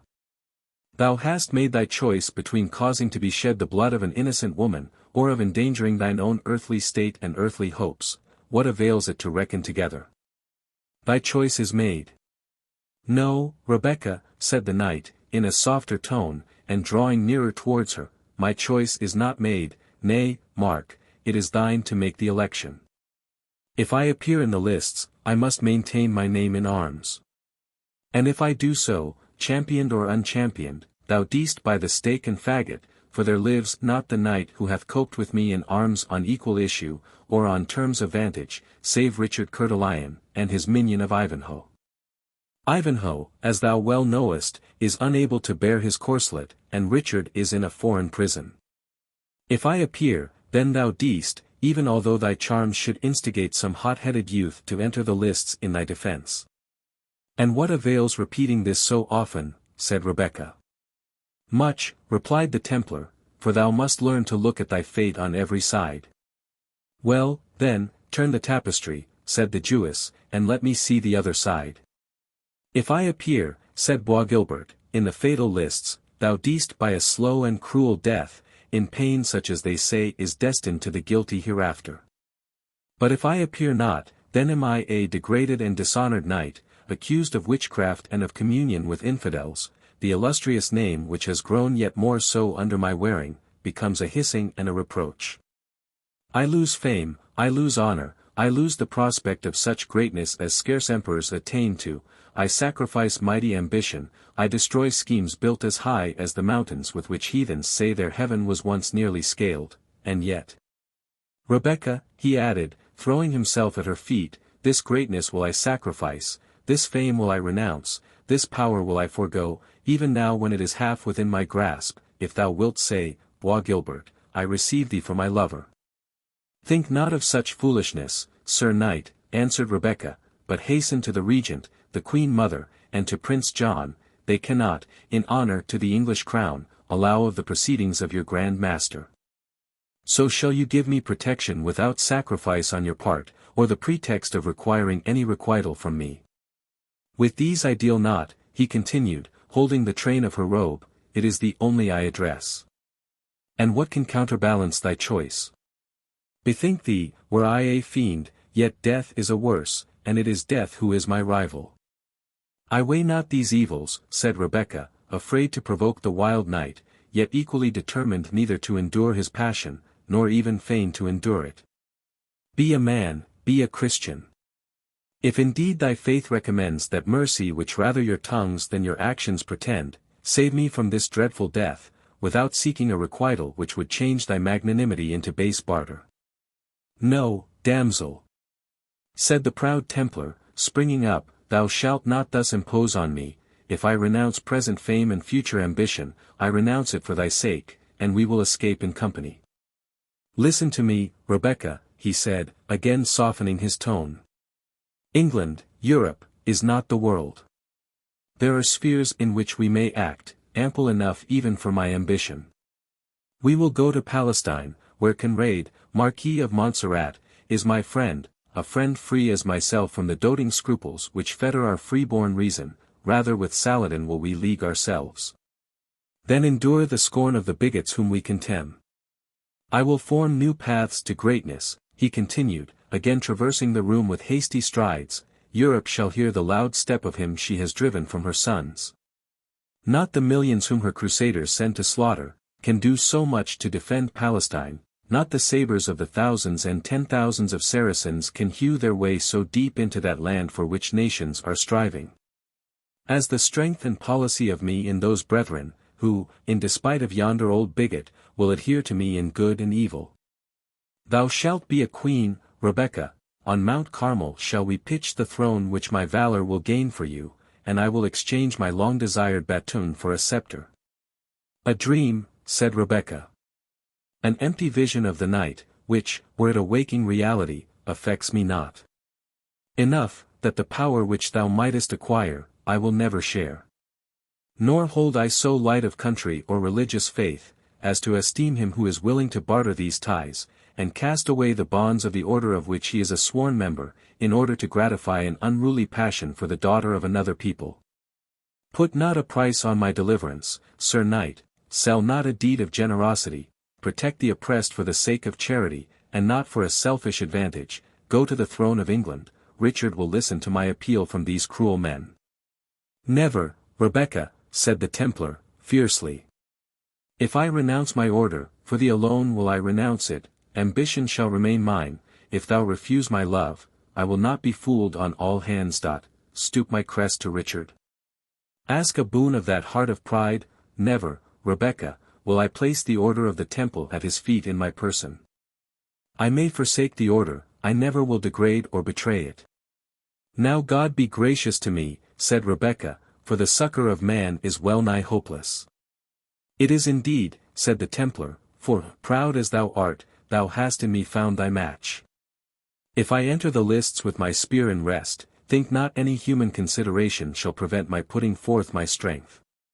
And think then upon thine own fate, to die the dreadful death of the worst of criminals, to be consumed upon a blazing pile, dispersed to the elements of which our strange forms are so mystically composed, not a relic left of that graceful frame, from which we could say this lived and moved.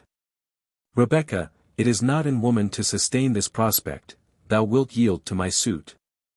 Bois Gilbert, answered the Jewess, thou knowest not the heart of woman, or hast only conversed with those who are lost to her best feelings. I tell thee, proud Templar, that not in thy fiercest battles hast thou displayed more of thy vaunted courage, than has been shown by woman when called upon to suffer by affection or duty. I am myself a woman, tenderly nurtured, naturally fearful of danger, and impatient of pain, yet, when we enter those fatal lists, thou to fight and I to suffer, I feel the strong assurance within me, that my courage shall mount higher than thine. Farewell, I waste no more words on thee. The time that remains on earth to the daughter of Jacob must be otherwise spent, she must seek the Comforter, who may hide his face from his people, but who ever opens his ear to the cry of those who seek him in sincerity and in truth. We part then thus, said the Templar, after a short pause, would to heaven that we had never met, or that thou hadst been noble in birth and Christian in faith, nay, by heaven. When I gaze on thee, and think when and how we are next to meet, I could even wish myself one of thine own degraded nation, my hand conversant with ingots and shekels, instead of spear and shield. My head bent down before each petty noble, and my look only terrible to the shivering and bankrupt debtor, this could I wish, Rebecca, to be near to thee in life, and to escape the fearful share I must have in thy death. Thou hast spoken the Jew, said Rebecca, as the persecution of such as thou art has made him. Heaven in ire has driven him from his country, but industry has opened to him the only road to power and to influence, which oppression has left unbarred.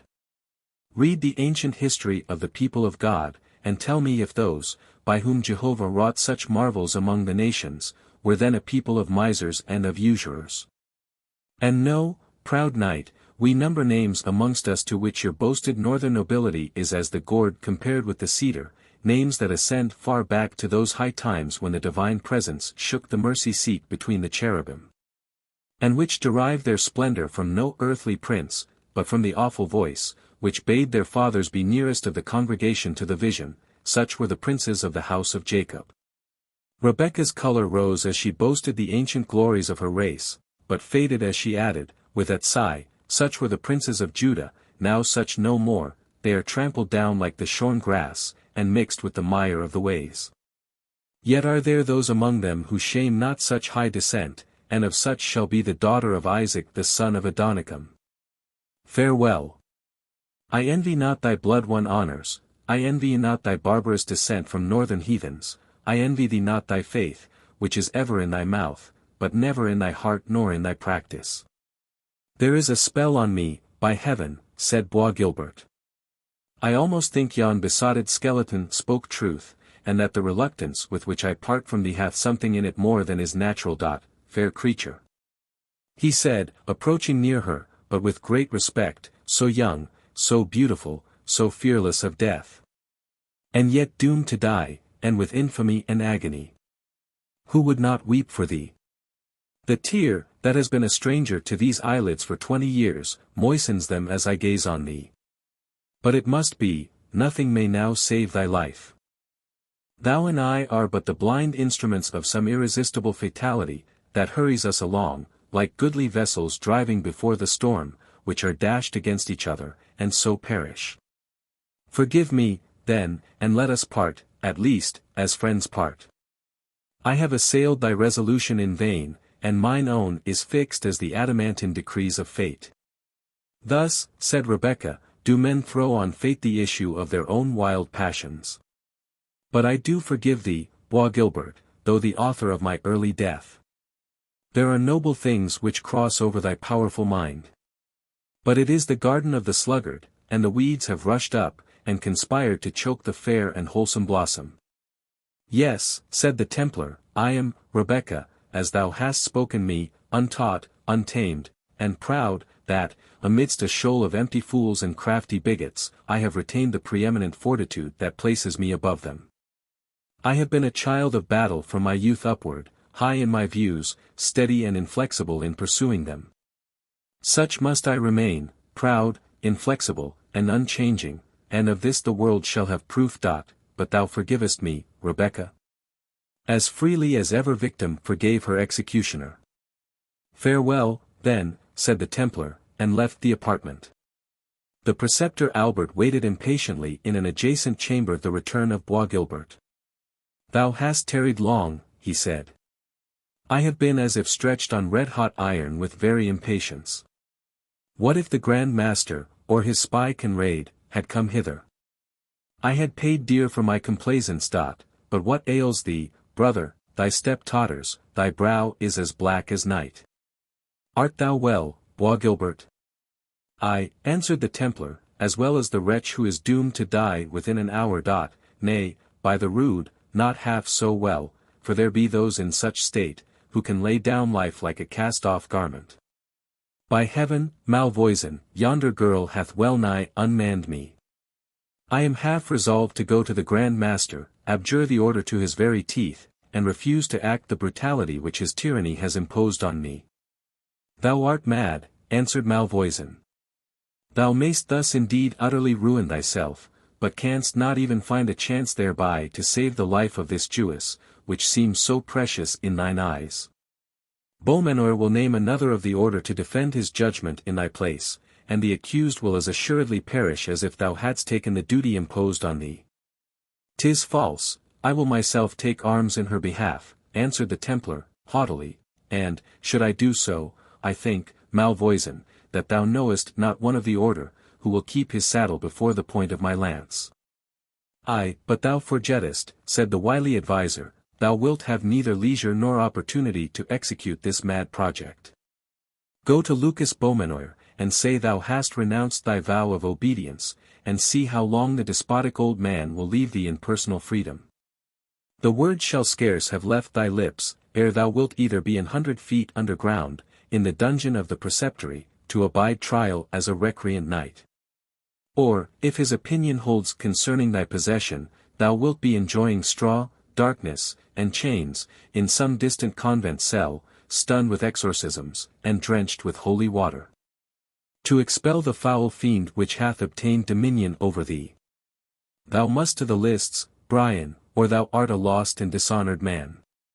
I will break forth and fly, said Bois Guilbert, fly to some distant land, to which folly and fanaticism have not yet found their way. No drop of the blood of this most excellent creature shall be spilled by my sanction. Thou canst not fly, said the preceptor, thy ravings have excited suspicion, and thou wilt not be permitted to leave the preceptory. Go and make the essay, present thyself before the gate, and command the bridge to be lowered, and mark what answer thou shalt receive. Thou art surprised and offended, but is it not the better for thee? Wert thou to fly, what would ensue but the reversal of thy arms, the dishonour of thine ancestry, the degradation of thy rank? Think on it. Where shall thine old companions in arms hide their heads when Brian de Bois Guilbert, the best lance of the Templars, is proclaimed recreant, amid the hisses of the assembled people. What grief will be at the court of France! With what joy will the haughty Richard hear the news, that the knight that set him hard in Palestine, and well nigh darkened his renown, has lost fame and honor for a Jewish girl, whom he could not even save by so costly a sacrifice. Malvoisin, said the knight, I thank thee, thou hast touched the string at which my heart most readily thrills, come of it what may, recreant shall never be added to the name of Bois Guilbert.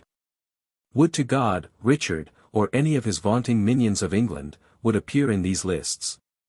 But they will be empty, no one will risk to break a lance for the innocent, the forlorn. The better for thee, if it proves so, said the preceptor. If no champion appears, it is not by thy means that this unlucky damsel shall die, but by the doom of the Grand Master, with whom rests all the blame, and who will count that blame for praise and commendation. True, said Bois Guilbert. If no champion appears, I am but a part of the pageant, sitting indeed on horseback in the lists, but having no part in what is to follow. None whatever, said Malvoisin. No more than the armed image of St. George when it makes part of a procession. Well, I will resume my resolution, replied the haughty Templar. She has despised me, repulsed me, reviled me, and wherefore should I offer up for her whatever of estimation I have in the opinion of others? Malvoisin, I will appear in the lists. He left the apartment hastily as he uttered these words, and the preceptor followed, to watch and confirm him in his resolution. For in Bois Guilbert's fame he had himself a strong interest, expecting much advantage from his being one day at the head of the order, not to mention the preferment of which Montfichet had given him hopes. On condition he would forward the condemnation of the unfortunate Rebecca.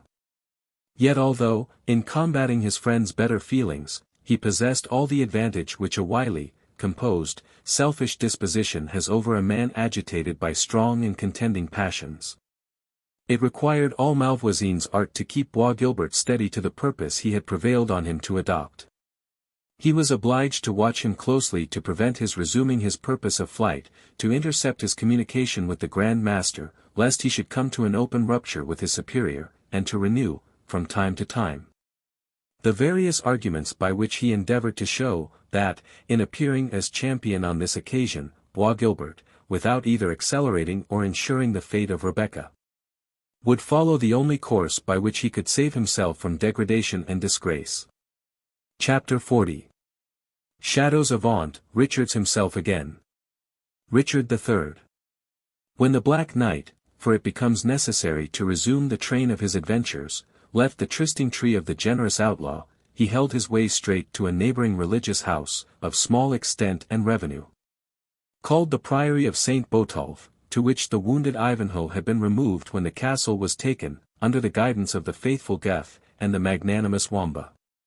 It is unnecessary at present to mention what took place in the interim betwixt Wilfred and his deliverer. Suffice it to say, that after long and grave communication, messengers were dispatched by the prior in several directions, and that on the succeeding morning the Black Knight was about to set forth on his journey, accompanied by the jester Wamba, who attended as his guide. We will meet, he said to Ivanhoe, at Koningsberg, the castle of the deceased Athelstane, since there thy father Cedric holds the funeral feast for his noble relation. I would see your Saxon kindred together, Sir Wilfred, and become better acquainted with them than heretofore. Thou also wilt meet me, and it shall be my task to reconcile thee to thy father.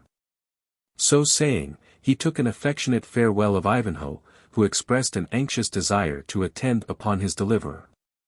But the Black Knight would not listen to the proposal. Rest this day, thou wilt have scarce strength enough to travel on the next. I will have no guide with me but honest Wamba, who can play priest or fool as I shall be most in the humour. And I, said Wamba, will attend you with all my heart. I would fain see the feasting at the funeral of Athelstane. For, if it be not full and frequent, he will rise from the dead to rebuke cook, sewer, and cupbearer, and that were a sight worth seeing. Always, Sir Knight, I will trust your valour with making my excuse to my master Cedric, in case mine own wit should fail. And how should my poor valour succeed, Sir Jester, when thy light wit halts? Resolve me that. Wit, Sir Knight, replied the jester, may do much. He is a quick, apprehensive knave, who sees his neighbor's blind side, and knows how to keep the lee gauge when his passions are blowing high. But valor is a sturdy fellow, that makes all split. He rows against both wind and tide, and makes way notwithstanding, and, therefore, good Sir Knight, while I take advantage of the fair weather in our noble master's temper, I will expect you to bestir yourself when it grows rough. Sir Knight of the Fetterlock, since it is your pleasure so to be distinguished, said Ivanhoe, I fear me you have chosen a talkative and a troublesome fool to be your guide. But he knows every path and alley in the woods as well as e'er a hunter who frequents them, and the poor knave, as thou hast partly seen, is as faithful as steel. Nay, said the knight, and he have the gift of showing my road, I shall not grumble with him that he desires to make it pleasant. Fare thee well, kind Wilfred, I charge thee not to attempt to travel till tomorrow at earliest. So saying, he extended his hand to Ivanhoe, who pressed it to his lips, took leave of the prior, mounted his horse, and departed, with Wamba for his companion. Ivanhoe followed them with his eyes, until they were lost in the shades of the surrounding forest, and then returned into the convent. But shortly after matin song, he requested to see the prior. The old man came in haste, and inquired anxiously after the state of his health. It is better, he said, than my fondest hope could have anticipated. Either my wound has been slighter than the effusion of blood led me to suppose, or this balsam hath wrought a wonderful cure upon it. I feel already as if I could bear my corslet. And so much the better, for thoughts pass in my mind which render me unwilling to remain here longer in inactivity. Now, the saints forbid, said the prior, that the son of the Saxon Cedric should leave our convent ere his wounds were healed. It were shame to our profession were we to suffer it. Nor would I desire to leave your hospitable roof, venerable father, said Ivanhoe, did I not feel myself able to endure the journey, and compelled to undertake it. And what can have urged you to so sudden a departure, said the prior. Have you never, holy father, answered the knight, felt an apprehension of approaching evil, for which you in vain attempted to assign a cause? Have you never found your mind darkened, like the sunny landscape, by the sudden cloud, which augurs a coming tempest? And thinkest thou not that such impulses are deserving of attention, as being the hints of our guardian spirits, that danger is impending? I may not deny, said the prior, crossing himself, that such things have been, and have been of heaven. But then such communications have had a visibly useful scope and tendency. But thou, wounded as thou art, what avails it thou shouldst follow the steps of him whom thou couldst not aid, were he to be assaulted? Prior, said Ivanhoe, thou dost mistake, I am stout enough to exchange buffets with any who will challenge me to such a traffic, but were it otherwise, may I not aid him were he in danger, by other means than by force of arms? It is but too well known that the Saxons love not the Norman race, and who knows what may be the issue, if he break in upon them when their hearts are irritated by the death of Athelstane, and their heads heated by the carousal in which they will indulge themselves. I hold his entrance among them at such a moment most perilous, and I am resolved to share or avert the danger, which, that I may the better do, I would crave of thee the use of some palfrey whose pace may be softer than that of my destrier. Surely, said the worthy churchman, you shall have mine own ambling jennet, and I would it ambled as easy for your sake as that of the abbot of St. Albans. Yet this will I say for Malkin, for so I call her, that unless you were to borrow a ride on the juggler's steed that paces a hornpipe amongst the eggs, you could not go a journey on a creature so gentle and smooth-paced. I have composed many a homily on her back, to the edification of my brethren of the convent, and many poor Christian souls. I pray you, reverend father, said Ivanhoe, let Malkin be got ready instantly, and bid Geth attend me with mine arms. Nay, but fair sir, said the prior, I pray you to remember that Malkin hath as little skill in arms as her master, and that I warrant not her enduring the sight or weight of your full panoply. Oh, Malkin, I promise you, is a beast of judgment, and will contend against any undue weight. I did but borrow the fructus temporum from the priest of St. Bees. And I promise you she would not stir from the gate until I had exchanged the huge volume for my little breviary.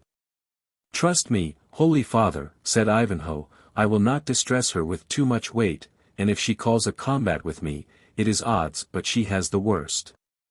This reply was made while Geth was buckling on the knight's heels a pair of large gilded spurs, capable of convincing any restive horse that his best safety lay in being conformable to the will of his rider. The deep and sharp rowels with which Ivanhoe's heels were now armed, began to make the worthy prior repent of his courtesy, and ejaculate, "Nay, but fair sir, now I bethink me.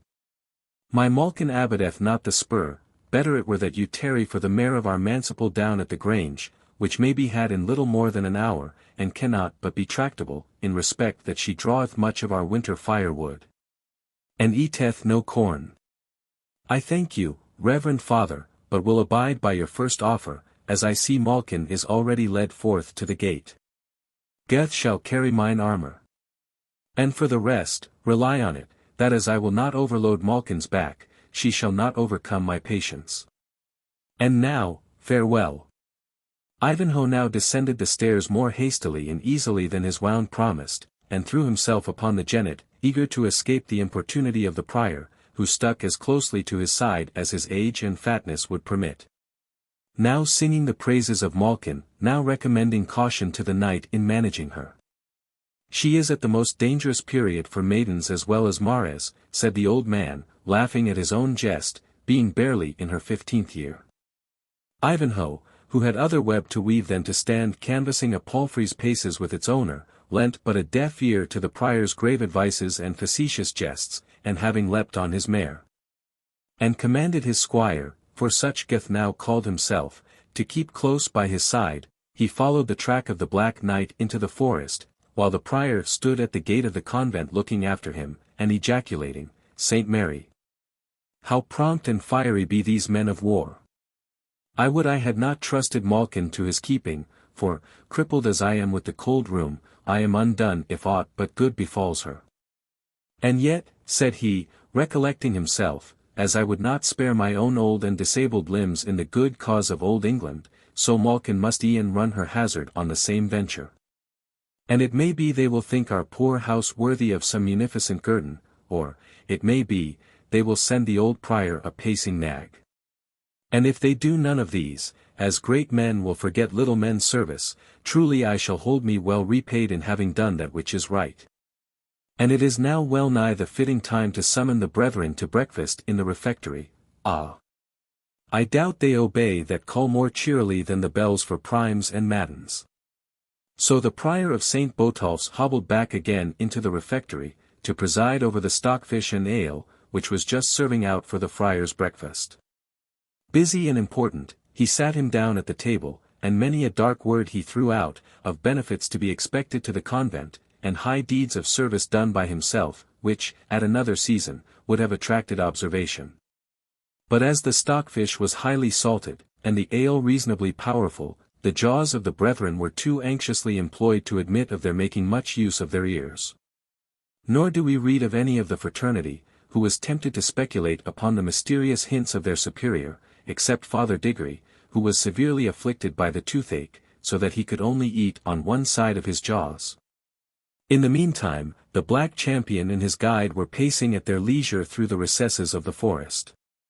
The good knight whiles humming to himself the lay of some enamoured troubadour, sometimes encouraging by questions the prating disposition of his attendant, so that their dialogue formed a whimsical mixture of song and jest, of which we would fain give our readers some idea. You are then to imagine this knight, such as we have already described him, strong of person, tall, broad-shouldered, and large of bone, mounted on his mighty black charger, which seemed made on purpose to bear his weight. So easily he paced forward under it, having the visor of his helmet raised, in order to admit freedom of breath, yet keeping the beaver, or underpart, closed, so that his features could be but imperfectly distinguished. But his ruddy and brown cheekbones could be plainly seen, and the large and bright blue eyes, that flashed from under the dark shade of the raised visor. And the whole gesture and look of the champion expressed careless gaiety and fearless confidence, a mind which was unapt to apprehend danger, and prompt to defy it when most imminent, yet with whom danger was a familiar thought, as with one whose trade was war and adventure. The jester wore his usual fantastic habit, but late accidents had led him to adopt a good cutting falchion, instead of his wooden sword, with a targe to match it. Of both which weapons he had, notwithstanding his profession, shown himself a skilful master during the storming of Torquilstone. Indeed, the infirmity of Wamba's brain consisted chiefly in a kind of impatient irritability, which suffered him not long to remain quiet in any posture, or adhere to any certain train of ideas. Although he was for a few minutes alert enough in performing any immediate task, or in apprehending any immediate topic. On horseback, therefore, he was perpetually swinging himself backwards and forwards, now on the horse's ears, then anon on the very rump of the animal, now hanging both his legs on one side, and now sitting with his face to the tail, moping, mowing, and making 1,000 apish gestures, until his palfrey took his freaks so much to heart, as fairly to lay him at his length on the green grass, an incident which greatly amused the knight, but compelled his companion to ride more steadily thereafter. At the point of their journey at which we take them up, this joyous pair were engaged in singing a virelai, as it was called, in which the clown bore a mellow burden, to the better instructed knight of the Fetterlock. And thus run the ditty. Anna Marie, love, up is the sun. Anna Marie, love, morn is begun. Mists are dispersing, love, birds singing free. Up in the morning, love, Anna Marie. Anna Marie, love, up in the morn. The hunter is winding blithe sounds on his horn. The echo rings merry from rock and from tree. 'Tis time to arouse thee, love, Anna Marie. Wamba. O Tybalt, love, Tybalt, awake me not yet. Around my soft pillow while softer dreams flit. For what are the joys that in waking we prove? Compared with these visions, O, Tybalt, my love. Let the birds to the rise of the mist carol shrill. Let the hunter blow out his loud horn on the hill. Softer sounds, softer pleasures, in slumber I prove. But think not I dreamt of thee, Tybalt, my love. A dainty song, said Wamba, when they had finished their carol, and I swear by my bauble, a pretty moral, I used to sing it with Geth, once my playfellow, and now, by the grace of God and his master, no less than a freeman. And we once came by the cudgel for being so entranced by the melody, that we lay in bed 2 hours after sunrise, singing the ditty betwixt sleeping and waking, my bones ache at thinking of the tune ever since. Nevertheless, I have played the part of Anna Marie, to please you, fair sir. The jester next struck into another carol, a sort of comic ditty, to which the knight, catching up the tune, replied in the like manner. Knight and Wamba. There came 3 merry men from south, west, and north. Evermore sing the roundelay. To win the widow of Wickham forth. And where was the widow might say them nay. The first was a knight, and from Tynedale he came. Evermore sing the roundelay. And his fathers, God save us, were men of great fame. And where was the widow might say him nay. Of his father the laird, of his uncle the squire. He boasted in rhyme and in roundelay. She bade him go bask by his sea-coal fire. For she was the widow would say him nay. Wamba. The next that came forth, swore by blood and by nails. Merrily sing the roundelay. Hers a gentleman, God wot, and hers lineage was of Wales. And where was the widow might say him nay. Sir David A. P. Morgan A. P. Griffith A. P. Hugh. A. P. Tudor A. P. Rice, quoth his roundelay. She said that one widow for so many was too few. And she bade the Welshman wend his way. But then next came a yeoman of Kent. Jollily singing his roundelay. He spoke to the widow of living and rent. And where was the widow could say him nay. Both. So the knight and the squire were both left in the mire. Therefore to sing their roundelay. For a yeoman of Kent, with his yearly rent. There never was a widow could say him nay. I would, Wamba, said the knight, that our host of the trysting tree, or the jolly friar, his chaplain, heard this thy ditty in praise of our bluff yeoman. So would not I, said Wamba, but for the horn that hangs at your baldric. Ay, said the knight, this is a pledge of Locksley's goodwill, though I am not like to need it. 3 mows on this bugle will, I am assured, bring round, at our need, a jolly band of yonder honest yeomen. I would say, heaven forfend, said the jester, were it not that that fair gift is a pledge they would let us pass peaceably.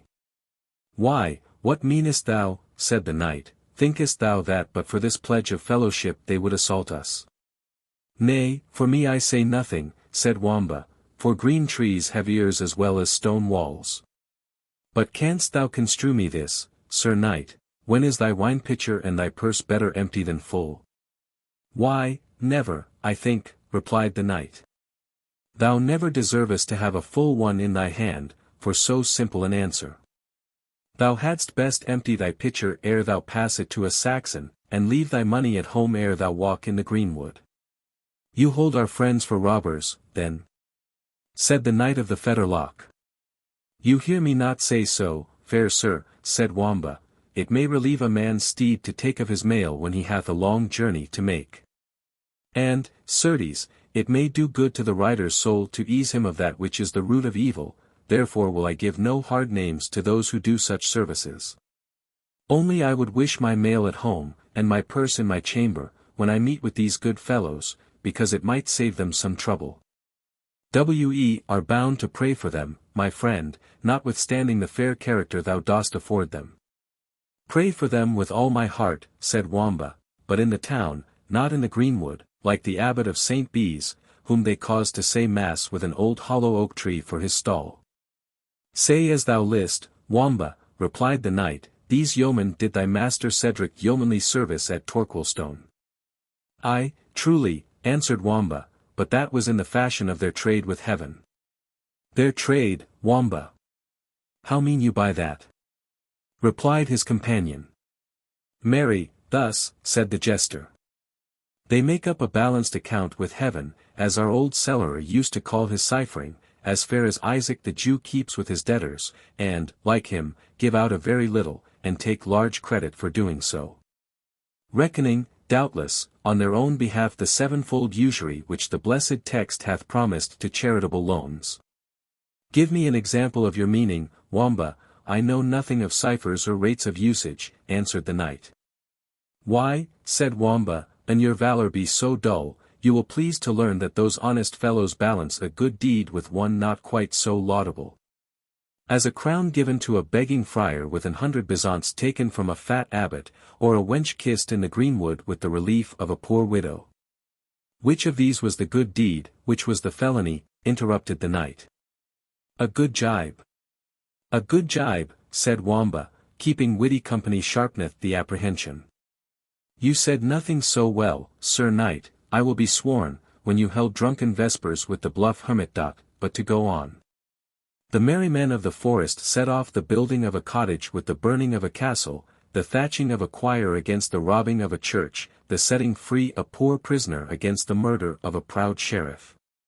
Or, to come nearer to our point, the deliverance of a Saxon franklin against the burning alive of a Norman baron. Gentle thieves they are, in short, and courteous robbers, but it is ever the luckiest to meet with them when they are at the worst.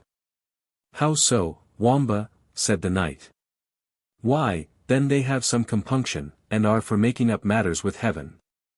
But when they have struck an even balance, heaven help them with whom they next open the account.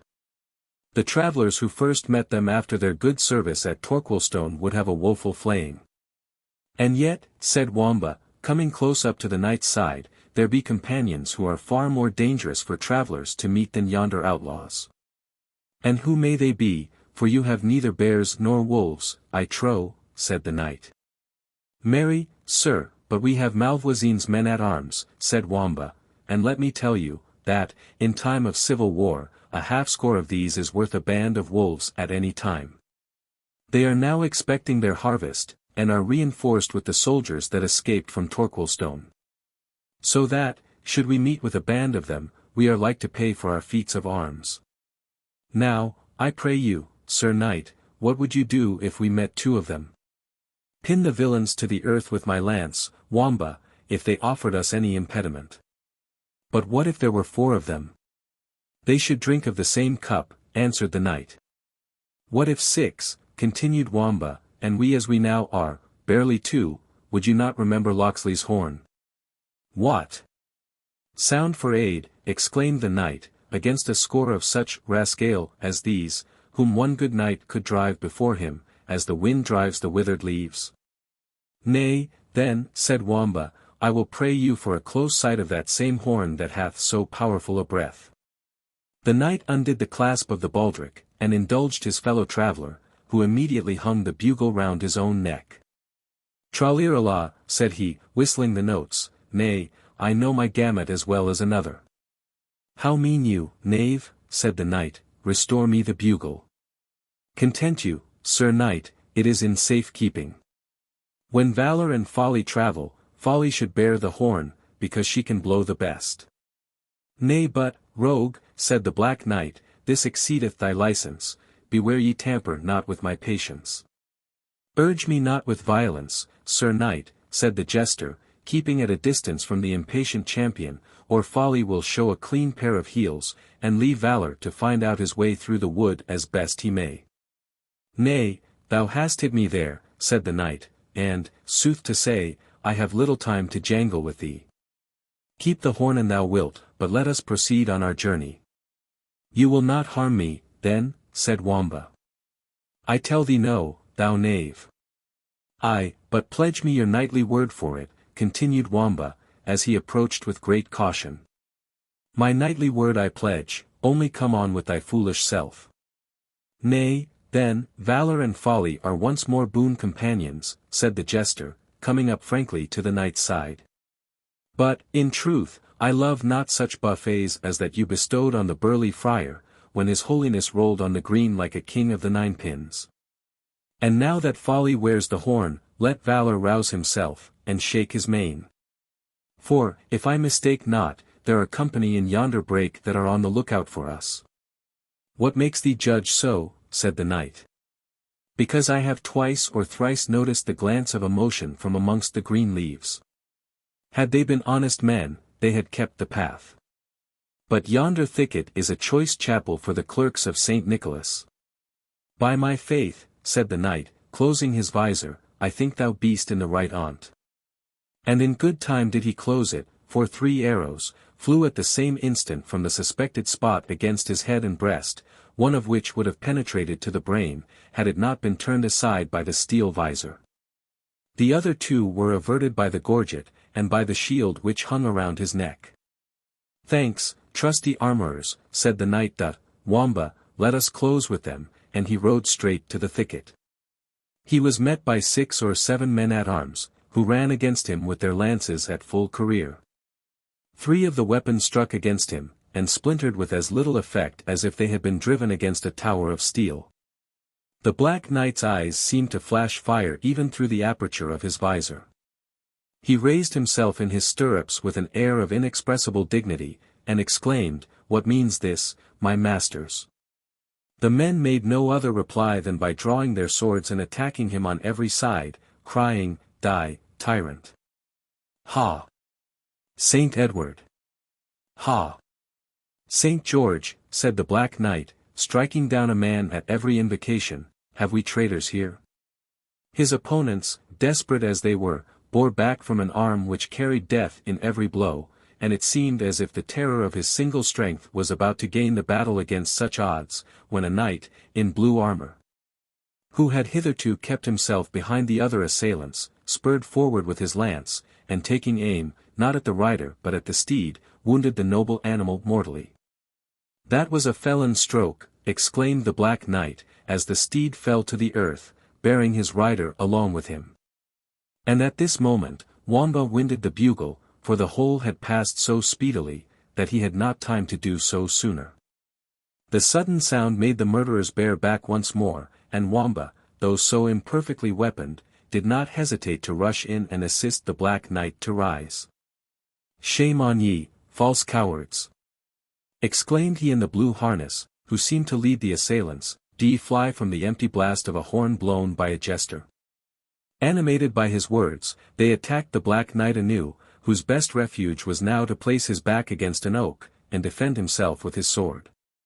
The felon knight, who had taken another spear, watching the moment when his formidable antagonist was most closely pressed, galloped against him in hopes to nail him with his lance against the tree, when his purpose was again intercepted by Wamba.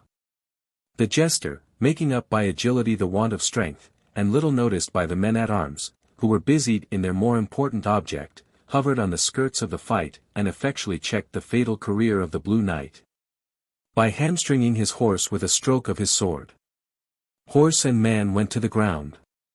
Yet the situation of the Knight of the Fetterlock continued very precarious, as he was pressed close by several men completely armed, and began to be fatigued by the violent exertions necessary to defend himself on so many points at nearly the same moment, when a grey goose shaft suddenly stretched on the earth one of the most formidable of his assailants. And a band of yeomen broke forth from the glade, headed by Locksley and the jovial friar, who, taking ready and effectual part in the fray, soon disposed of the ruffians, all of whom lay on the spot dead or mortally wounded. The Black Knight thanked his deliverers with a dignity they had not observed in his former bearing, which hitherto had seemed rather that of a blunt bold soldier, than of a person of exalted rank. "It concerns me much," he said, "even before I express my full gratitude to my ready friends, to discover, if I may, who have been my unprovoked enemies. Open the visor of that Blue Knight, Wamba, who seems the chief of these villains." The jester instantly made up to the leader of the assassins, who, bruised by his fall, and entangled under the wounded steed, lay incapable either of flight or resistance. "Come, valiant sir," said Wamba, "I must be your armourer as well as your equerry. I have dismounted you, and now I will unhelm you." So saying, with no very gentle hand he undid the helmet of the Blue Knight, which, rolling to a distance on the grass, displayed to the Knight of the Fetterlock grizzled locks, and a countenance he did not expect to have seen under such circumstances. "Waldemar Fitzurse," he said in astonishment, "what could urge one of thy rank and seeming worth to so foul an undertaking?" "Richard," said the captive knight, looking up to him, "thou knowest little of mankind, if thou knowest not to what ambition and revenge can lead every child of Adam." "Revenge?" answered the Black Knight. "I never wronged thee, on me thou hast not to revenge. My daughter, Richard, whose alliance thou didst scorn, was that no injury to a Norman, whose blood is noble as thine own?" "Thy daughter?" replied the Black Knight. "A proper cause of enmity, and followed up to a bloody issue. Stand back, my masters, I would speak to him alone. And now, Waldemar Fitzurse, say me the truth, confess who set thee on this traitorous deed." "Thy father's son," answered Waldemar, "who, in so doing, did but avenge on thee thy disobedience to thy father." Richard's eyes sparkled with indignation, but his better nature overcame it. He pressed his hand against his brow, and remained an instant gazing on the face of the humble baron, in whose features pride was contending with shame. "Thou dost not ask thy life, Waldemar," said the king. "He that is in the lion's clutch," answered Fitzurse, "knows it were needless." "Take it, then, unasked," said Richard, "the lion preys not on prostrate carcasses. Take thy life, but with this condition, that in 3 days thou shalt leave England, and go to hide thine infamy in thy Norman castle, and that thou wilt never mention the name of John of Anjou as connected with thy felony. If thou art found on English ground after the space I have allotted thee, thou deest, or if thou breathest aught that can attaint the honour of my house, by St. George, not the altar itself shall be a sanctuary. I will hang thee out to feed the ravens, from the very pinnacle of thine own castle. Let this knight have a steed, Locksley, for I see your yeomen have caught those which were running loose, and let him depart unharmed. But that I judge I listen to a voice whose behests must not be disputed," answered the yeoman, "I would send a shaft after the skulking villain that should spare him the labour of a long journey." "Thou bearest an English heart, Locksley," said the Black Knight, "and well dost judge thou art the more bound to obey my behest. I am Richard of England." At these words, pronounced in a tone of majesty suited to the high rank, and no less distinguished character of Coeur de Lion, the yeomen at once kneeled down before him, and at the same time tendered their allegiance, and implored pardon for their offences.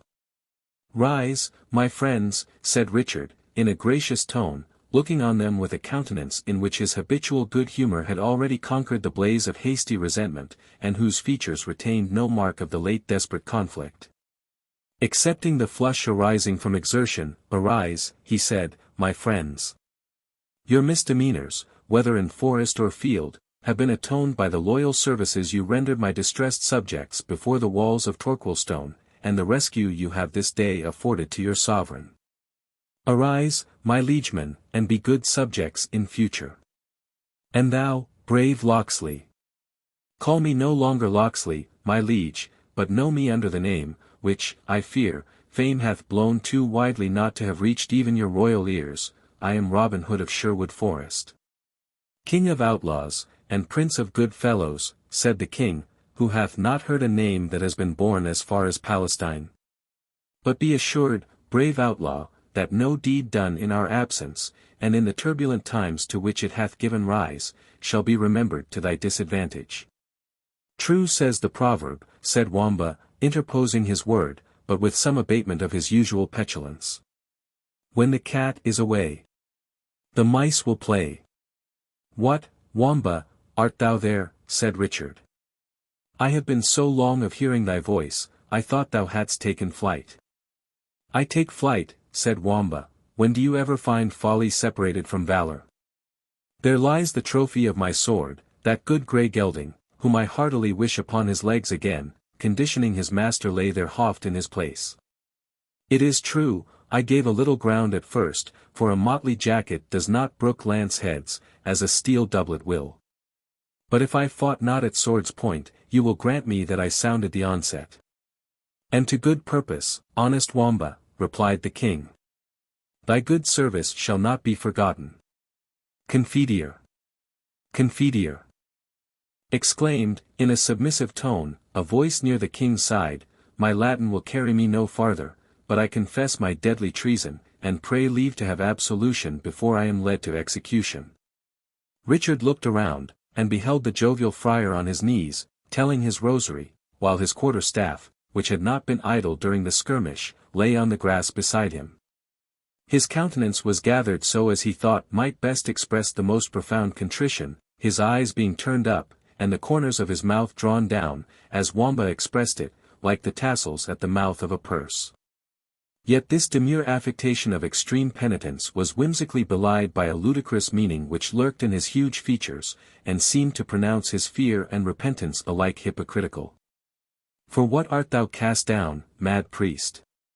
Said Richard, art thou afraid thy diocesan should learn how truly thou dost serve Our Lady in St. Dunstan? Tush, man. Fear it not, Richard of England betrays no secrets that pass over the flagon. Nay, most gracious sovereign, answered the hermit, well known to the curious in penny histories of Robin Hood, by the name of Friar Tuck, it is not the crozier I fear, but the sceptre. Alas! That my sacrilegious fist should ever have been applied to the ear of the Lord's anointed. Ha!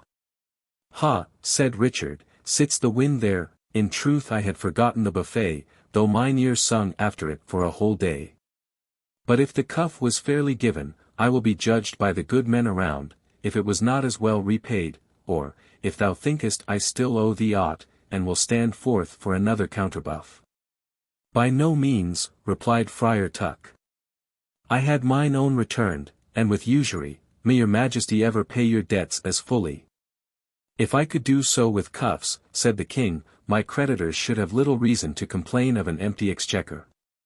And yet, said the friar, resuming his demure hypocritical countenance, I know not what penance I ought to perform for that most sacrilegious blow. Speak no more of it, brother, said the king. After having stood so many cuffs from paynims and misbelievers, I were void of reason to quarrel with the buffet of a clerk so holy as he of Copmanhurst. Yet, mine honest friar, I think it would be best both for the church and thyself, that I should procure a license to unfrock thee, and retain thee as a yeoman of our guard, serving in care of our person. As formerly in attendance upon the altar of St. Dunstan. My liege, said the friar, I humbly crave your pardon, and you would readily grant my excuse, did you but know how the sin of laziness has beset me. St. Dunstan, may he be gracious to us, stands quiet in his niche, though I should forget my orisons in killing a fat buck, I stay out of my cell sometimes a night, doing I wot not what. St. Dunstan never complains, a quiet master he is, and a peaceful, as ever was made of wood. But to be a yeoman in attendance on my sovereign the king, the honour is great, doubtless, yet, if I were but to step aside to comfort a widow in one corner, or to kill a deer in another, it would be, where is the dog priest, says one. Who has seen the accursed tuck, says another. The unfrocked villain destroys more venison than half the country besides, says one keeper, and is hunting after every shy doe in the country, quoth a second. In fine, good my liege, I pray you to leave me as you found me. Or, if in aught you desire to extend your benevolence to me, that I may be considered as the poor clerk of St. Dunstan's cell in Copmanhurst, to whom any small donation will be most thankfully acceptable. I understand thee, said the king, and the holy clerk shall have a grant of vert and venison in my woods of Warncliffe. Mark, however, I will but assign thee 3 bucks every season. But if that do not prove an apology for thy slaying 30, I am no Christian knight nor true king. Your grace may be well assured, said the friar, that, with the grace of St. Dunstan, I shall find the way of multiplying your most bounteous gift. I nothing doubt it, good brother, said the king. And as venison is but dry food, our cellarer shall have orders to deliver to thee a butt of sack, a runlet of malvoisie, and 3 hogsheads of ale of the first strike, yearly. If that will not quench thy thirst, thou must come to court. And become acquainted with my butler. But for St. Dunstan, said the friar, a cope, a stole, and an altar-cloth shalt thou also have, continued the king, crossing himself, but we may not turn our game into earnest, lest God punish us for thinking more on our follies than on his honour and worship. I will answer for my patron, said the priest, joyously. Answer for thyself, friar, said King Richard, something sternly, but immediately stretching out his hand to the hermit, the latter, somewhat abashed, bent his knee, and saluted it. Thou dost less honour to my extended palm than to my clenched fist, said the monarch, thou didst only kneel to the one, and to the other didst prostrate thyself. But the friar, afraid perhaps of again giving offence by continuing the conversation in too jocose a style, a false step to be particularly guarded against by those who converse with monarchs, bowed profoundly, and fell into the rear. At the same time, 2 additional personages appeared on the scene. Chapter 41. All hail to the lordlings of high degree, who live not more happy, though greater than we. Our pastimes to see, under every green tree. In all the gay woodland, right welcome ye be. MacDonald. The newcomers were Wilfred of Ivanhoe, on the prior of Botolph's palfrey, and Geth, who attended him, on the knight's own warhorse. The astonishment of Ivanhoe was beyond bounds, when he saw his master besprinkled with blood, and 6 or 7 dead bodies lying around in the little glade in which the battle had taken place. Nor was he less surprised to see Richard surrounded by so many sylvan attendants, the outlaws, as they seemed to be, of the forest, and a perilous retinue therefore for a prince. He hesitated whether to address the king as the Black Knight-errant, or in what other manner to demean himself towards him. Richard saw his embarrassment. Fear not, Wilfred, he said, to address Richard Plantagenet as himself, since thou sayest him in the company of true English hearts, although it may be they have been urged a few steps aside by warm English blood.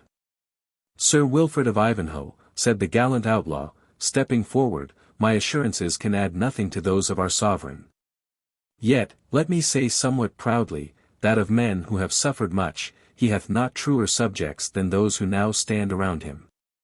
I cannot doubt it, brave man, said Wilfred, since thou art of the number, but what mean these marks of death and danger?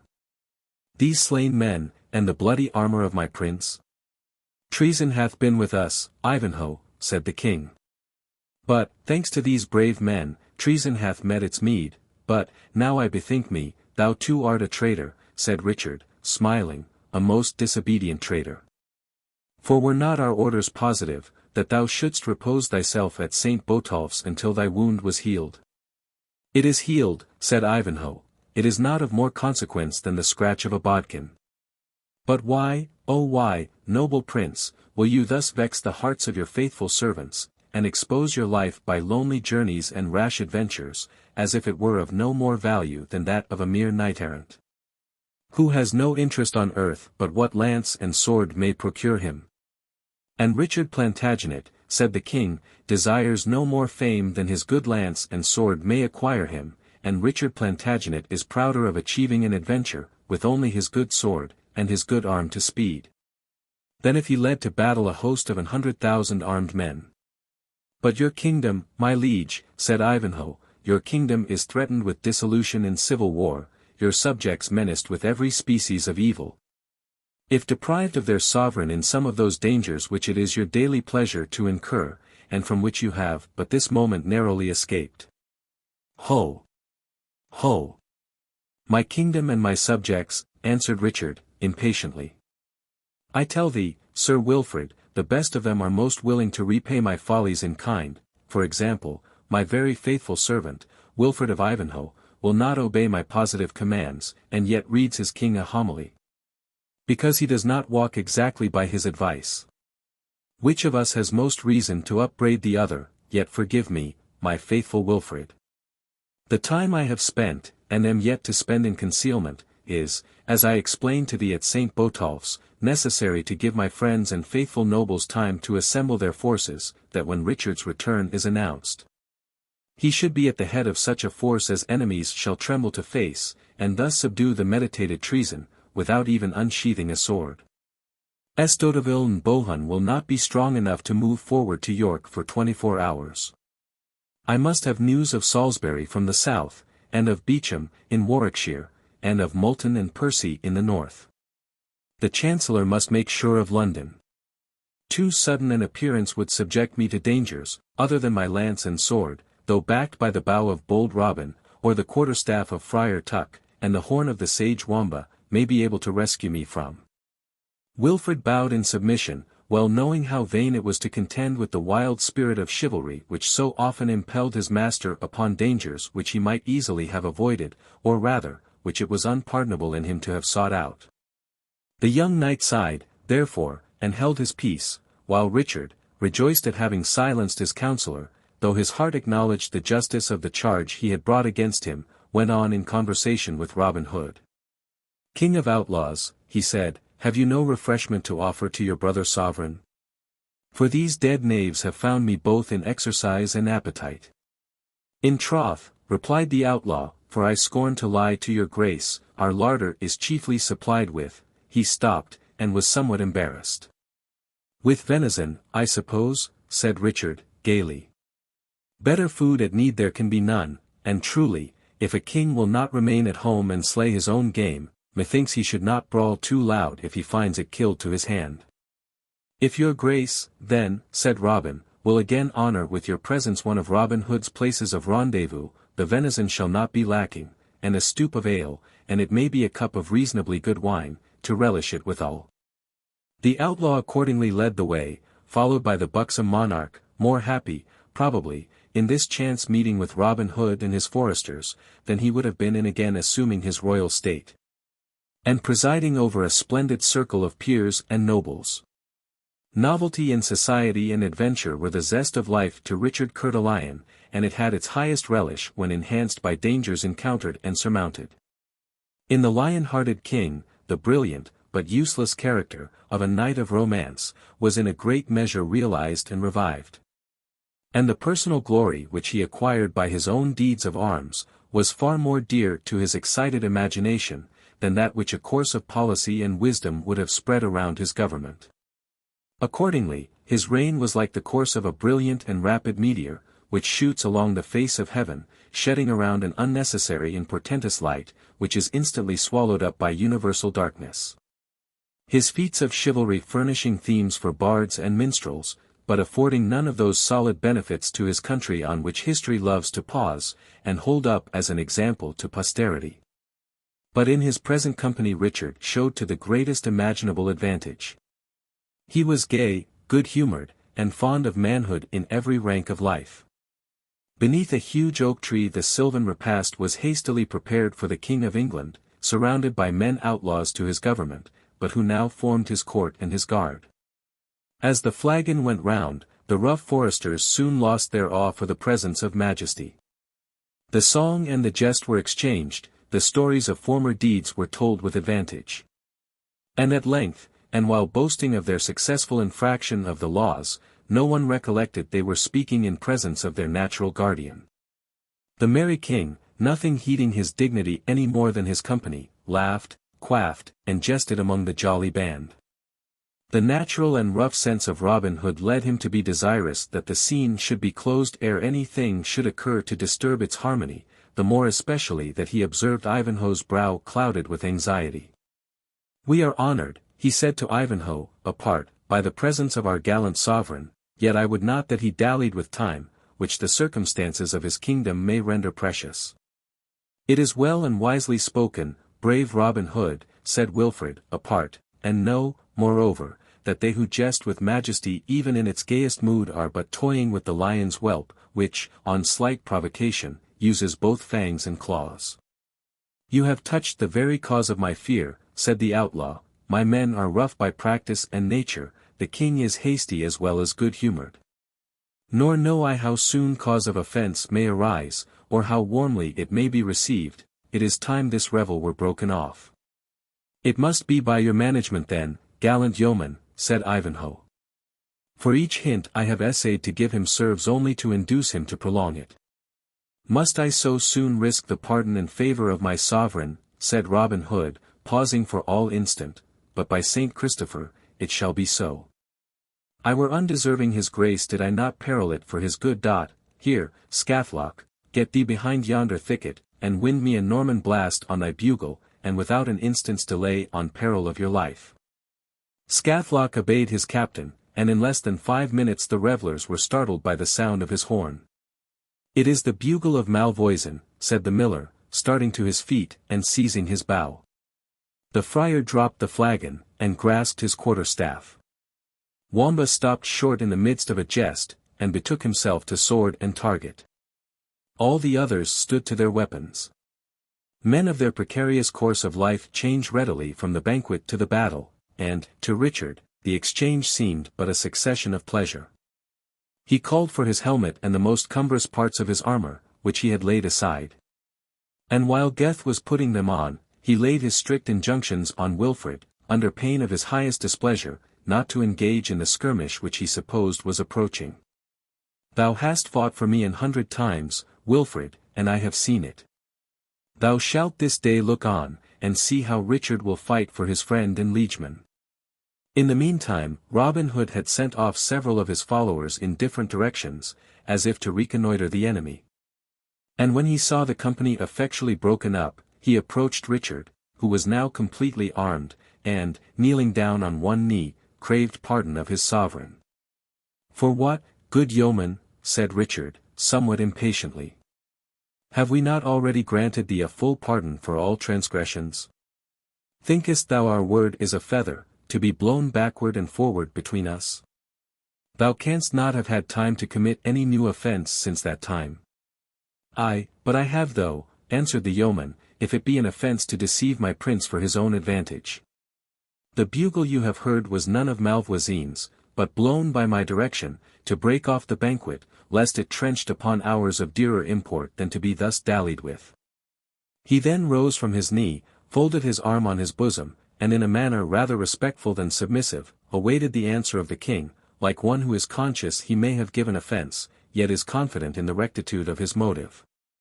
The blood rushed in anger to the countenance of Richard, but it was the first transient emotion, and his sense of justice instantly subdued it.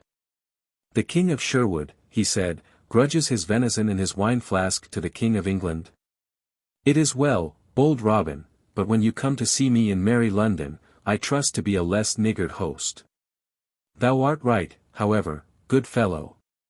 Let us therefore to horse and away, Wilfred has been impatient this hour. Tell me, bold Robin, hast thou never a friend in thy band, who, not content with advising, will needs direct thy motions, and look miserable when thou dost presume to act for thyself?" "Such a one," said Robin, "is my lieutenant, Little John, who is even now absent on an expedition as far as the borders of Scotland." And I will own to your majesty, that I am sometimes displeased by the freedom of his counsels, but, when I think twice, I cannot be long angry with one who can have no motive for his anxiety save zeal for his master's service. Thou art right, good yeoman, answered Richard. And if I had Ivanhoe, on the one hand, to give grave advice, and recommend it by the sad gravity of his brow, and thee, on the other, to trick me into what thou thinkest my own good, I should have as little the freedom of mine own will as any king in Christendom or heathness. But come, sirs, let us merrily on to Koningsberg, and think no more on't. Robin Hood assured them that he had detached a party in the direction of the road they were to pass, who would not fail to discover and apprise them of any secret ambuscade. And that he had little doubt they would find the ways secure, or, if otherwise, would receive such timely notice of the danger as would enable them to fall back on a strong troop of archers, with which he himself proposed to follow on the same route. The wise and attentive precautions adopted for his safety touched Richard's feelings, and removed any slight grudge which he might retain on account of the deception the outlaw captain had practiced upon him. He once more extended his hand to Robin Hood, assured him of his full pardon and future favour, as well as his firm resolution to restrain the tyrannical exercise of the forest rights and other oppressive laws, by which so many English yeomen were driven into a state of rebellion. But Richard's good intentions towards the bold outlaw were frustrated by the king's untimely death, and the charter of the forest was extorted from the unwilling hands of King John when he succeeded to his heroic brother. As for the rest of Robin Hood's career, as well as the tale of his treacherous death, they are to be found in those black-letter garlands, once sold at the low and easy rate of 1 halfpenny, now cheaply purchased at their weight in gold. The outlaw's opinion proved true, and the king, attended by Ivanhoe, Geth, and Wamba, arrived, without any interruption, within view of the castle of Koningsberg, while the sun was yet in the horizon. There are few more beautiful or striking scenes in England, than are presented by the vicinity of this ancient Saxon fortress. The soft and gentle river Don sweeps through an amphitheatre, in which cultivation is richly blended with woodland, and on a mount, ascending from the river, well defended by walls and ditches, rises this ancient edifice, which, as its Saxon name implies, was, previous to the conquest, a royal residence of the kings of England. The outer walls have probably been added by the Normans, but the inner keep bears token of very great antiquity. It is situated on a mount at one angle of the inner court, and forms a complete circle of perhaps 25 feet in diameter.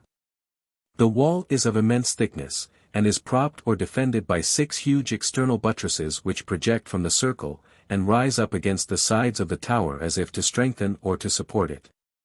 These massive buttresses are solid when they arise from the foundation, and a good way higher up, but are hollowed out towards the top, and terminate in a sort of turrets communicating with the interior of the keep itself. The distant appearance of this huge building, with these singular accompaniments, is as interesting to the lovers of the picturesque, as the interior of the castle is to the eager antiquary, whose imagination it carries back to the days of the Heptarchy.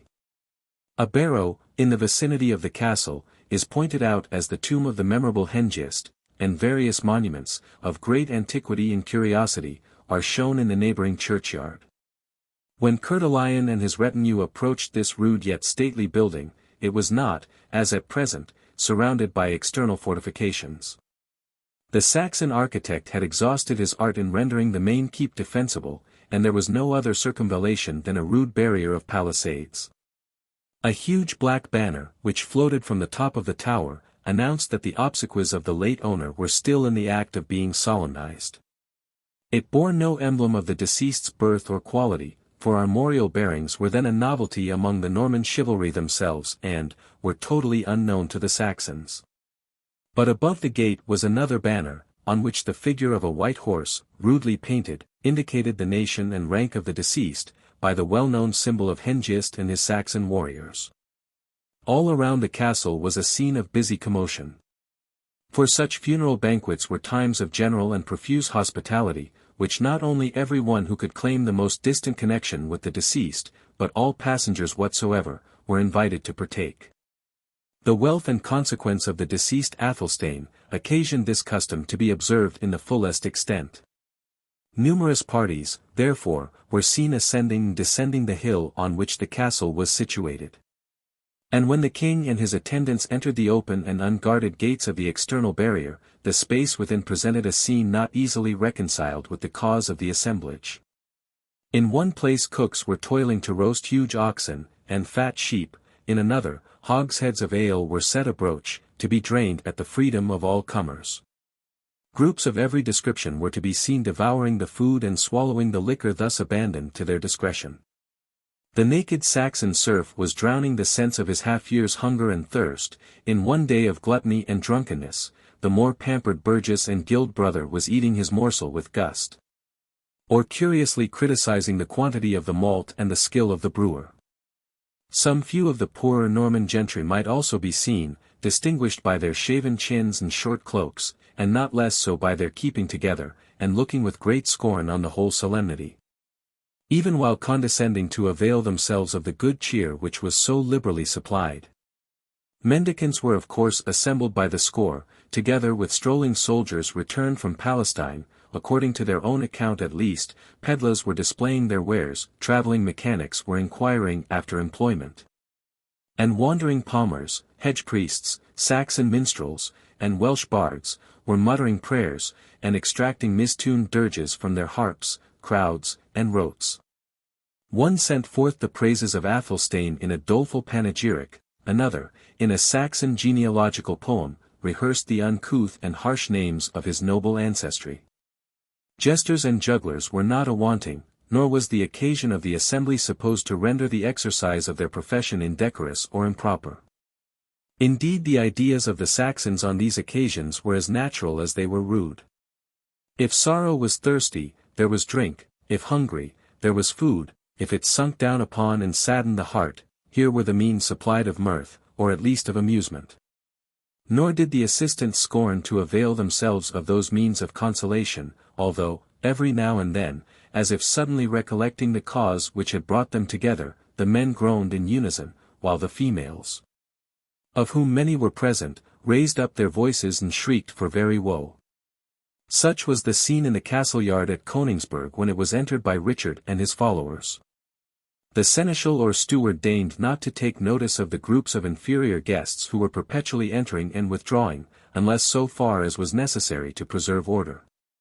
Nevertheless he was struck by the good mien of the monarch and Ivanhoe, more especially as he imagined the features of the latter were familiar to him. Besides, the approach of two knights, for such their dress bespoke them, was a rare event at a Saxon solemnity, and could not but be regarded as a sort of honor to the deceased and his family. And in his sable dress, and holding in his hand his white wand of office, this important personage made way through the miscellaneous assemblage of guests, thus conducting Richard and Ivanhoe to the entrance of the tower.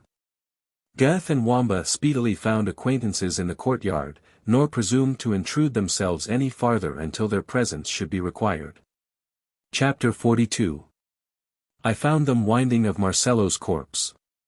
And there was such a solemn melody, twixt doleful songs, tears, and sad elegies, such as old grandams, watching by the dead, are wont to outwear the night with. Old play. The mode of entering the great tower of Koningsberg Castle is very peculiar, and partakes of the rude simplicity of the early times in which it was erected.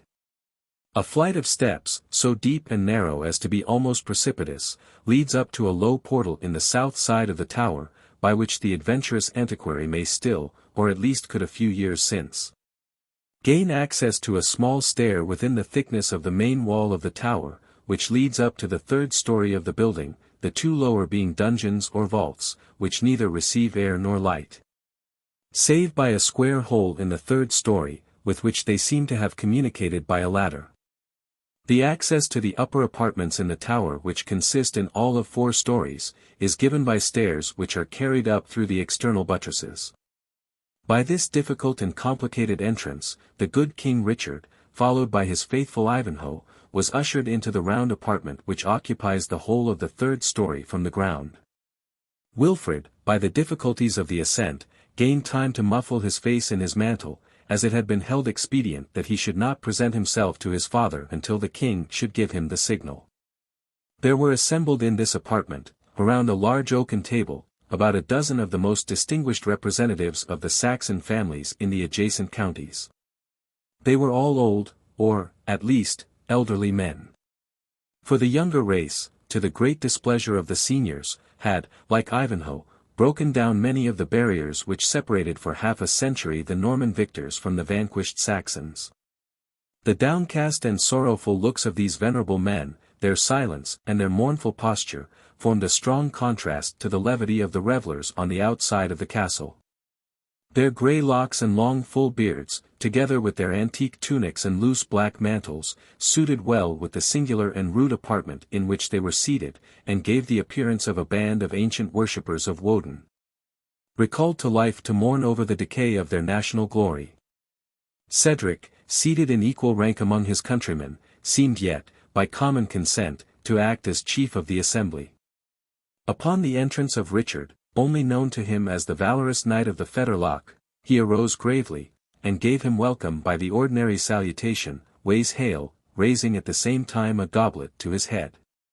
The king, no stranger to the customs of his English subjects, returned the greeting with the appropriate words, "Drink hail," and partook of a cup which was handed to him by the sewer. The same courtesy was offered to Ivanhoe, who pledged his father in silence, supplying the usual speech by an inclination of his head, lest his voice should have been recognized. When this introductory ceremony was performed, Cedric arose, and, extending his hand to Richard, conducted him into a small and very rude chapel, which was excavated, as it were, out of one of the external buttresses. As there was no opening, saving a little narrow loophole, the place would have been nearly quite dark but for two flambeaux or torches, which showed, by a red and smoky light, the arched roof and naked walls, the rude altar of stone, and the crucifix of the same material. Before this altar was placed a bier, and on each side of this bier kneeled 3 priests, who told their beads, and muttered their prayers, with the greatest signs of external devotion. For this service a splendid solscat was paid to the convent of St. Edmund's by the mother of the deceased. And, that it might be fully deserved, the whole brethren, saving the lame sacristan, had transferred themselves to Königsberg, where, while 6 of their number were constantly on guard in the performance of divine rites by the bier of Athelstane, the others failed not to take their share of the refreshments and amusements which went on at the castle. In maintaining this pious watch and ward, the good monks were particularly careful not to interrupt their hymns for an instant, lest Zernbach, the ancient Saxon Apollyon, should lay his clutches on the departed Athelstane. Nor were they less careful to prevent any unhallowed layman from touching the pall, which, having been that used at the funeral of St. Edmund, was liable to be desecrated, if handled by the profane. If, in truth, these attentions could be of any use to the deceased, he had some right to expect them at the hands of the brethren of St. Edmund's, since, besides 100 mancuses of gold paid down as the sole ransom, the mother of Athelstane had announced her intention of endowing that foundation with the better part of the lands of the deceased, in order to maintain perpetual prayers for his soul, and that of her departed husband.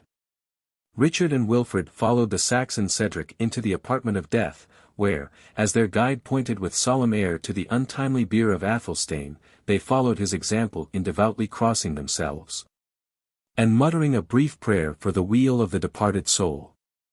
This act of pious charity performed, Cedric again motioned them to follow him, gliding over the stone floor with a noiseless tread. And, after ascending a few steps, opened with great caution the door of a small oratory, which adjoined to the chapel. It was about 8 feet square, hollowed, like the chapel itself, out of the thickness of the wall. And the loophole, which enlightened it, being to the west, and widening considerably as it sloped inward, a beam of the setting sun found its way into its dark recess, and showed a female of a dignified mien, and whose countenance retained the marked remains of majestic beauty. Her long mourning robes and her flowing wimple of black cypress, enhanced the whiteness of her skin, and the beauty of her light-colored and flowing tresses, which time had neither thinned or mingled with silver. Her countenance expressed the deepest sorrow that is consistent with resignation. On the stone table before her stood a crucifix of ivory, beside which was laid a missal, having its pages richly illuminated, and its boards adorned with clasps of gold, and bosses of the same precious metal. Noble Edith, said Cedric, after having stood a moment silent, as if to give Richard and Wilfred time to look upon the lady of the mansion, these are worthy strangers, come to take a part in thy sorrows. And this, in especial, is the valiant knight who fought so bravely for the deliverance of him for whom we this day mourn. His bravery has my thanks, returned the lady, although it be the will of heaven that it should be displayed in vain. I thank, too, his courtesy, and that of his companion, which hath brought them hither to behold the widow of Adeling, the mother of Athelstane, in her deep hour of sorrow and lamentation. To your care, kind kinsman, I entrust them, satisfied that they will want no hospitality which these sad walls can yet afford. The guests bowed deeply to the mourning parent, and withdrew from their hospitable guide. Another winding stair conducted them to an apartment of the same size with that which they had first entered, occupying indeed the story immediately above. From this room, ere yet the door was opened, proceeded a low and melancholy strain of vocal music. When they entered, they found themselves in the presence of about 20 matrons and maidens of distinguished Saxon lineage. For maidens, Rowena leading the choir, raised a hymn for the soul of the deceased, of which we have only been able to decipher 2 or 3 stanzas. Dust unto dust. To this all must. The tenant hath resigned. The faded form. To waste and worm. Corruption claims her kind. Through paths unknown. Thy soul hath flown.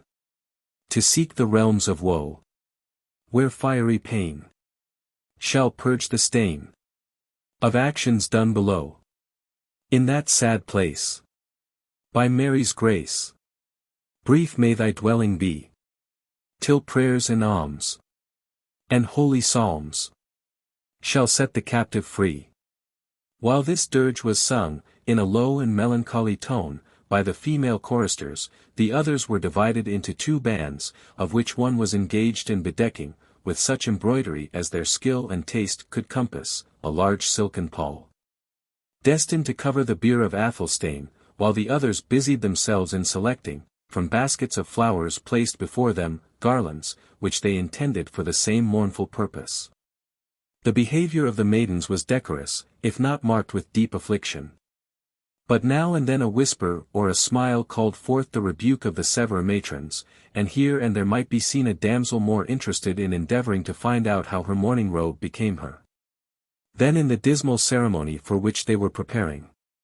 Neither was this propensity, if we must needs confess the truth, at all diminished by the appearance of 2 strange knights, which occasioned some looking up, peeping, and whispering. Rowena alone, too proud to be vain, paid her greeting to her deliverer with a graceful courtesy. Her demeanor was serious, but not dejected. And it may be doubted whether thoughts of Ivanhoe, and of the uncertainty of his fate, did not claim as great a share in her gravity as the death of her kinsman. To Cedric, however, who, as we have observed, was not remarkably clear-sighted on such occasions, the sorrow of his ward seemed so much deeper than any of the other maidens, that he deemed it proper to whisper the explanation: she was the affianced bride of the noble Athelstane. It may be doubted whether this communication went a far way to increase Wilfred's disposition to sympathize with the mourners of Königsberg. Having thus formally introduced the guests to the different chambers in which the obsequies of Athelstane were celebrated under different forms, Cedric conducted them into a small room, destined, as he informed them, for the exclusive accommodation of honorable guests, whose more slight connection with the deceased might render them unwilling to join those who were immediately affected by the unhappy event. He assured them of every accommodation, and was about to withdraw when the Black Knight took his hand. "I crave to remind you, noble Thane," he said, "that when we last parted, you promised, for the service I had the fortune to render you, to grant me a boon." "It is granted ere named, noble knight," said Cedric. "Yet, at this sad moment, of that also," said the king, "I have bethought me, but my time is brief, neither does it seem to me unfit, that, when closing the grave on the noble Athelstane, we should deposit therein certain prejudices and hasty opinions." "Sir Knight of the Fetterlock," said Cedric, colouring, and interrupting the king in his turn, "I trust your boon regards yourself and no other, for in that which concerns the honour of my house, it is scarce fitting that a stranger should mingle. Nor do I wish to mingle, said the king, mildly, unless in so far as you will admit me to have an interest. As yet you have known me but as the Black Knight of the Fetterlock, know me now as Richard Plantagenet. Richard of Anjou! Exclaimed Cedric, stepping backward with the utmost astonishment. No, noble Cedric, Richard of England, whose deepest interest, whose deepest wish, is to see her sons united with each other. And, how now, worthy Thane? Hast thou no knee for thy prince? To Norman blood, said Cedric, it hath never bended. Reserve thine homage then, said the monarch, until I shall prove my right to it by my equal protection of Normans and English. Prince, answered Cedric, I have ever done justice to thy bravery and thy worth, nor am I ignorant of thy claim to the crown through thy descent from Matilda, niece to Edgar Atheling, and daughter to Malcolm of Scotland. But Matilda, though of the royal Saxon blood, was not the heir to the monarchy. I will not dispute my title with thee, noble Thane, said Richard, calmly. But I will bid thee look around thee, and see where thou wilt find another to be put into the scale against it. And hast thou wandered hither, prince, to tell me so? Said Cedric, to upbraid me with the ruin of my race, ere the grave has closed o'er the last scion of Saxon royalty? His countenance darkened as he spoke. It was boldly, it was rashly done. Not so, by the holy rood, replied the king. It was done in the frank confidence which one brave man may repose in another, without a shadow of danger. Thou sayest well, Sir King, for king I own thou art, and wilt be, despite of my feeble opposition. I dare not take the only mode to prevent it, though thou hast placed the strong temptation within my reach. And now to my boon, said the king, which I ask not with one jot the less confidence, that thou hast refused to acknowledge my lawful sovereignty. I require of thee, as a man of thy word, on pain of being held faithless, mansworn, and nidering, to forgive and receive to thy paternal affection the good knight, Wilfred of Ivanhoe. In this reconciliation thou wilt own I have an interest, the happiness of my friend, and the quelling of dissension among my faithful people. And this is Wilfred, said Cedric, pointing to his son. My father, said Ivanhoe, prostrating himself at Cedric's feet, grant me thy forgiveness. Thou hast it, my son, said Cedric, raising him up. The son of Hereward knows how to keep his word, even when it has been passed to a Norman. But let me see thee use the dress and costume of thy English ancestry, no short cloaks, no gay bonnets, no fantastic plumage in my decent household. He that would be the son of Cedric, must show himself of English ancestry. Thou art about to speak, he added, sternly, and I guess the topic.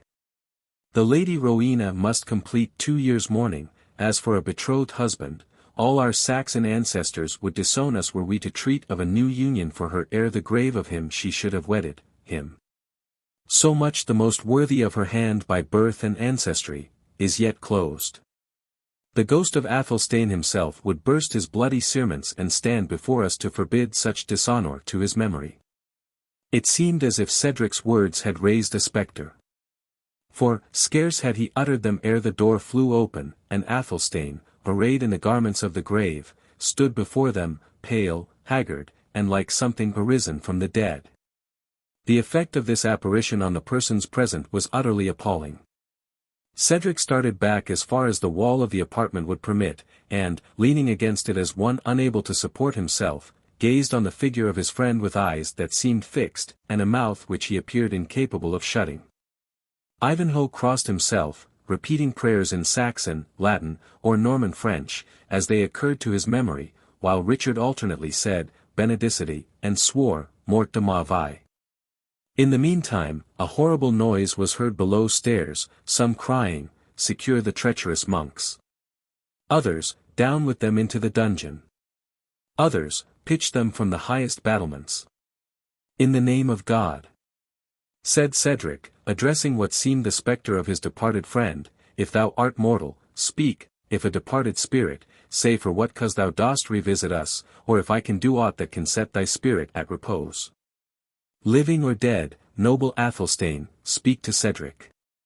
"I will," said the spectre, very composedly, "when I have collected breath, and when you give me time." "Alive, saidst thou?" "I am as much alive as he can be who has fed on bread and water for 3 days, which seem 3 ages, yes, bread and water, Father Cedric. By heaven, and all saints in it, better food hath not passed my weason for 3 livelong days, and by God's providence it is that I am now here to tell it." "Why, noble Athelstane," said the Black Knight, "I myself saw you struck down by the fierce Templar towards the end of the storm at Torquilstone, and as I thought, and Wamba reported, your skull was cloven through the teeth." "You thought amiss, Sir Knight," said Athelstane, "and Wamba lied. My teeth are in good order, and that my supper shall presently find, no thanks to the Templar though, whose sword turned in his hand, so that the blade struck me flatlings, being averted by the handle of the good mace with which I warded the blow. Had my steel cap been on, I had not valued it a rush, and had dealt him such a counterbuff as would have spoilt his retreat. But as it was, down I went, stunned, indeed, but unwounded. Others, of both sides, were beaten down and slaughtered above me, so that I never recovered my senses until I found myself in a coffin, an open one, by good luck, placed before the altar of the church of St. Edmund's. I sneezed repeatedly, groaned, awakened and would have arisen, when the sacristan and abbot, full of terror, came running at the noise, surprised, doubtless, and no way pleased to find the man alive, whose heirs they had proposed themselves to be. I asked for wine, they gave me some, but it must have been highly medicated, for I slept yet more deeply than before, and wakened not for many hours. I found my arms swathed down, my feet tied so fast that mine ankles ache at the very remembrance. The place was utterly dark, the oubliette, as I suppose, of their accursed convent, and from the close, stifled, damp smell. I conceive it is also used for a place of sepulture. I had strange thoughts of what had befallen me, when the door of my dungeon creaked, and 2 villain monks entered. They would have persuaded me I was in purgatory, but I knew too well the pursy short-breathed voice of the Father Abbot. "Saint Jeremy!" How different from that tone with which he used to ask me for another slice of the haunch. "The dog has feasted with me from Christmas to Twelfth Night." "Have patience, noble Athelstane," said the king, "take breath, tell your story at leisure, beshrew me but such a tale is as well worth listening to as a romance."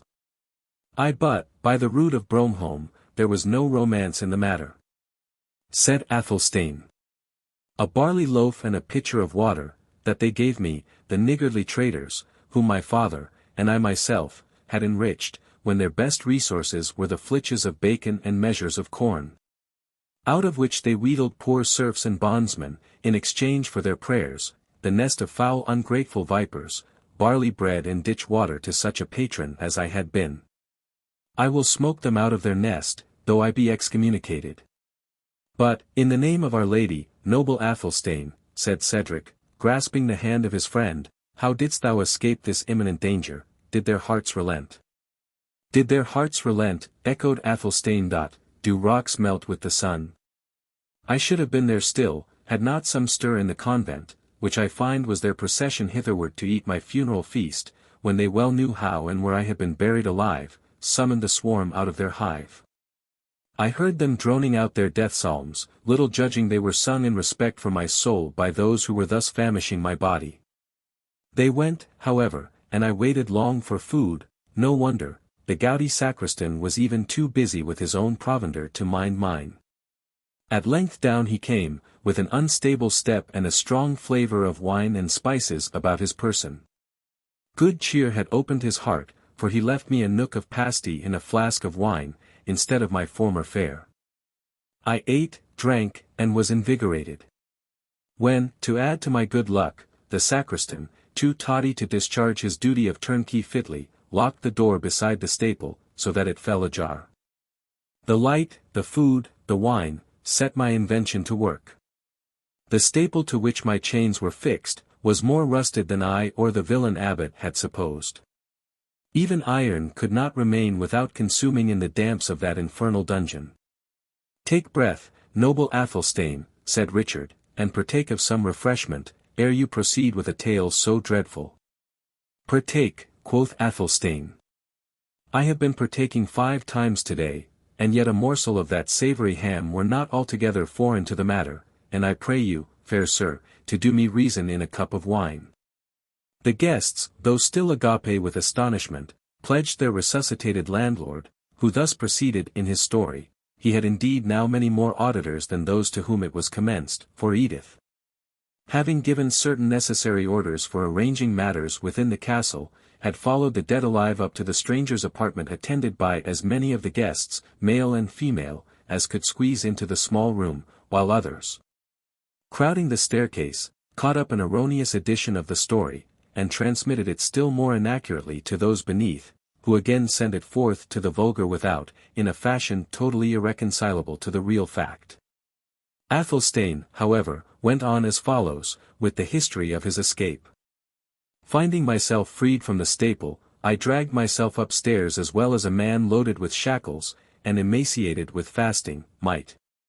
And after much groping about, I was at length directed, by the sound of a jolly roundelay, to the apartment where the worthy sacristan, and it so please ye, was holding a devil's mass with a huge beetle-browed, broad-shouldered brother of the grey frock and cowl, who looked much more like a thief than a clergyman. I burst in upon them, and the fashion of my grave clothes, as well as the clanking of my chains, made me more resemble an inhabitant of the other world than of this. Both stood aghast. But when I knocked down the sacristan with my fist, the other fellow, his pot companion, fetched a blow at me with a huge quarter-staff. "This must be our Friar Tuck, for a count's ransom," said Richard, looking at Ivanhoe. "He may be the devil, and he will," said Athelstane. Fortunately he missed the aim, and on my approaching to grapple with him, took to his heels and ran for it. I failed not to set my own heels at liberty by means of the fetter key, which hung amongst others at the sexton's belt. And I had thoughts of beating out the knave's brains with the bunch of keys, but gratitude for the nook of pasty in the flask of wine which the rascal had imparted to my captivity, came over my heart. So, with a brace of hearty kicks, I left him on the floor, pouched some baked meat, and a leathern bottle of wine, with which the 2 venerable brethren had been regaling, went to the stable, and found in a private stall mine own best palfrey, which, doubtless, had been set apart for the Holy Father Abbot's particular use. Hither I came with all the speed the beast could compass, man and mother's son flying before me wherever I came, taking me for a spectre, the more especially as, to prevent my being recognized, I drew the corpse hood over my face. I had not gained admittance into my own castle, had I not been supposed to be the attendant of a juggler who is making the people in the castle yard very merry.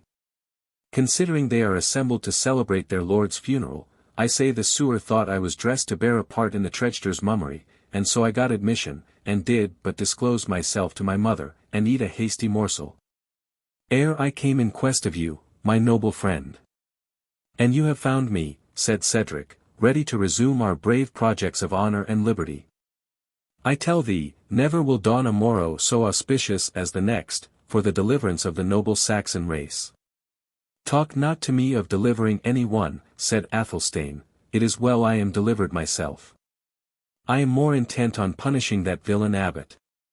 He shall hang on the top of this castle of Königsberg, in his cope and stole.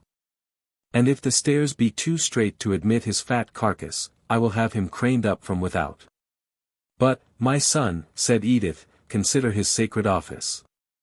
Consider my 3 days' fast, replied Athelstane. I will have their blood every one of them. Front de Bœuf was burnt alive for a less matter, for he kept a good table for his prisoners, only put too much garlic in his last dish of pottage. But these hypocritical, ungrateful slaves, so often the self-invited flatterers at my board, who gave me neither pottage nor garlic, more or less, they die, by the soul of Hengist. But the Pope, my noble friend, said Cedric. But the devil, my noble friend, answered Athelstane, they die, and no more of them. Were they the best monks upon earth, the world would go on without them. For shame, noble Athelstane, said Cedric, forget such wretches in the career of glory which lies open before thee. Tell this Norman prince, Richard of Anjou, that, lion-hearted as he is, he shall not hold undisputed the throne of Alfred, while a male descendant of the Holy Confessor lives to dispute it. How, said Athelstane, is this the noble King Richard? It is Richard Plantagenet himself, said Cedric, yet I need not remind thee that, coming hither a guest of free will, he may neither be injured nor detained prisoner, thou well knowest thy duty to him as his host. Ay, by my faith, said Athelstane, and my duty as a subject besides, for I here tender him my allegiance, heart and hand. My son, said Edith, think on thy royal rights. Think on the freedom of England, degenerate prince, said Cedric. Mother and friend, said Athelstane, a truce to your upbraidings. Bread and water in a dungeon are marvellous mortifiers of ambition, and I rise from the tomb a wiser man than I descended into it. One half of those vain follies were puffed into mine ear by that perfidious abbot Wolfram, and you may now judge if he is a counsellor to be trusted. Since these plots were set in agitation, I have had nothing but hurried journeys, indigestions, blows and bruises, imprisonments and starvation, besides that they can only end in the murder of some thousands of quiet folk. I tell you, I will be king in my own domains, and nowhere else, and my first act of dominion shall be to hang the abbot. And my ward Rowena, said Cedric, I trust you intend not to desert her. Father Cedric, said Athelstane, be reasonable. The Lady Rowena cares not for me, she loves the little finger of my kinsman Wilfred's glove better than my whole person. There she stands to avouch it, nay, blush not, kinswoman, there is no shame in loving a courtly knight better than a country franklin, and do not laugh neither, Rowena, for grave clothes and a thin visage are, God knows, no matter of merriment, nay. And thou wilt needs laugh, I will find thee a better jest, give me thy hand, or rather lend it me, for I but ask it in the way of friendship. Here, cousin Wilfred of Ivanhoe, in thy favour I renounce and abjure, hey! By Saint Dunstan, our cousin Wilfred hath vanished, yet, unless my eyes are still dazzled with the fasting I have undergone, I saw him stand there but even now. All now looked around and inquired for Ivanhoe, but he had vanished. It was at length discovered that a Jew had been to seek him, and that, after very brief conference, he had called for Geth and his armour, and had left the castle. Fair cousin, said Athelstane to Rowena, could I think that this sudden disappearance of Ivanhoe was occasioned by other than the weightiest reason, I would myself resume. But he had no sooner let go her hand. On first observing that Ivanhoe had disappeared, than Rowena, who had found her situation extremely embarrassing, had taken the first opportunity to escape from the apartment. Certainly, quoth Athelstane, women are the least to be trusted of all animals, monks and abbots excepted. I am an infidel, if I expected not thanks from her, and perhaps a kiss to boot, these cursed graveclothes have surely a spell on them, every one flies from me. To you I turn, noble King Richard, with the vows of allegiance, which, as a liege subject. But King Richard was gone also, and no one knew whither. At length it was learned that he had hastened to the courtyard, summoned to his presence the Jew who had spoken with Ivanhoe, and after a moment's speech with him, had called vehemently to horse, thrown himself upon a steed, compelled the Jew to mount another, and set off at a rate, which, according to Wamba, rendered the old Jew's neck not worth a penny's purchase. By my halidome, said Athelstane, it is certain that Zernbach hath possessed himself of my castle in my absence. I return in my grave clothes, a pledge restored from the very sepulchre, and every one I speak to vanishes as soon as they hear my voice, but it skills not talking of it. Come, my friends, such of you as are left, follow me to the banquet hall, lest any more of us disappear. It is, I trust, as yet tolerably furnished, as becomes the obsequies of an ancient Saxon noble. And should we tarry any longer, who knows but the devil may fly off with the supper. Chapter 43. Be Mowbray's sins so heavy in his bosom, that they may break his foaming courser's back, and throw the rider headlong in the lists. A caitiff recreant. Richard II. Our scene now returns to the exterior of the castle, or preceptory, of Templestowe, about the hour when the bloody die was to be cast for the life or death of Rebecca. It was a scene of bustle and life, as if the whole vicinity had poured forth its inhabitants to a village wake, or rural feast. But the earnest desire to look on blood and death, is not peculiar to those dark ages. Though in the gladiatorial exercise of single combat and general tourney, they were habituated to the bloody spectacle of brave men falling by each other's hands. Even in our own days, when morals are better understood, an execution, a bruising match, a riot, or a meeting of radical reformers, collects, at considerable hazard to themselves, immense crowds of spectators, otherwise little interested. Except to see how matters are to be conducted, or whether the heroes of the day are, in the heroic language of insurgent tailors, flints or dunghills. The eyes, therefore, of a very considerable multitude, were bent on the gate of the preceptory of Templestowe, with the purpose of witnessing the procession. While still greater numbers had already surrounded the tiltyard belonging to that establishment. This enclosure was formed on a piece of level ground adjoining to the preceptory, which had been levelled with care, for the exercise of military and chivalrous sports. It occupied the brow of a soft and gentle eminence, was carefully palisaded around, and, as the Templars willingly invited spectators to be witnesses of their skill in feats of chivalry, was amply supplied with galleries and benches for their use. On the present occasion, a throne was erected for the Grand Master at the east end, surrounded with seats of distinction for the preceptors and knights of the order.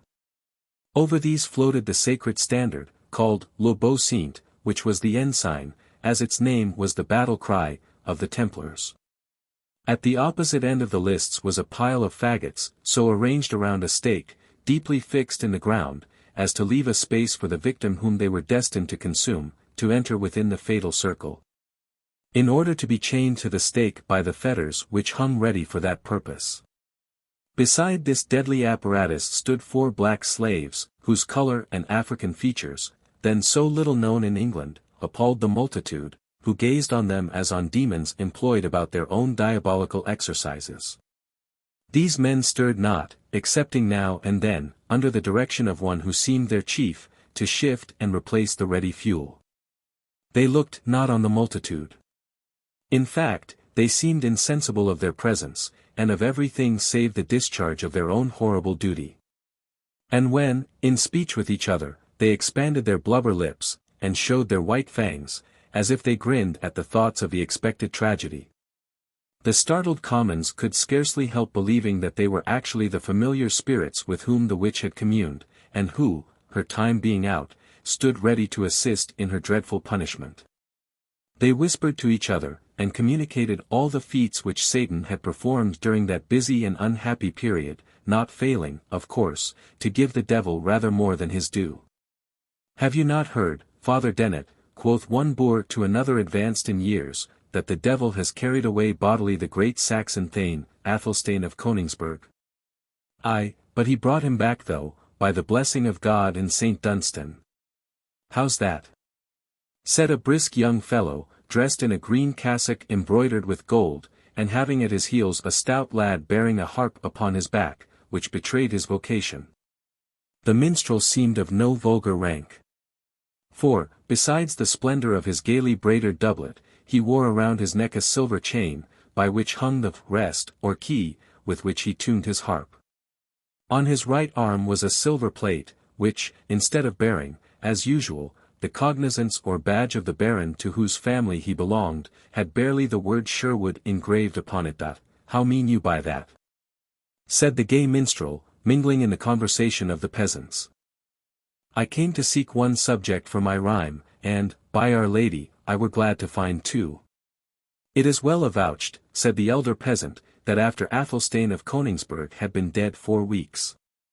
"That is impossible," said the minstrel, "I saw him in life at the passage of arms at Ashby de la Zouche." "Dead, however, he was, or else translated," said the younger peasant, "for I heard the monks of St. Edmund's singing the death's hymn for him, and, moreover, there was a rich death meal and dole at the castle of Königsberg, as right was. And thither had I gone, but for Mabel Parkins, who—" "Aye, dead was Athelstane," said the old man, shaking his head, and the more pity it was, for the old Saxon blood. "But, your story, my masters, your story," said the minstrel, somewhat impatiently. "Aye, construe us the story," said a burly friar, who stood beside them, leaning on a pole that exhibited an appearance between a pilgrim's staff and a quarter-staff, and probably acted as either when occasion served. Your story, said the stalwart churchman. Burn not daylight about it, we have short time to spare. And please your reverence, said Dennet, a drunken priest came to visit the sacristan at St. Edmund's, It does not please my reverence, answered the churchman, that there should be such an animal as a drunken priest, or, if there were, that a layman should so speak him. Be mannerly, my friend, and conclude the holy man only wrapped in meditation, which makes the head dizzy and foot unsteady, as if the stomach were filled with new wine. I have felt it myself.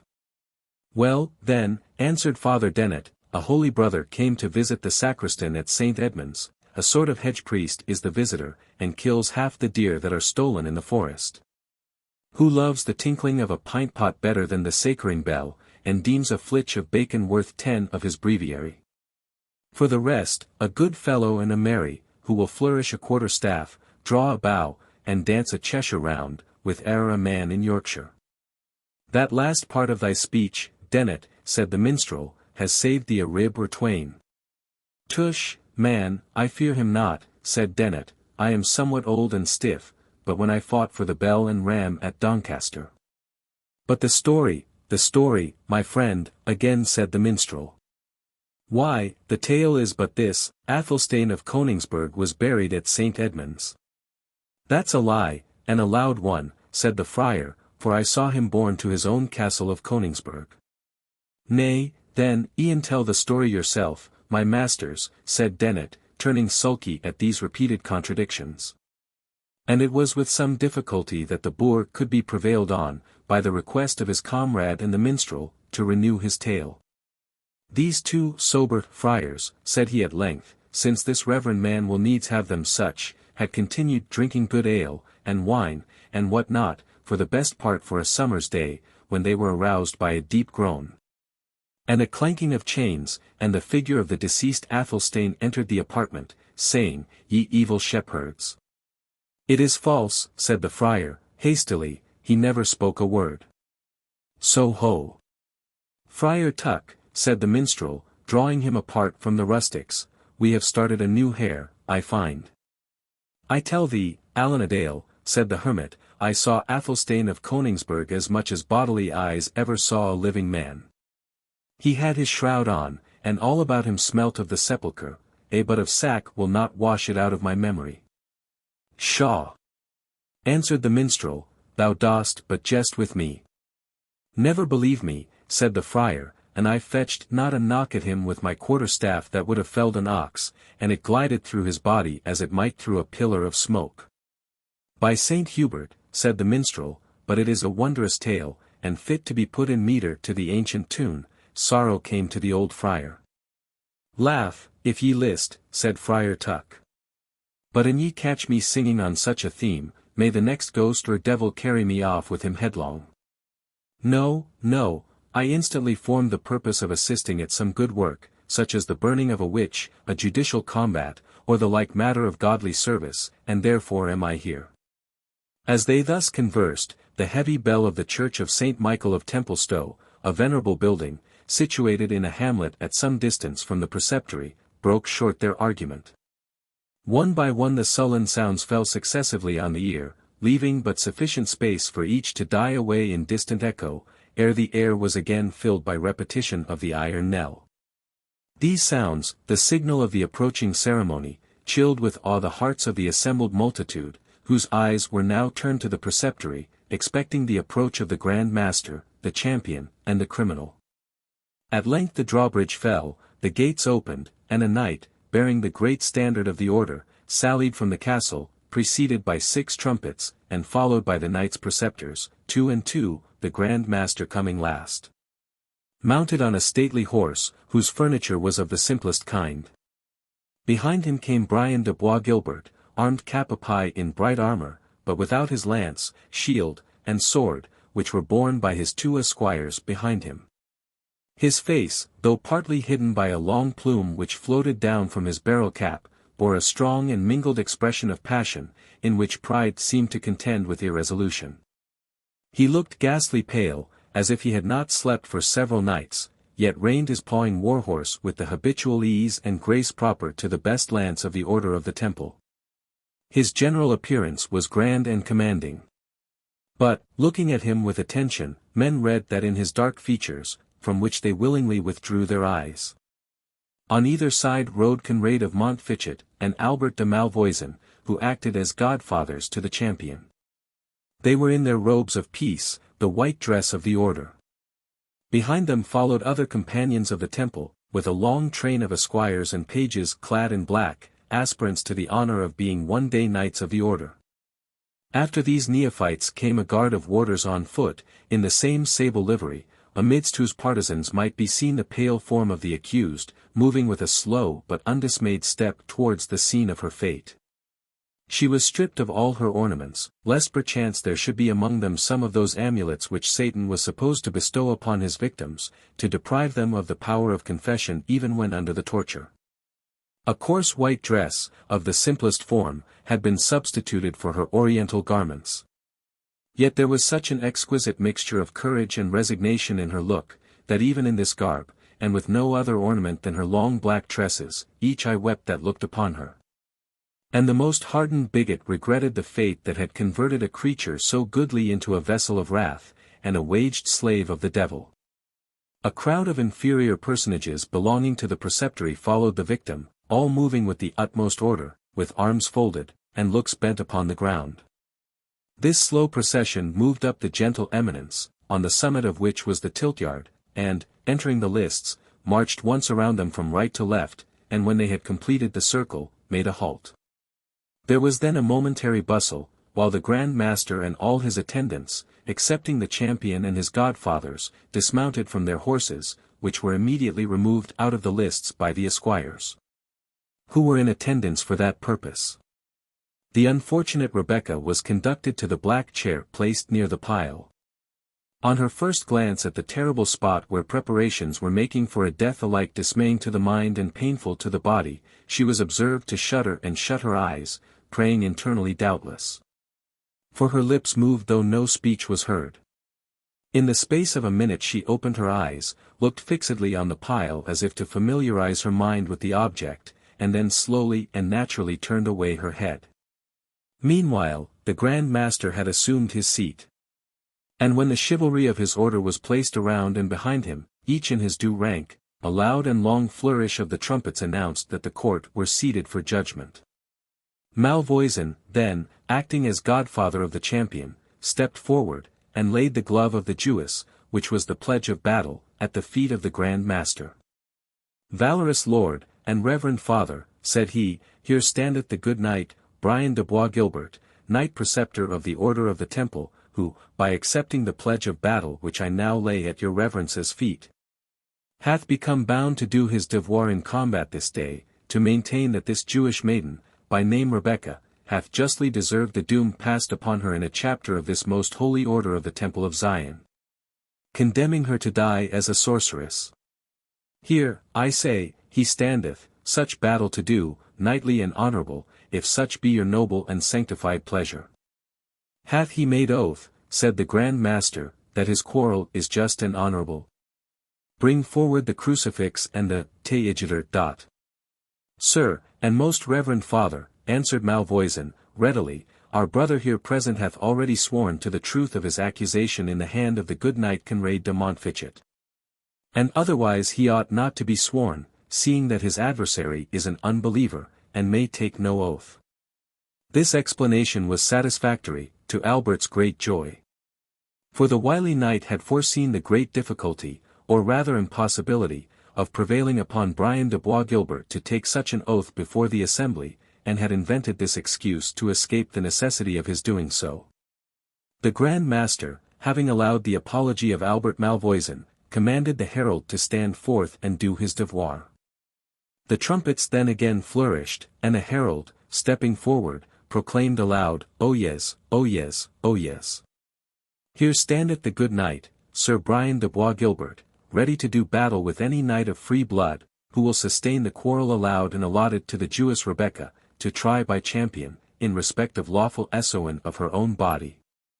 And to such champion the reverend and valorous Grand Master here present allows a fair field, an equal partition of sun and wind, and whatever else appertains to a fair combat. The trumpets again sounded, and there was a dead pause of many minutes. No champion appears for the appellant, said the Grand Master. Go, herald, and ask her whether she expects any one to do battle for her in this her cause. The herald went to the chair in which Rebecca was seated, and Bois Guilbert suddenly turning his horse's head toward that end of the lists, in spite of hints on either side from Malvoisin and Montfichet, was by the side of Rebecca's chair as soon as the herald.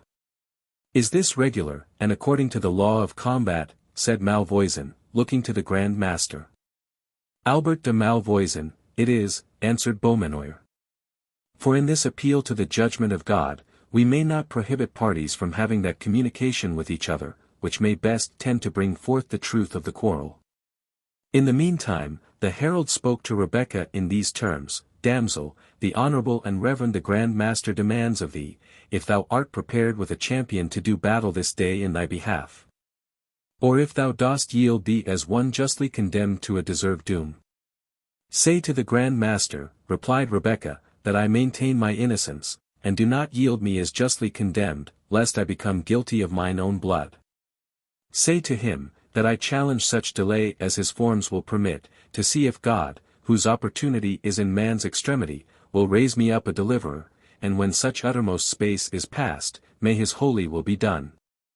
The herald retired to carry this answer to the Grand Master.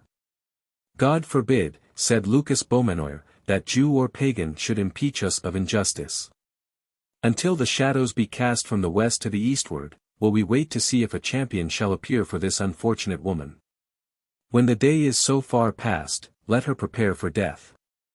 The herald communicated the words of the Grand Master to Rebecca, who bowed her head submissively, folded her arms, and, looking up towards heaven, seemed to expect that aid from above which she could scarce promise herself from man.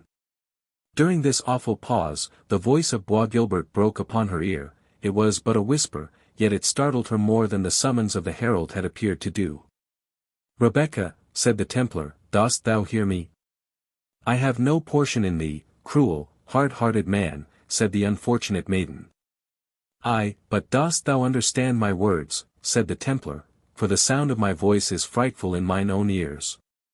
I scarce know on what ground we stand, or for what purpose they have brought us hither. This listed space, that chair, these faggots, I know their purpose, and yet it appears to me like something unreal, the fearful picture of a vision, which appalls my sense with hideous fantasies, but convinces not my reason.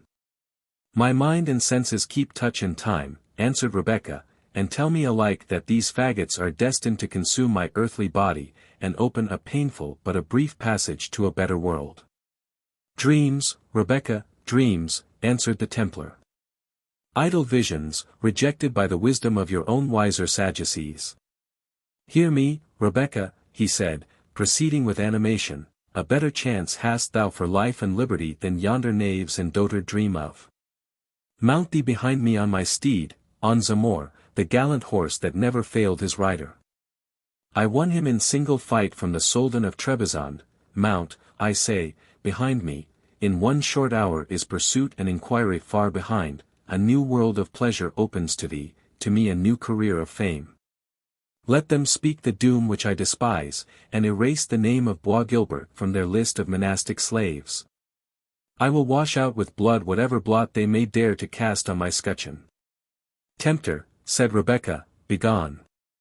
Not in this last extremity canst thou move me one hair's breadth from my resting place. Surrounded as I am by foes, I hold thee as my worst and most deadly enemy. Avoid thee, in the name of God.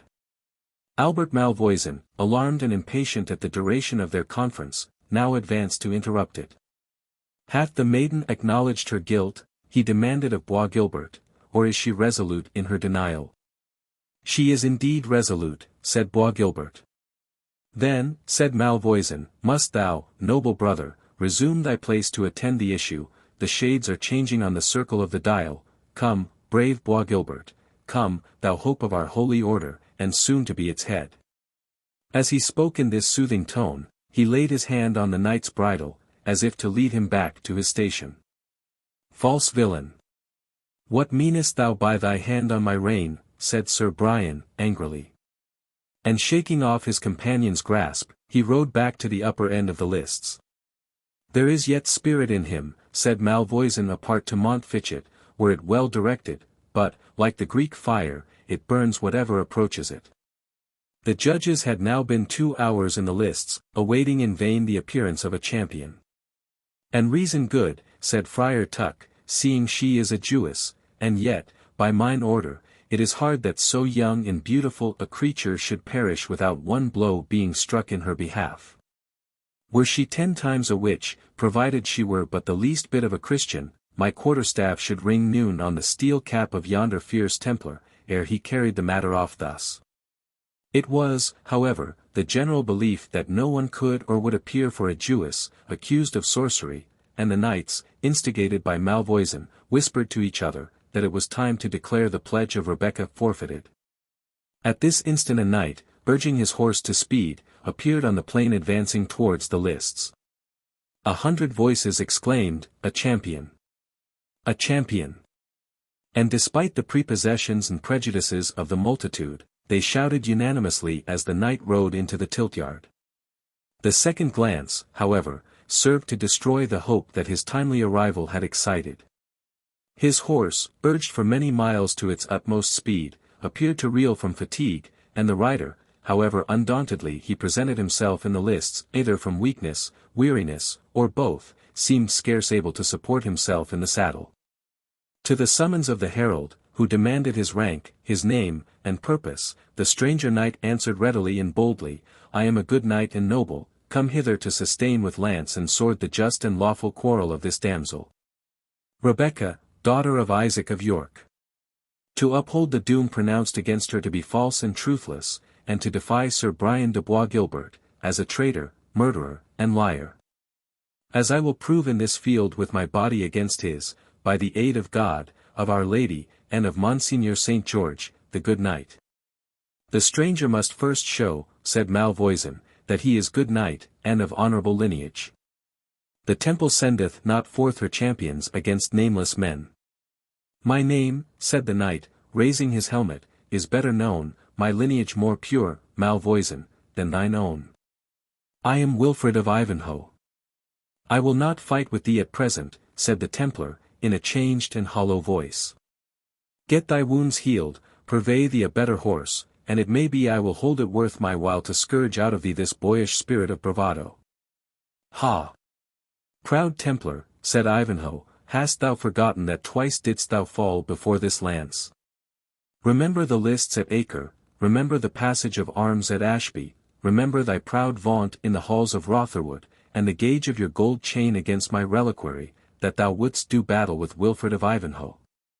And recover the honour thou hadst lost. By that reliquary and the holy relic it contains, I will proclaim thee, Templar, a coward in every court in Europe, in every preceptory of thine order, unless thou do battle without farther delay.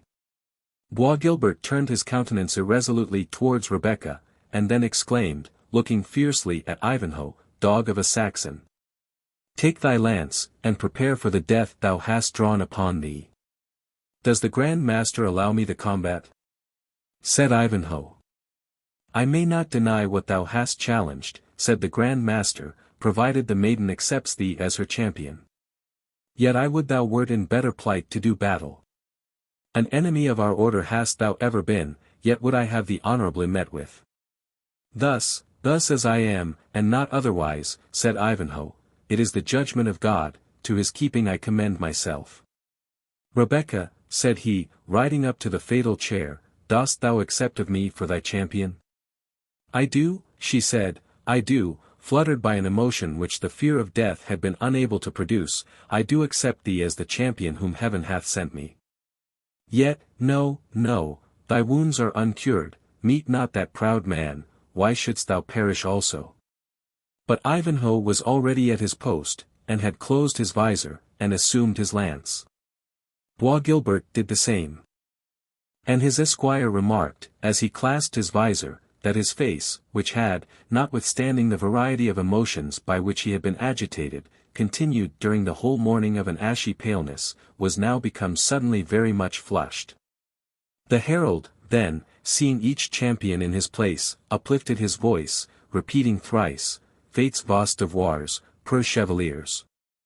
After the third cry, he withdrew to one side of the lists, and again proclaimed, that none, on peril of instant death, should dare, by word, cry, or action, to interfere with or disturb this fair field of combat.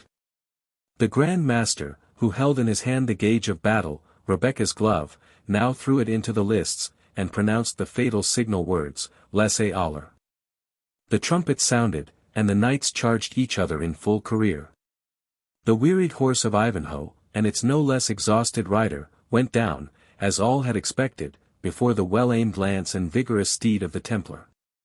This issue of the combat all had foreseen. But although the spear of Ivanhoe did but, in comparison, touch the shield of Bois Guilbert, that champion, to the astonishment of all who beheld it reeled in his saddle, lost his stirrups, and fell in the lists. Ivanhoe, extricating himself from his fallen horse, was soon on foot, hastening to mend his fortune with his sword, but his antagonist arose not. Wilfred, placing his foot on his breast, and the sword's point to his throat, commanded him to yield him, or die on the spot. Bois Guilbert returned no answer. Slay him not, Sir Knight, cried the Grand Master, unshriven and unabsolved, kill not body and soul. We allow him vanquished. He descended into the lists, and commanded them to unhelm the conquered champion. His eyes were closed, the dark red flush was still on his brow. As they looked on him in astonishment, the eyes opened, but they were fixed and glazed. The flush passed from his brow, and gave way to the pallid hue of death. Unscathed by the lance of his enemy, he had died a victim to the violence of his own contending passions. This is indeed the judgment of God, said the Grand Master, looking upwards, fiat voluntas tua. Chapter 44. So. Now 'tis ended, like an old wife's story. Webster. When the first moments of surprise were over, Wilfred of Ivanhoe demanded of the Grand Master, as judge of the field, if he had manfully and rightfully done his duty in the combat. Manfully and rightfully hath it been done, said the Grand Master. I pronounce the maiden free and guiltless, the arms and the body of the deceased knight are at the will of the victor. I will not despoil him of his weapons, said the Knight of Ivanhoe, nor condemn his corpse to shame, he hath fought for Christendom, God's arm, no human hand, hath this day struck him down. But let his obsequies be private, as becomes those of a man who died in an unjust quarrel. And for the maiden. He was interrupted by a clattering of horses' feet, advancing in such numbers, and so rapidly, as to shake the ground before them. And the Black Knight galloped into the lists. He was followed by a numerous band of men-at-arms, and several knights in complete armor. I am too late, he said, looking around him. I had doomed Bois Guilbert for mine own property. Ivanhoe, was this well, to take on thee such a venture, and thou scarce able to keep thy saddle? Heaven, my liege, answered Ivanhoe, hath taken this proud man for its victim. He was not to be honored in dying as your will had designed. Peace be with him, said Richard, looking steadfastly on the corpse, if it may be so, he was a gallant knight, and has died in his steel harness full knightly. But we must waste no time, Bohun, do thine office. A knight stepped forward from the king's attendants, and, laying his hand on the shoulder of Albert de Malvoisin, said, I arrest thee of high treason. The Grand Master had hitherto stood astonished at the appearance of so many warriors. He now spoke. Who dares to arrest a knight of the Temple of Zion, within the girth of his own preceptory, and in the presence of the Grand Master? And by whose authority is this bold outrage offered? I make the arrest, replied the knight, I, Henry Bohun, Earl of Essex, Lord High Constable of England. And he arrests Malvoisin, said the king, raising his visor, by the order of Richard Plantagenet, here present. Conrade Montfichet, it is well for thee thou art born no subject of mine but for thee, Malvoisin, thou deest with thy brother Philip, ere the world be a week older. "I will resist thy doom," said the Grand Master. "Proud Templar," said the king, "thou canst not. Look up, and behold the royal standard of England floats over thy towers instead of thy temple banner. Be wise, Beaumanoir, and make no bootless opposition, thy hand is in the lion's mouth." "I will appeal to Rome against thee," said the Grand Master, "for usurpation on the immunities and privileges of our order." "Be it so," said the king, "but for thine own sake tax me not with usurpation now. Dissolve thy chapter, and depart with thy followers to thy next preceptory, if thou canst find one, which has not been made the scene of treasonable conspiracy against the King of England, or, if thou wilt, remain, to share our hospitality. And behold our justice. To be a guest in the house where I should command," said the Templar, "never, chaplains, raise the psalm, quaere furmurant gentes. Knights, squires, and followers of the Holy Temple, prepare to follow the banner of Beau Saint." The Grand Master spoke with a dignity which confronted even that of England's king himself, and inspired courage into his surprised and dismayed followers. They gathered around him like the sheep around the watch-dog, when they hear the baying of the wolf. But they evinced not the timidity of the scared flock, there were dark brows of defiance, and looks which menaced the hostility they dared not to proffer in words. They drew together in a dark line of spears, from which the white cloaks of the knights were visible among the dusky garments of their retainers, like the lighter-colored edges of a sable cloud. The multitude, who had raised a clamorous shout of reprobation, paused and gazed in silence on the formidable and experienced body to which they had unwarily bade defiance, and shrunk back from their front. The Earl of Essex, when he beheld them pause in their assembled force, dashed the rowels into his charger's sides, and galloped backwards and forwards to array his followers, in opposition to a band so formidable. Richard alone, as if he loved the danger his presence had provoked, rode slowly along the front of the Templars, calling aloud, "What, sirs? Among so many gallant knights, will none dare splinter a spear with Richard, sirs of the Temple? Your ladies are but sunburned, if they are not worth the shiver of a broken lance." "The brethren of the Temple," said the Grand Master, riding forward in advance of their body, "fight not on such idle and profane quarrel, and not with thee, Richard of England, shall a Templar cross lance in my presence. The Pope and princes of Europe shall judge our quarrel, and whether a Christian prince has done well in buckling the cause which thou hast today adopted. If unassailed, we depart assailing no one. To thine honor we refer the armor and household goods of the order which we leave behind us, and on thy conscience we lay the scandal and offense thou hast this day given to Christendom." With these words, and without waiting a reply, the Grand Master gave the signal of departure. Their trumpets sounded a wild march, of an oriental character, which formed the usual signal for the Templars to advance. They changed their array from a line to a column of march, and moved off as slowly as their horses could step, as if to show it was only the will of their Grand Master, and no fear of the opposing and superior force, which compelled them to withdraw. "By the splendor of Our Lady's brow," said King Richard, "it is pity of their lives that these Templars are not so trusty as they are disciplined and valiant." The multitude, like a timid cur which waits to bark till the object of its challenge has turned his back, raised a feeble shout as the rear of the squadron left the ground. During the tumult which attended the retreat of the Templars, Rebecca saw and heard nothing. She was locked in the arms of her aged father, giddy, and almost senseless, with the rapid change of circumstances around her. But one word from Isaac at length recalled her scattered feelings. "Let us go," he said, "my dear daughter, my recovered treasure, let us go to throw ourselves at the feet of the good youth." "Not so," said Rebecca, "oh no, no, no, I must not at this moment dare to speak to him, alas. I should say more than, no, my father, let us instantly leave this evil place." "But, my daughter," said Isaac, "to leave him who hath come forth like a strong man with his spear and shield, holding his life as nothing, so he might redeem thy captivity. And thou, too, the daughter of a people strange unto him and his, this is service to be thankfully acknowledged." It is, most thankfully, most devoutly acknowledged," said Rebecca. "It shall be still more so, but not now, for the sake of thy beloved Rachel, father, grant my request, not now."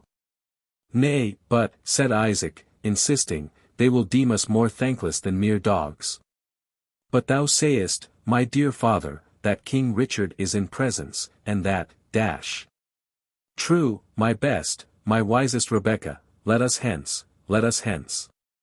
Money he will lack, for he has just returned from Palestine, and, as they say, from prison, and pretext for exacting it, should he need any, may arise out of my simple traffic with his brother John. Away, away, let us hence. And hurrying his daughter in his turn, he conducted her from the lists, and by means of conveyance which he had provided, transported her safely to the house of the Rabbi Nathan. The Jewess, whose fortunes had formed the principal interest of the day, having now retired unobserved, the attention of the populace was transferred to the Black Knight. They now filled the air with "Long life to Richard with the Lion's Heart," and "Down with the usurping Templars." Notwithstanding all this lip loyalty, said Ivanhoe to the Earl of Essex, it was well the king took the precaution to bring thee with him, noble Earl, and so many of thy trusty followers. The Earl smiled and shook his head. Gallant Ivanhoe, said Essex, dost thou know our master so well, and yet suspect him of taking so wise a precaution? I was drawing towards York having heard that Prince John was making head there, when I met King Richard, like a true knight-errant, galloping hither to achieve in his own person this adventure of the Templar and the Jewess, with his own single arm. I accompanied him with my band, almost maugre his consent. And what news from York, brave Earl, said Ivanhoe, will the rebels bide us there? No more than December's snow will bide July's sun, said the Earl, they are dispersing. And who should come posting to bring us the news, but John himself? The traitor. The ungrateful insolent traitor, said Ivanhoe, did not Richard order him into confinement? Oh! He received him, answered the Earl, as if they had met after a hunting party.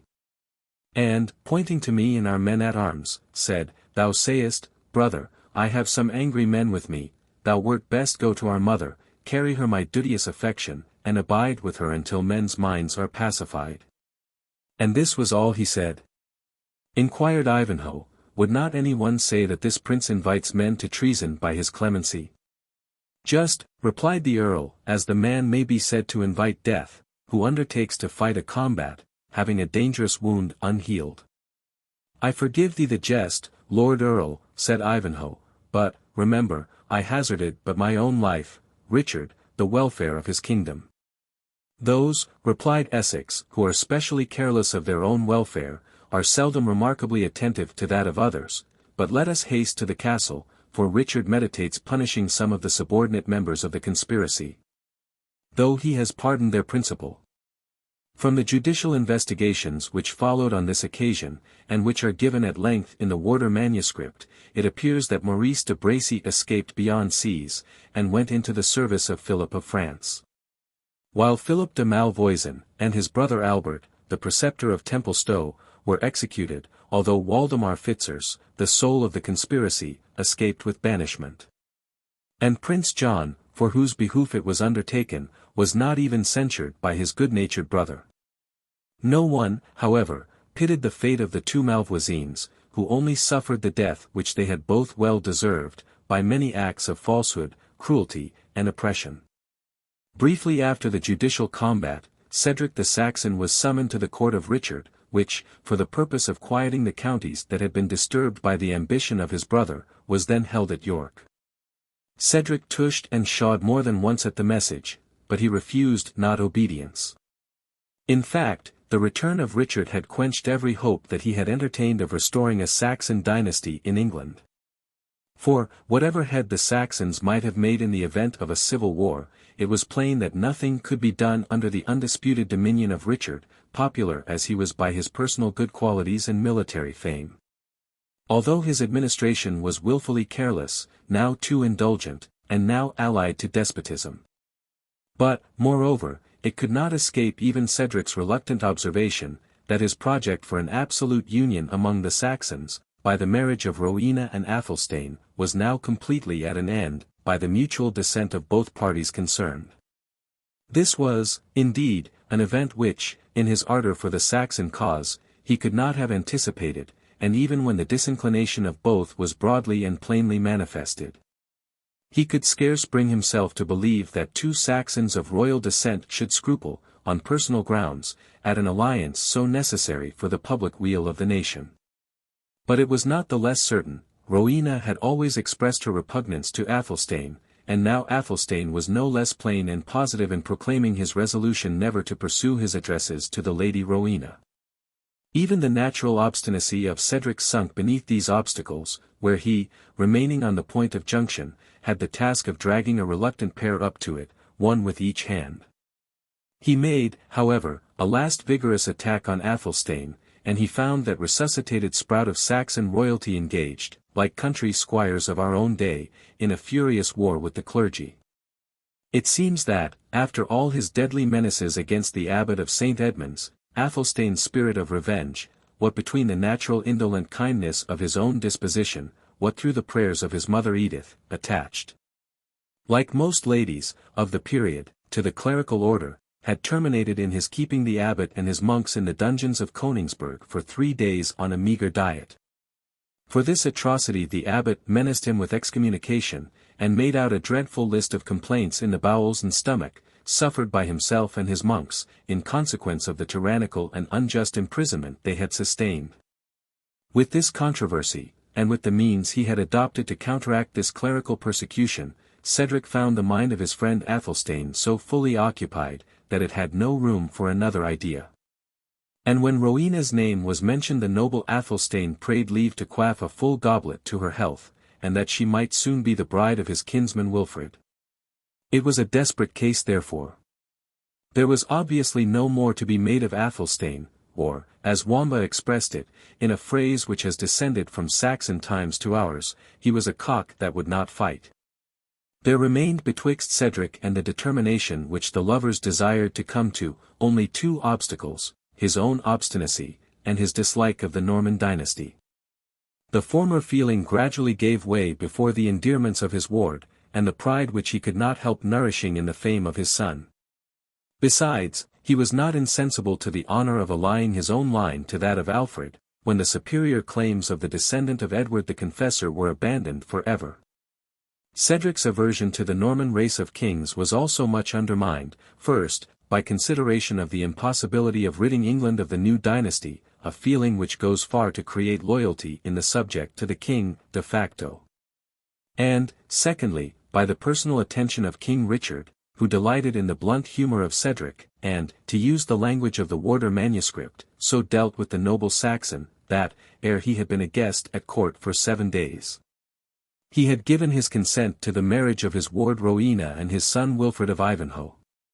The nuptials of our hero, thus formally approved by his father, were celebrated in the most august of temples, the noble minster of York. The king himself attended, and from the countenance which he afforded on this and other occasions to the distressed and hitherto degraded Saxons, gave them a safer and more certain prospect of attaining their just rights than they could reasonably hope from the precarious chance of a civil war.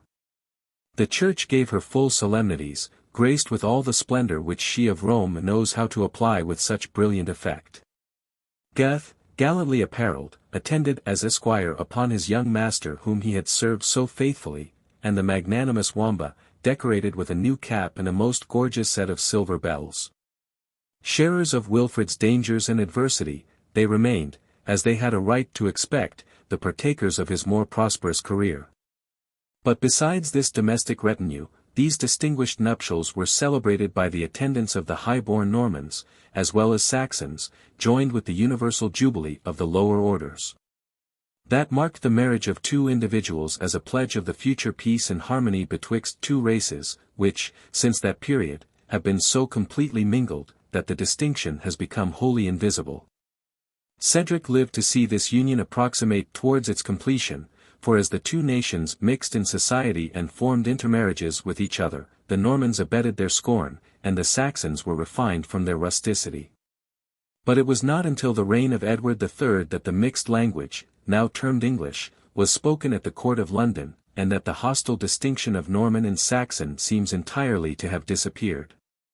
It was upon the 2nd morning after this happy bridal, that the Lady Rowena was made acquainted by her handmaid Elgitha, that a damsel desired admission to her presence, and solicited that their parley might be without witness. Rowena wondered, hesitated, became curious, and ended by commanding the damsel to be admitted, and her attendants to withdraw. She entered, a noble and commanding figure, the long white veil, in which she was shrouded, overshadowing rather than concealing the elegance and majesty of her shape.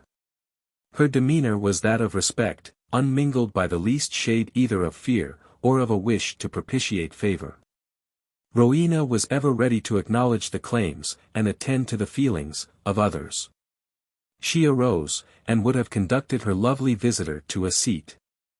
But the stranger looked at Elgitha, and again intimated a wish to discourse with the Lady Rowena alone.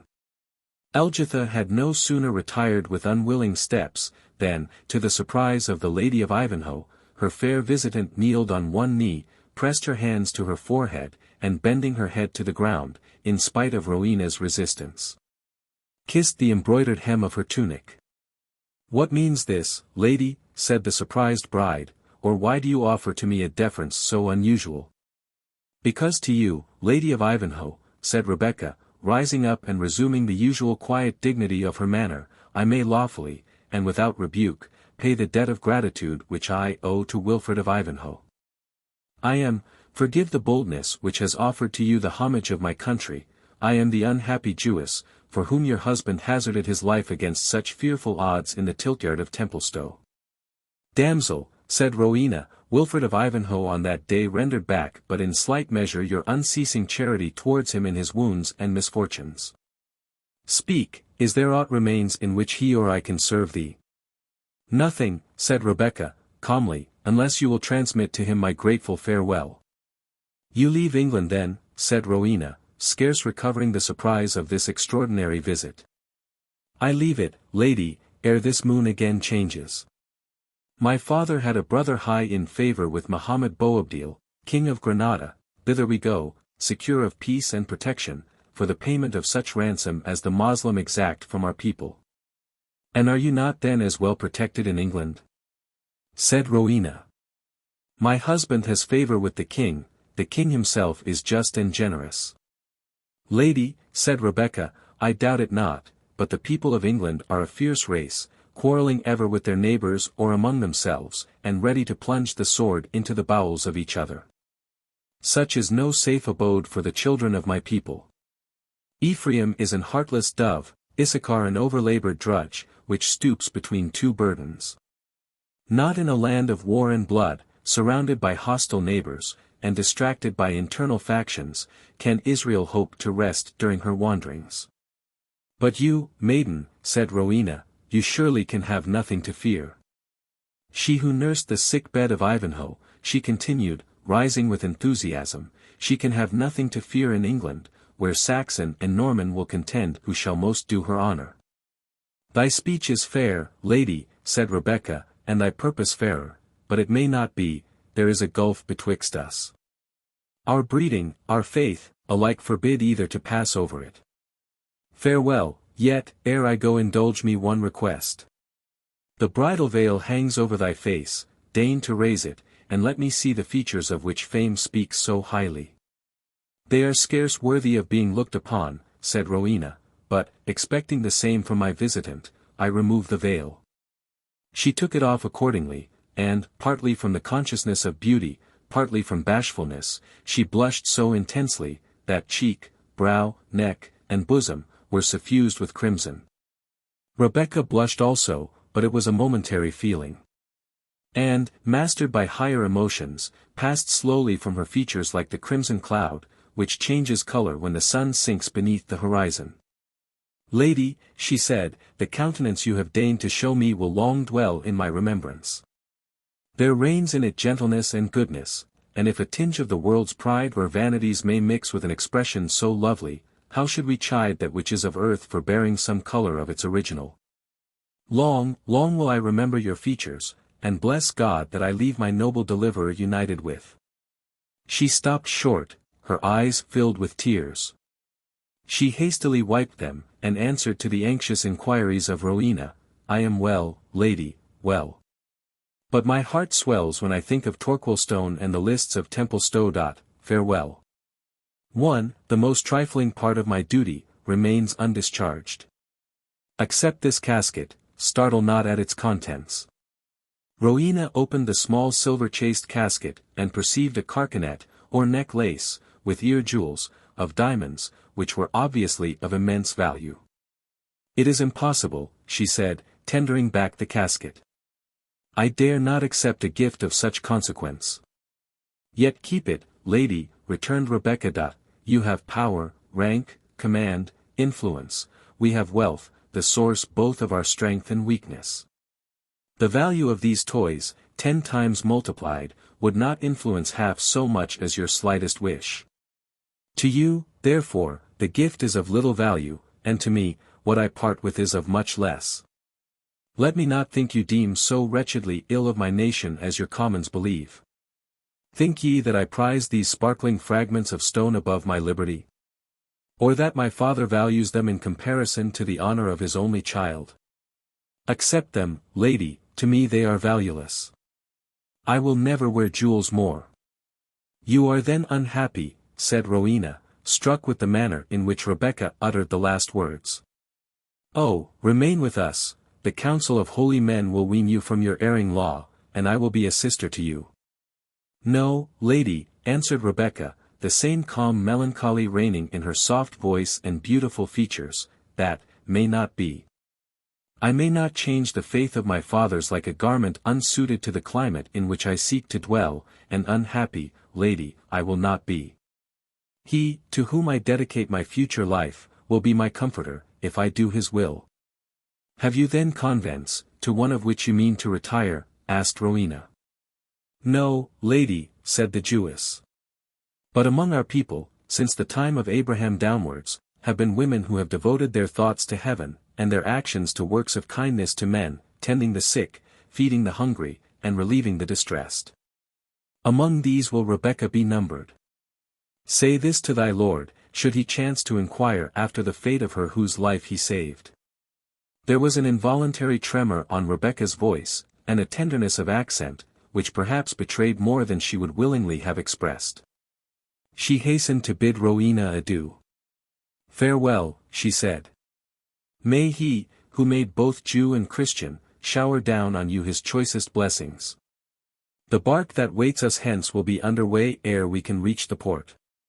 She glided from the apartment, leaving Rowena surprised as if a vision had passed before her. The fair Saxon related the singular conference to her husband, on whose mind it made a deep impression. He lived long and happily with Rowena, for they were attached to each other by the bonds of early affection, and they loved each other the more, from the recollection of the obstacles which had impeded their union. Yet it would be inquiring too curiously to ask, whether the recollection of Rebecca's beauty and magnanimity did not recur to his mind more frequently than the fair descendant of Alfred might altogether have approved. Ivanhoe distinguished himself in the service of Richard, and was graced with farther marks of the royal favour.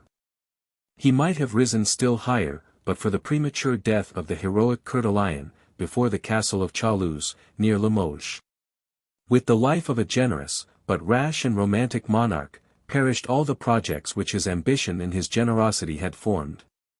To whom may be applied, with a slight alteration, the lines composed by Johnson for Charles of Sweden.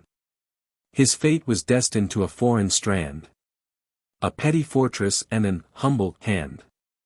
He left the name at which the world grew pale, to point a moral, or adorn a tale. Note to Chapter 1. Note A. The ranger or the forest, that cuts the foreclaws off our dogs. A most sensible grievance of those aggrieved times were the forest laws. These oppressive enactments were the produce of the Norman conquest, for the Saxon laws of the chase were mild and humane, while those of William, enthusiastically attached to the exercise and its rights, were to the last degree tyrannical. The formation of the New Forest bears evidence to his passion for hunting, where he reduced many a happy village to the condition of that one commemorated by my friend Mr. William Stuart Rose. Amongst the ruins of the church, the midnight raven found a perch. A melancholy place. The ruthless conqueror cast down. Woe worth the deed, that little town, to lengthen out his chase. The disabling dogs, which might be necessary for keeping flocks and herds from running at the deer, was called lawing, and was in general use. The Charter of the Forest, designed to lessen those evils, declares that inquisition, or view, for lawing dogs, shall be made every 3rd year, and shall be then done by the view and testimony of lawful men, not otherwise. And they whose dogs shall be then found unlawed, shall give 3 shillings for mercy, and for the future no man's ox shall be taken for lawing. Such lawing also shall be done by the assize commonly used, and which is, that 3 claws shall be cut off without the ball of the right foot. See on this subject the historical essay on the Magna Carta of King John, a most beautiful volume, by Richard Thomson. Note to Chapter 2. Note B. Negro slaves. The severe accuracy of some critics has objected to the complexion of the slaves of Brian de Bois Guilbert, as being totally out of costume and propriety. I remember the same objection being made to a set of sable functionaries, whom my friend, Matt Lewis, introduced as the guards and mischief-doing satellites of the wicked Baron, in his Castle Spectre. Matt treated the objection with great contempt, and averred in reply, that he made the slaves black in order to obtain a striking effect of contrast, and that, could he have derived a similar advantage from making his heroine blue, she should have been. I do not pretend to plead the immunities of my order so highly as this. But neither will I allow that the author of a modern antique romance is obliged to confine himself to the introduction of those manners only which can be proved to have absolutely existed in the times he is depicting. So that he restrain himself to such as are plausible and natural, and contain no obvious anachronism. In this point of view, what can be more natural, than that the Templars, who, we know, copied closely the luxuries of the Asiatic warriors with whom they fought, should use the service of the enslaved Africans, whom the fate of war transferred to new masters? I am sure, if there are no precise proofs of their having done so, there is nothing, on the other hand, that can entitle us positively to conclude that they never did. Besides, there is an instance in romance. John of Rampagne, an excellent juggler and minstrel, undertook to effect the escape of one Adolphe de Bracy, by presenting himself in disguise at the court of the king, where he was confined. For this purpose, he stained his hair and his whole body entirely as black as jet, so that nothing was white but his teeth, and succeeded in imposing himself on the king, as an Ethiopian minstrel. He effected, by stratagem, the escape of the prisoner. Negroes, therefore, must have been known in England in the Dark Ages. Note to Chapter 17. Note C. Minstrelsy. The realm of France, it is well known, was divided betwixt the Norman and Teutonic race, who spoke the language in which the word yes is pronounced as we, and the inhabitants of the southern regions, whose speech bearing some affinity to the Italian, pronounced the same word oc. The poets of the former race were called minstrels, and their poems, lays, those of the latter were termed troubadours, and their compositions called servant, and other names. Richard, a professed admirer of the joyous science in all its branches, could imitate either the minstrel or troubadour. It is less likely that he should have been able to compose or sing an English ballad. Yet so much do we wish to assimilate him of the Lionheart to the band of warriors whom he led, that the anachronism, if there be one, may readily be forgiven. Note to Chapter 21. Note D. Battle of Stamford. A great topographical blunder occurred here in former editions. The bloody battle alluded to in the text, fought and won by King Harold, over his brother the rebellious Tosti, and an auxiliary force of Danes or Norsemen, was said, in the text, and a corresponding note, to have taken place at Stamford, in Leicestershire, and upon the river Welland. This is a mistake, into which the author has been led by trusting to his memory, and so confounding two places of the same name. The Stamford, Strangford, or Stainford, at which the battle really was fought, is a ford upon the river Derwent, at the distance of about 7 miles from York, and situated in that large and opulent county. A long wooden bridge over the Derwent, the site of which, with one remaining buttress, is still shown to the curious traveller, was furiously contested. One Norwegian long defended it by his single arm, and was at length pierced with a spear thrust through the planks of the bridge from a boat beneath. The neighbourhood of Stamford, on the Derwent, contains some memorials of the battle. Horseshoes, swords, and the heads of halberds, or bills, are often found there. One place is called the Danes' Well, another the Battle Flats. From a tradition that the weapon with which the Norwegian champion was slain, resembled a pear, or, as others say, that the trough or boat in which the soldier floated under the bridge to strike the blow, had such a shape. The country people usually begin a great market, which is held at Stamford, with an entertainment called the pear pie feast, which after all may be a corruption of the spear pie feast. For more particulars, Drake's History of York may be referred to. The author's mistake was pointed out to him, in the most obliging manner, by Robert Belt, Esq. of Bossall House. The battle was fought in 1066. Note to Chapter 22. Note E. The range of iron bars above that glowing charcoal. This horrid species of torture may remind the reader of that to which the Spaniards subjected Guatimozin, in order to extort a discovery of his concealed wealth. But, in fact, an instance of similar barbarity is to be found nearer home, and occurs in the annals of Queen Mary's time, containing so many other examples of atrocity. Every reader must recollect, that after the fall of the Catholic Church, and the Presbyterian Church government had been established by law, the rank, and especially the wealth, of the bishops, abbots, priors, and so forth, were no longer vested in ecclesiastics, but in lay impropriators of the church revenues, or, as the Scottish lawyers called them, titulars of the temporalities of the benefice. Though having no claim to the spiritual character of their predecessors in office. Of these laymen, who were thus invested with ecclesiastical revenues, some were men of high birth and rank, like the famous Lord James Stewart, the prior of St. Andrews, who did not fail to keep for their own use the rents, lands, and revenues of the church. But if, on the other hand, the titulars were men of inferior importance, who had been inducted into the office by the interest of some powerful person, it was generally understood that the new abbot should grant for his patron's benefit such leases and conveyances of the church lands and tithes as might afford their protector the lion's share of the booty. This was the origin of those who were wittily termed tulchion. Bishops, being a sort of imaginary prelate, whose image was set up to enable his patron and principal to plunder the benefice under his name. There were other cases, however, in which men who had got grants of these secularized benefices, were desirous of retaining them for their own use, without having the influence sufficient to establish their purpose. And these became frequently unable to protect themselves, however unwilling to submit to the exactions of the feudal tyrant of the district. Bannatyne, secretary to John Knox, recounts a singular course of oppression practiced on one of those titulars abbots, by the Earl of Cassilis in Ayrshire, whose extent of feudal influence was so wide that he was usually termed the King of Carrick.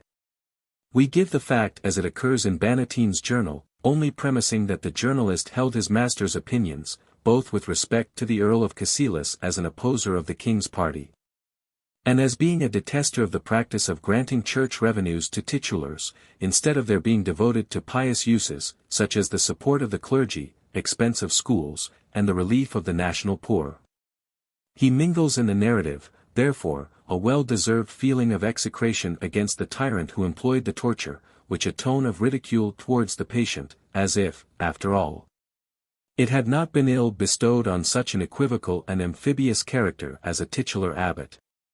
He entitles his narrative, "The Earl of Cassilis' Tyranny against a quick, i.e. living, man."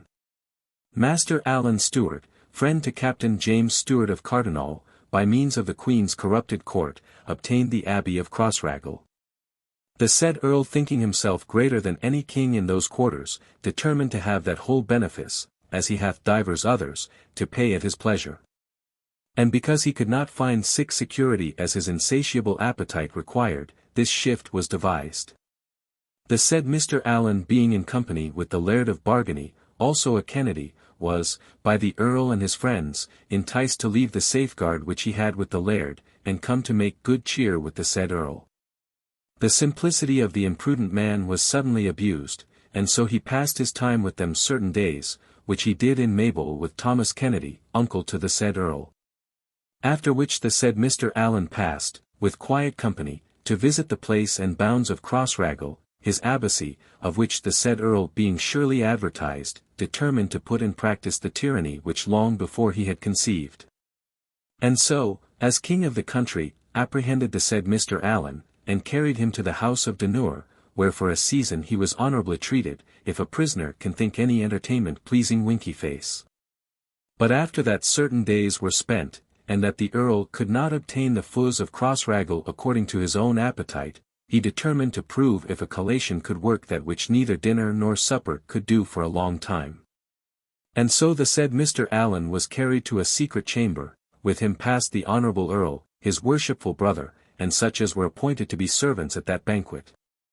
In the chamber there was a grit iron chimley, under it a fire. Other grit provision was not seen.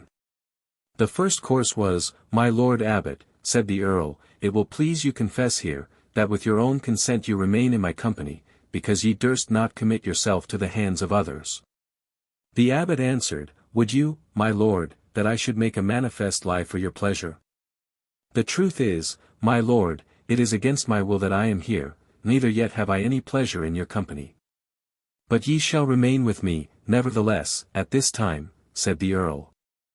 "I am not able to resist your will and pleasure," said the Abbot, "in this place." "Ye must then obey me," said the Earl, and with that were presented unto him certain letters to subscribe, amongst which there was a 5 years' tack, and a 19 years' tack, and a charter of full of all the lands, of Crossraguel, with all the clauses necessary for the Earl to haste him to hell. For if adultery, sacrilege, oppression, barbarous cruelty, and theft heaped upon theft, deserve hell, the great King of Carrick can no more escape hell for ever, than the imprudent Abbot escaped the fire for a season as follows.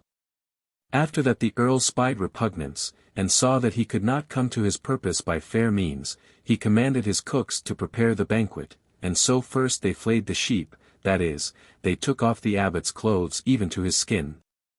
And next they bound him to the chimney, his legs to the one end, and his arms to the other. And so they began to beat, i.e. feed, the fire sometimes to his buttocks, sometimes to his legs, sometimes to his shoulders and arms. And that the roast might not burn, but that it might rest in sop, they spared not flambeing with oil, basting as a cook bastes roasted meat. Lord, look thou to sick cruelty. And that the crying of the miserable man should not be heard, they dosed his mouth that the voice might be stopped. It may be suspected that some partisan of the king's, Darnley's, murder was there. In that torment they held the poor man, till that often he cried for God's sake to dispatch him, for he had as meikle gold in his Awen purse as would buy powder enough to shorten his pain. The famous King of Carrick and his cooks perceiving the roast to be a nuch, commanded it to be ta'en for the fire, and the Earl himself began the grace in this manner, Benedicite, Jesus Maria, you are the most obstinate man that ever I saw. If I had known that ye had been so stubborn, would not for 1,000 crowns have handled you so, I never did so to man before you. And yet he returned to the same practice within 2 days, and ceased not till that he obtained his foremost purpose, that is, that he had got all his pieces subscribed allswhile as ane half-roasted hand could do it. The Earl thinking himself sure enough so long as he had the half-roasted Abbot in his own keeping, and yet being ashamed of his presence by reason of his former cruelty, left the place of Dunure in the hands of certain of his servants, and the half-roasted Abbot to be kept there as prisoner. The Laird of Bargany, out of whose company the said Abbot had been enticed, understanding, not the extremity, but the retaining of the man, sent to the court, and raised letters of deliverance of the person of the man according to the order. Which being disobeyed, the said Earl for his contempt was denounced rebel, and put to the horn. But yet hope was there none, neither to the afflicted to be delivered, neither yet to the purchaser, i.e. procurer, of the letters to obtain any comfort thereby. For in that time God was despised, and the lawful authority was contemned in Scotland, in hope of the sudden return and regiment of that cruel murderer of her Awen husband, of whose lords the said Earl was called one. And yet, oftener than once, he was solemnly sworn to the king and to his regent. The journalist then recites the complaint of the injured Alan Stewart, commendator of Crossraguel, to the regent and privy council, averring his having been carried, partly by flattery, partly by force, to the black vault of Dunure. A strong fortalice, built on a rock overhanging the Irish Channel, where to execute leases and conveyances of the whole churches and parsonages belonging to the Abbey of Crossraguel, which he utterly refused as an unreasonable demand. And the more so that he had already conveyed them to John Stewart of Cardona, by whose interest he had been made commendator. The complainant proceeds to state, that he was, after many menaces, stripped, bound, and his limbs exposed to fire in the manner already described, till, compelled by excess of agony, he subscribed the charter and leases presented to him, of the contents of which he was totally ignorant. A few days afterwards, being again required to execute a ratification of these deeds before a notary and witnesses, and refusing to do so, he was once more subjected to the same torture, until his agony was so excessive that he exclaimed, "Fie on you, why do you not strike your whingers into me, or blow me up with a barrel of powder, rather than torture me thus unmercifully?" Upon which the Earl commanded Alexander Richard, one of his attendants, to stop the patient's mouth with a napkin, which was done accordingly. Thus he was once more compelled to submit to their tyranny. The petition concluded with stating, that the Earl, under pretence of the deeds thus iniquitously obtained, had taken possession of the whole place and living of Crossraguel, and enjoyed the profits thereof for 3 years. The doom of the Regent and Council shows singularly the total interruption of justice at this calamitous period, even in the most clamant cases of oppression. The Council declined interference with the course of the ordinary justice of the county, which was completely under the said Earl of Cassili's control, and only enacted, that he should forbear molestation of the unfortunate commendator, under the surety of £2,000 Scots.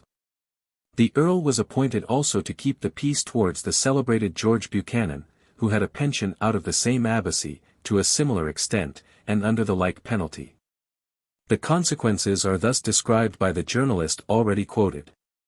The said Laird of Bargany, perceiving that the ordinary justice could neither help the oppressed, nor yet the afflicted, applied his mind to the next remedy, and in the end, by his servants, took the house of Dunure, where the poor abbot was kept prisoner.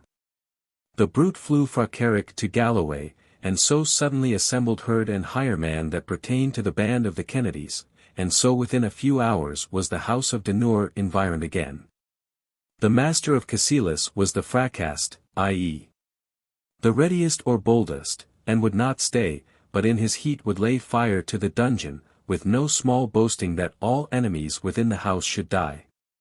He was required and admonished by those that were within to be more moderate, and not to hazard himself so foolishly. But no admonition would help, till that the wind of an haquebute blasted his shoulder, and then ceased he from further pursuit in fury. The Laird of Bargany had before obtained, of the authorities, letters, charging all faithful subjects to the King's Majesty, to assist him against that cruel tyrant and mansworn traitor, the Earl of Cassilis. Which letters, with his private writings, he published, and shortly found sick concurrence of Kyle and Cunningham with his other friends, that the Carrick Company drew back for the house, and so the other approached. Furnished the house with more men, delivered the said Mr. Allen, and carried him to Ayr, where, publicly at the market cross of the said town, he declared how cruelly he was entreated, and how the murdered king suffered not sick torment as he did, excepting only he escaped the death, and, therefore, publicly did revoke all things that were done in that extremity, and especially revoked the subscription of the 3 writings, to wit, of a 5-year tack and 19-year tack, and of a charter of full. And so the house remained, and remains, till this day, the 7th of February, 1571, in the custody of the said Laird of Bargany and of his servants. And so cruelty was disappointed of profit present, and shall be eternally punished, unless he earnestly repent. And this far for the cruelty committed, to give occasion unto others, and to such as hate the monstrous dealing of degenerate nobility, to look more diligently upon their behaviours, and to paint them forth unto the world, that they themselves may be ashamed of their own beastliness, and that the world may be advertised and admonished to abhor, detest, and avoid the company of all sick tyrants, who are not worthy of the society of men, but ought to be sent suddenly to the devil, with whom they must burn without end, for their contempt of God, and cruelty committed against his creatures. Let Cassilis and his brother be the first to be the example unto others. Amen. Amen. This extract has been somewhat amended or modernized in orthography, to render it more intelligible to the general reader. I have to add, that the Kennedys of Bargany, who interfered in behalf of the oppressed abbot, were themselves a younger branch of the Cassilis family, but held different politics, and were powerful enough in this, and other instances, to bid them defiance. The ultimate issue of this affair does not appear. But as the house of Cassilis are still in possession of the greater part of the feus and leases which belonged to Crossraguel Abbey, it is probable the talons of the King of Carrick were strong enough, in those disorderly times, to retain the prey which they had so mercilessly fixed upon. I may also add, that it appears by some papers in my possession, that the officers or country keepers on the border, were accustomed to torment their prisoners by binding them to the iron bars of their chimneys, to extort confession. Note to Chapter 29. Note F. Heraldry. The author has been here upbraided with false heraldry, as having charged metal upon metal. It should be remembered, however, that heraldry had only its first rude origin during the Crusades, and that all the minutiae of its fantastic science were the work of time, and introduced at a much later period. Those who think otherwise must suppose that the goddess of armoires, like the goddess of arms, sprung into the world completely equipped in all the gaudy trappings of the department she presides over. Additional note. In corroboration of said note, it may be observed, that the arms, which were assumed by Godfrey of Boulogne himself, after the conquest of Jerusalem, was a cross counterpatent contonied with 4 little crosses or upon a field azure, displaying thus metal upon metal. The heralds have tried to explain this undeniable fact in different modes, but Fern gallantly contends, that a prince of Godfrey's qualities should not be bound by the ordinary rules. The Scottish Nisbet, and the same Fern, insist that the chiefs of the crusade must have assigned to Godfrey this extraordinary and unwonted coat of arms, in order to induce those who should behold them to make inquiries, and hence give them the name of arma inquirenda. But with reverence to these grave authorities, it seems unlikely that the assembled princes of Europe should have adjudged to Godfrey a coat armorial so much contrary to the general rule, if such rule had then existed. At any rate, it proves that metal upon metal, now accounted a solecism in heraldry, was admitted in other cases similar to that in the text. See Fern's Blazon of Gentry, page 238. Edition 1586. Nisbet's Heraldry, Volume 1, page 113. Second edition. Note to Chapter 31. Note G. Ulrica's Death Song. It will readily occur to the antiquary, that these verses are intended to imitate the antique poetry of the Skalds, the minstrels of the old Scandinavians, the race, as the laureate so happily terms them. Stern to inflict, and stubborn to endure. Who smiled in death. The poetry of the Anglo-Saxons, after their civilization and conversion, was of a different and softer character. But in the circumstances of Ulrica, she may be not unnaturally supposed to return to the wild strains which animated her forefathers during the time of paganism and untamed ferocity. Note to Chapter 32. Note H. Richard Coeur de Lion. The interchange of a cuff with the jolly priest is not entirely out of character with Richard I, if romances read him aright. In the very curious romance on the subject of his adventures in the Holy Land, and his return from thence, it is recorded how he exchanged a pugilistic favor of this nature, while a prisoner in Germany. His opponent was the son of his principal warder, and was so imprudent as to give the challenge to this barter of buffets. The king stood forth like a true man, and received a blow which staggered him. In requital, having previously waxed his hand, a practice unknown, I believe, to the gentlemen of the modern fancy, he returned the box on the ear with such interest as to kill his antagonist on the spot. See, in Ellis's Specimens of English Romance, that of Coeur de Lion. Note to Chapter 33. Note I. Hedge priests. It is curious to observe, that in every state of society, some sort of ghostly consolation is provided for the members of the community, though assembled for purposes diametrically opposite to religion. A gang of beggars have their patrico, and the banditti of the Apennines have among them persons acting as monks and priests, by whom they are confessed, and who perform mass before them. Unquestionably, such reverend persons, in such a society, must accommodate their manners and their morals to the community in which they live. And if they can occasionally obtain a degree of reverence for their supposed spiritual gifts, are, on most occasions, loaded with unmerciful ridicule, as possessing a character inconsistent with all around them. Hence the fighting parson in the old play of Sir John Oldcastle, and the famous friar of Robin Hood's band. Nor were such characters ideal. There exists a monition of the Bishop of Durham against irregular churchmen of this class, who associated themselves with border robbers, and desecrated the holiest offices of the priestly function, by celebrating them for the benefit of thieves, robbers, and murderers, amongst ruins and in caverns of the earth, without regard to canonical form, and with torn and dirty attire, and maimed rites, altogether improper for the occasion. Note to Chapter 41. Note J. Castle of Königsberg. When I last saw this interesting ruin of ancient days, one of the very few remaining examples of Saxon fortification, I was strongly impressed with the desire of tracing out a sort of theory on the subject, which, from some recent acquaintance with the architecture of the ancient Scandinavians, seemed to me peculiarly interesting. I was, however, obliged by circumstances to proceed on my journey, without leisure to take more than a transient view of Königsberg.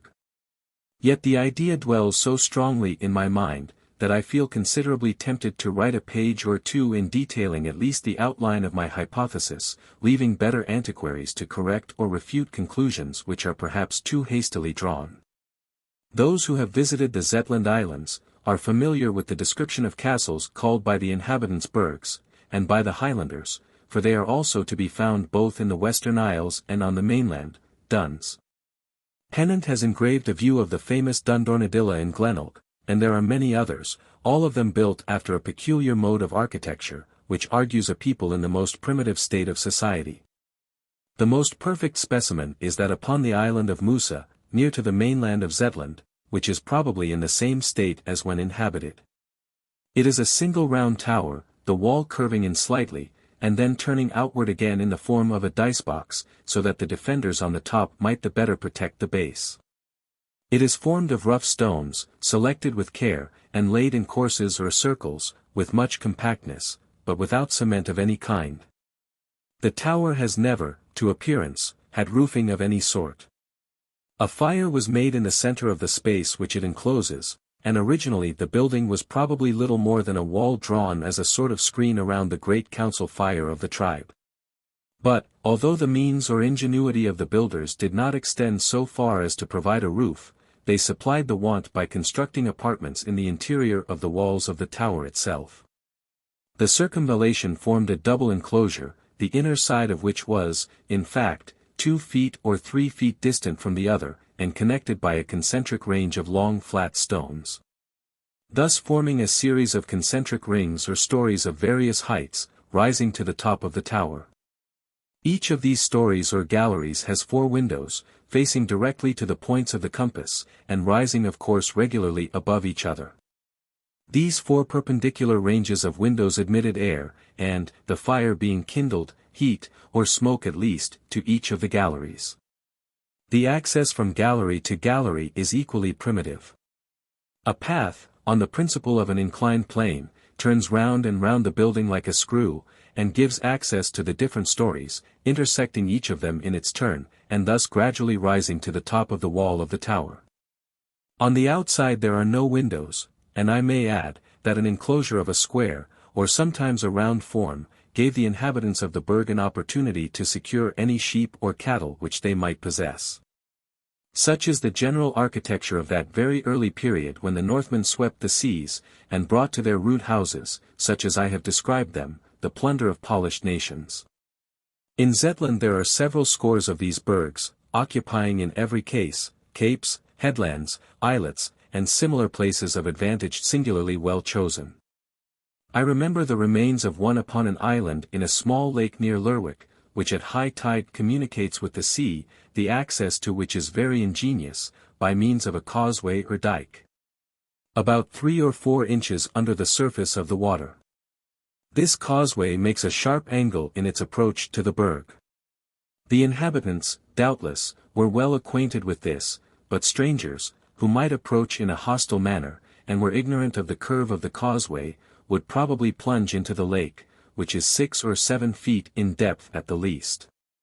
This must have been the device of some Vauban or Cohorn of those early times.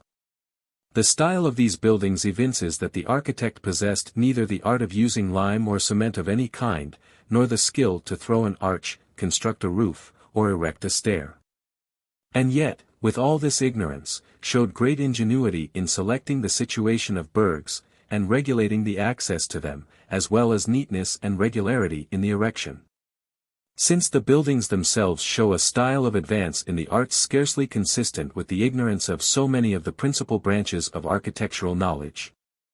I have always thought, that one of the most curious and valuable objects of antiquaries has been to trace the progress of society, by the efforts made in early ages to improve the rudeness of their first expedients. Until they either approach excellence, or, as is more frequently the case, are supplied by new and fundamental discoveries, which supersede both the earlier and ruder system, and the improvements which have been engrafted upon it. For example, if we conceive the recent discovery of gas to be so much improved and adapted to domestic use, as to supersede all other modes of producing domestic light, we can already suppose, some centuries afterwards, the heads of a whole society of antiquaries half turned by the discovery of a pair of patent snuffers, and by the learned theories which would be brought forward to account for the form and purpose of so singular an implement.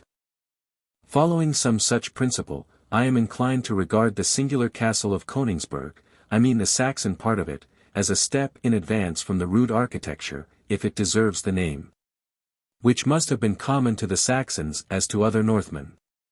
The builders had attained the art of using cement, and of roofing a building, great improvements on the original burg.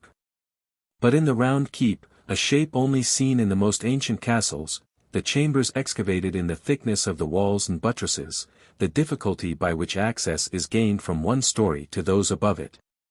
Königsberg still retains the simplicity of its origin, and shows by what slow degrees man proceeded from occupying such rude and inconvenient lodgings, as were afforded by the galleries of the castle of Musa, to the more splendid accommodations of the Norman castles, with all their stern and Gothic graces.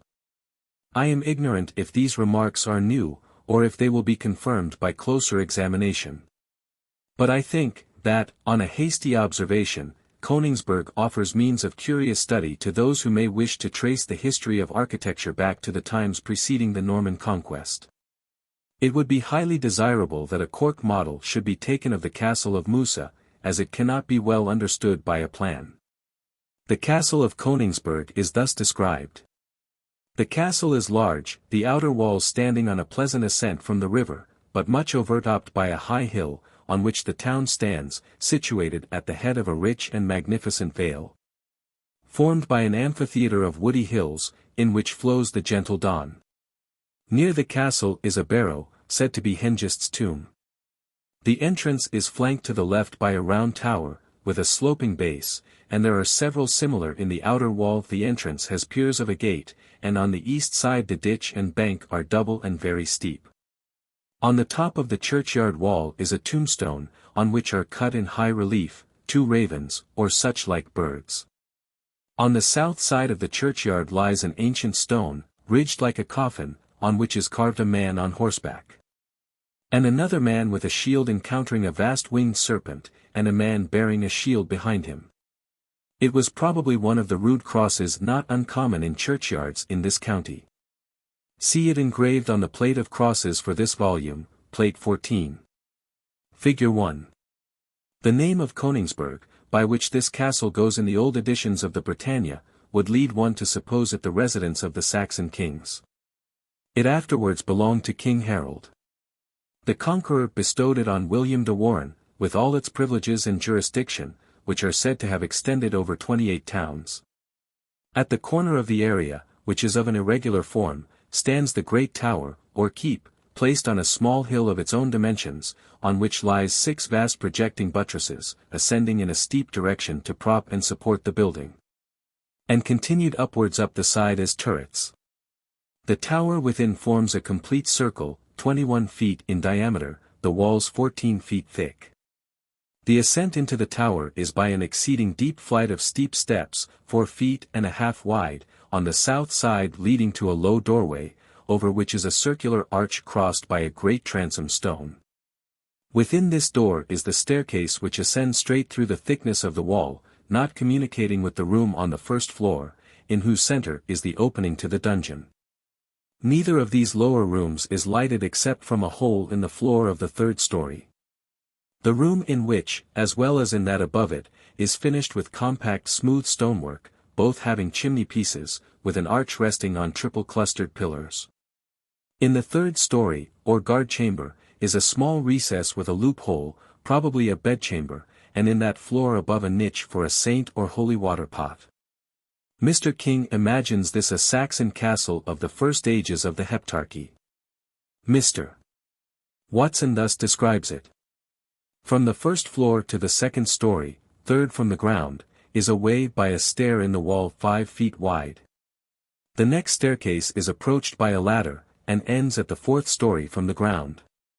2 yards from the door, at the head of this stair, is an opening nearly east, accessible by treading on the ledge of the wall, which diminishes 8 inches each story. And this last opening leads into a room or chapel 10 feet by 12, and 15 or 16 high, arched with freestone, and supported by small circular columns of the same, the capitals and arches Saxon. It has an east window, and on each side in the wall, about 4 feet from the ground, a stone basin with a hole and iron pipe to convey the water into or through the wall. This chapel is one of the buttresses, but no sign of it without, for even the window, though large within, is only a long narrow loophole, scarcely to be seen without. On the left side of this chapel is a small oratory, 8 by 6 in the thickness of the wall, with a niche in the wall, and enlightened by a like loophole. The 4th stair from the ground, 10 feet west from the chapel door, leads to the top of the tower through the thickness of the wall, which at top is but 3 yards. Each story is about 15 feet high, so that the tower will be 75 feet from the ground. The inside forms a circle, whose diameter may be about 12 feet. The well at the bottom of the dungeon is piled with stones. Gough's edition of Camden's Britannia. 2nd edition, Volume 3. Page 267. Footnotes. 1. The motto alludes to the author returning to the stage repeatedly after having taken leave. 2. This very curious poem, long a desideratum in Scottish literature, and given up as irrecoverably lost, was lately brought to light by the researches of Dr. Irvine of the Advocates' Library, and has been reprinted by Mr. David Lang. Edinburgh. 3. Volume 2. Page 167. 4.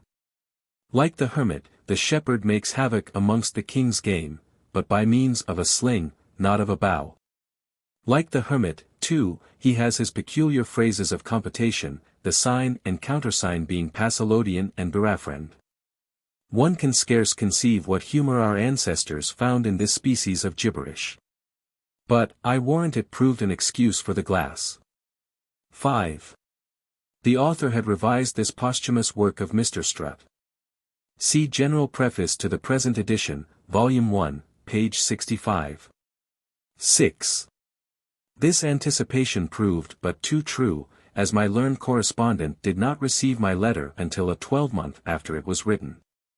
I mention this circumstance, that a gentleman attached to the cause of learning, who now holds the principal control of the post office, may consider whether by some mitigation of the present enormous rates, some favor might not be shown to the correspondence of the principal literary and antiquarian societies. I understand, indeed, that this experiment was once tried, but that the mail coach having broke down under the weight of packages addressed to members of the Society of Antiquaries, it was relinquished as a hazardous experiment. Surely, however, it would be possible to build these vehicles in a form more substantial, stronger in the perch, and broader in the wheels, so as to support the weight of antiquarian learning. When, if they should be found to travel more slowly, they would be not the less agreeable to quiet travellers like myself. L.T. 7. Mr. Skene of Rubislaw is here intimated, to whose taste and skill the author is indebted for a series of etchings, exhibiting the various localities alluded to in these novels. 8. The Ranger of the Forest, that cuts the foreclaws off our dogs. 9. Negro slaves. 11. The original has "nix," by which the Saxons seem to have designated a class of military attendants, sometimes free, sometimes bondsmen, but always ranking above an ordinary domestic. Whether in the royal household or in those of the aldermen and thanes. But the term "nicked," now spelt knight, having been received into the English language as equivalent to the Norman word chevalier, I have avoided using it in its more ancient sense, to prevent confusion. L.T. 12. Pillage. 13. These were drinks used by the Saxons, as we are informed by Mr. Turner. Morat was made of honey flavored with the juice of mulberries, pigment was a sweet and rich liquor, composed of wine highly spiced and sweetened also with honey. The other liquors need no explanation. L.T. 14. There was no language which the Normans more formally separated from that of common life than the terms of the chase. The objects of their pursuit, whether bird or animal, changed their name each year, and there were 100 conventional terms, to be ignorant of which was to be without one of the distinguishing marks of a gentleman. The reader may consult Dame Juliana Berner's book on the subject. The origin of this science was imputed to the celebrated Sir Tristram, famous for his tragic intrigue with the beautiful Isolde. As the Normans reserved the amusement of hunting strictly to themselves, the terms of this formal jargon were all taken from the French language. 15. In those days the Jews were subjected to an exchequer, specially dedicated to that purpose, and which laid them under the most exorbitant impositions. L.T. 16. This sort of masquerade is supposed to have occasioned the introduction of supporters into the science of heraldry. 17. These lines are part of an unpublished poem, by Coleridge, whose muse so often tantalizes with fragments which indicate her powers, while the manner in which she flings them from her betrays her caprice. Yet whose unfinished sketches display more talent than the labored masterpieces of others. 18. This term of chivalry, transferred to the law, gives the phrase of being attainted of treason. 19. Presumption, insolence. 20. Beau Saint was the name of the Templars' banner, which was half black, half white, to intimate, it is said, that they were candid and fair towards Christians, but black and terrible towards infidels. 21. There was nothing accounted so ignominious among the Saxons as to merit this disgraceful epithet. Even William the Conqueror, hated as he was by them, continued to draw a considerable army of Anglo-Saxons to his standard, by threatening to stigmatize those who stayed at home, as nidering. Bartholinus, I think, mentions a similar phrase which had like influence on the Danes. L.T. 22. The Jolly Hermit. All readers, however slightly acquainted with black letter, must recognize in the Clerk of Copmanhurst, Friar Tuck, the buxom confessor of Robin Hood's gang, the curtal friar of Fountain's Abbey. 23. Minstrelsy. 24. It may be proper to remind the reader, that the chorus of Derry Down is supposed to be as ancient, not only as the times of the Heptarchy, but as those of the Druids. And to have furnished the chorus to the hymns of those venerable persons when they went to the wood to gather mistletoe. 25. A rear supper was a night meal, and sometimes signified a collation, which was given at a late hour, after the regular supper had made its appearance. L.T. 26. Battle of Stamford. 27. Nota bene. We by no means warrant the accuracy of this piece of natural history, which we give on the authority of the warder MSLT. 28. The range of iron bars above that glowing charcoal. 29. Henry's History Edit. 1805, Volume 7. p. 146. 30.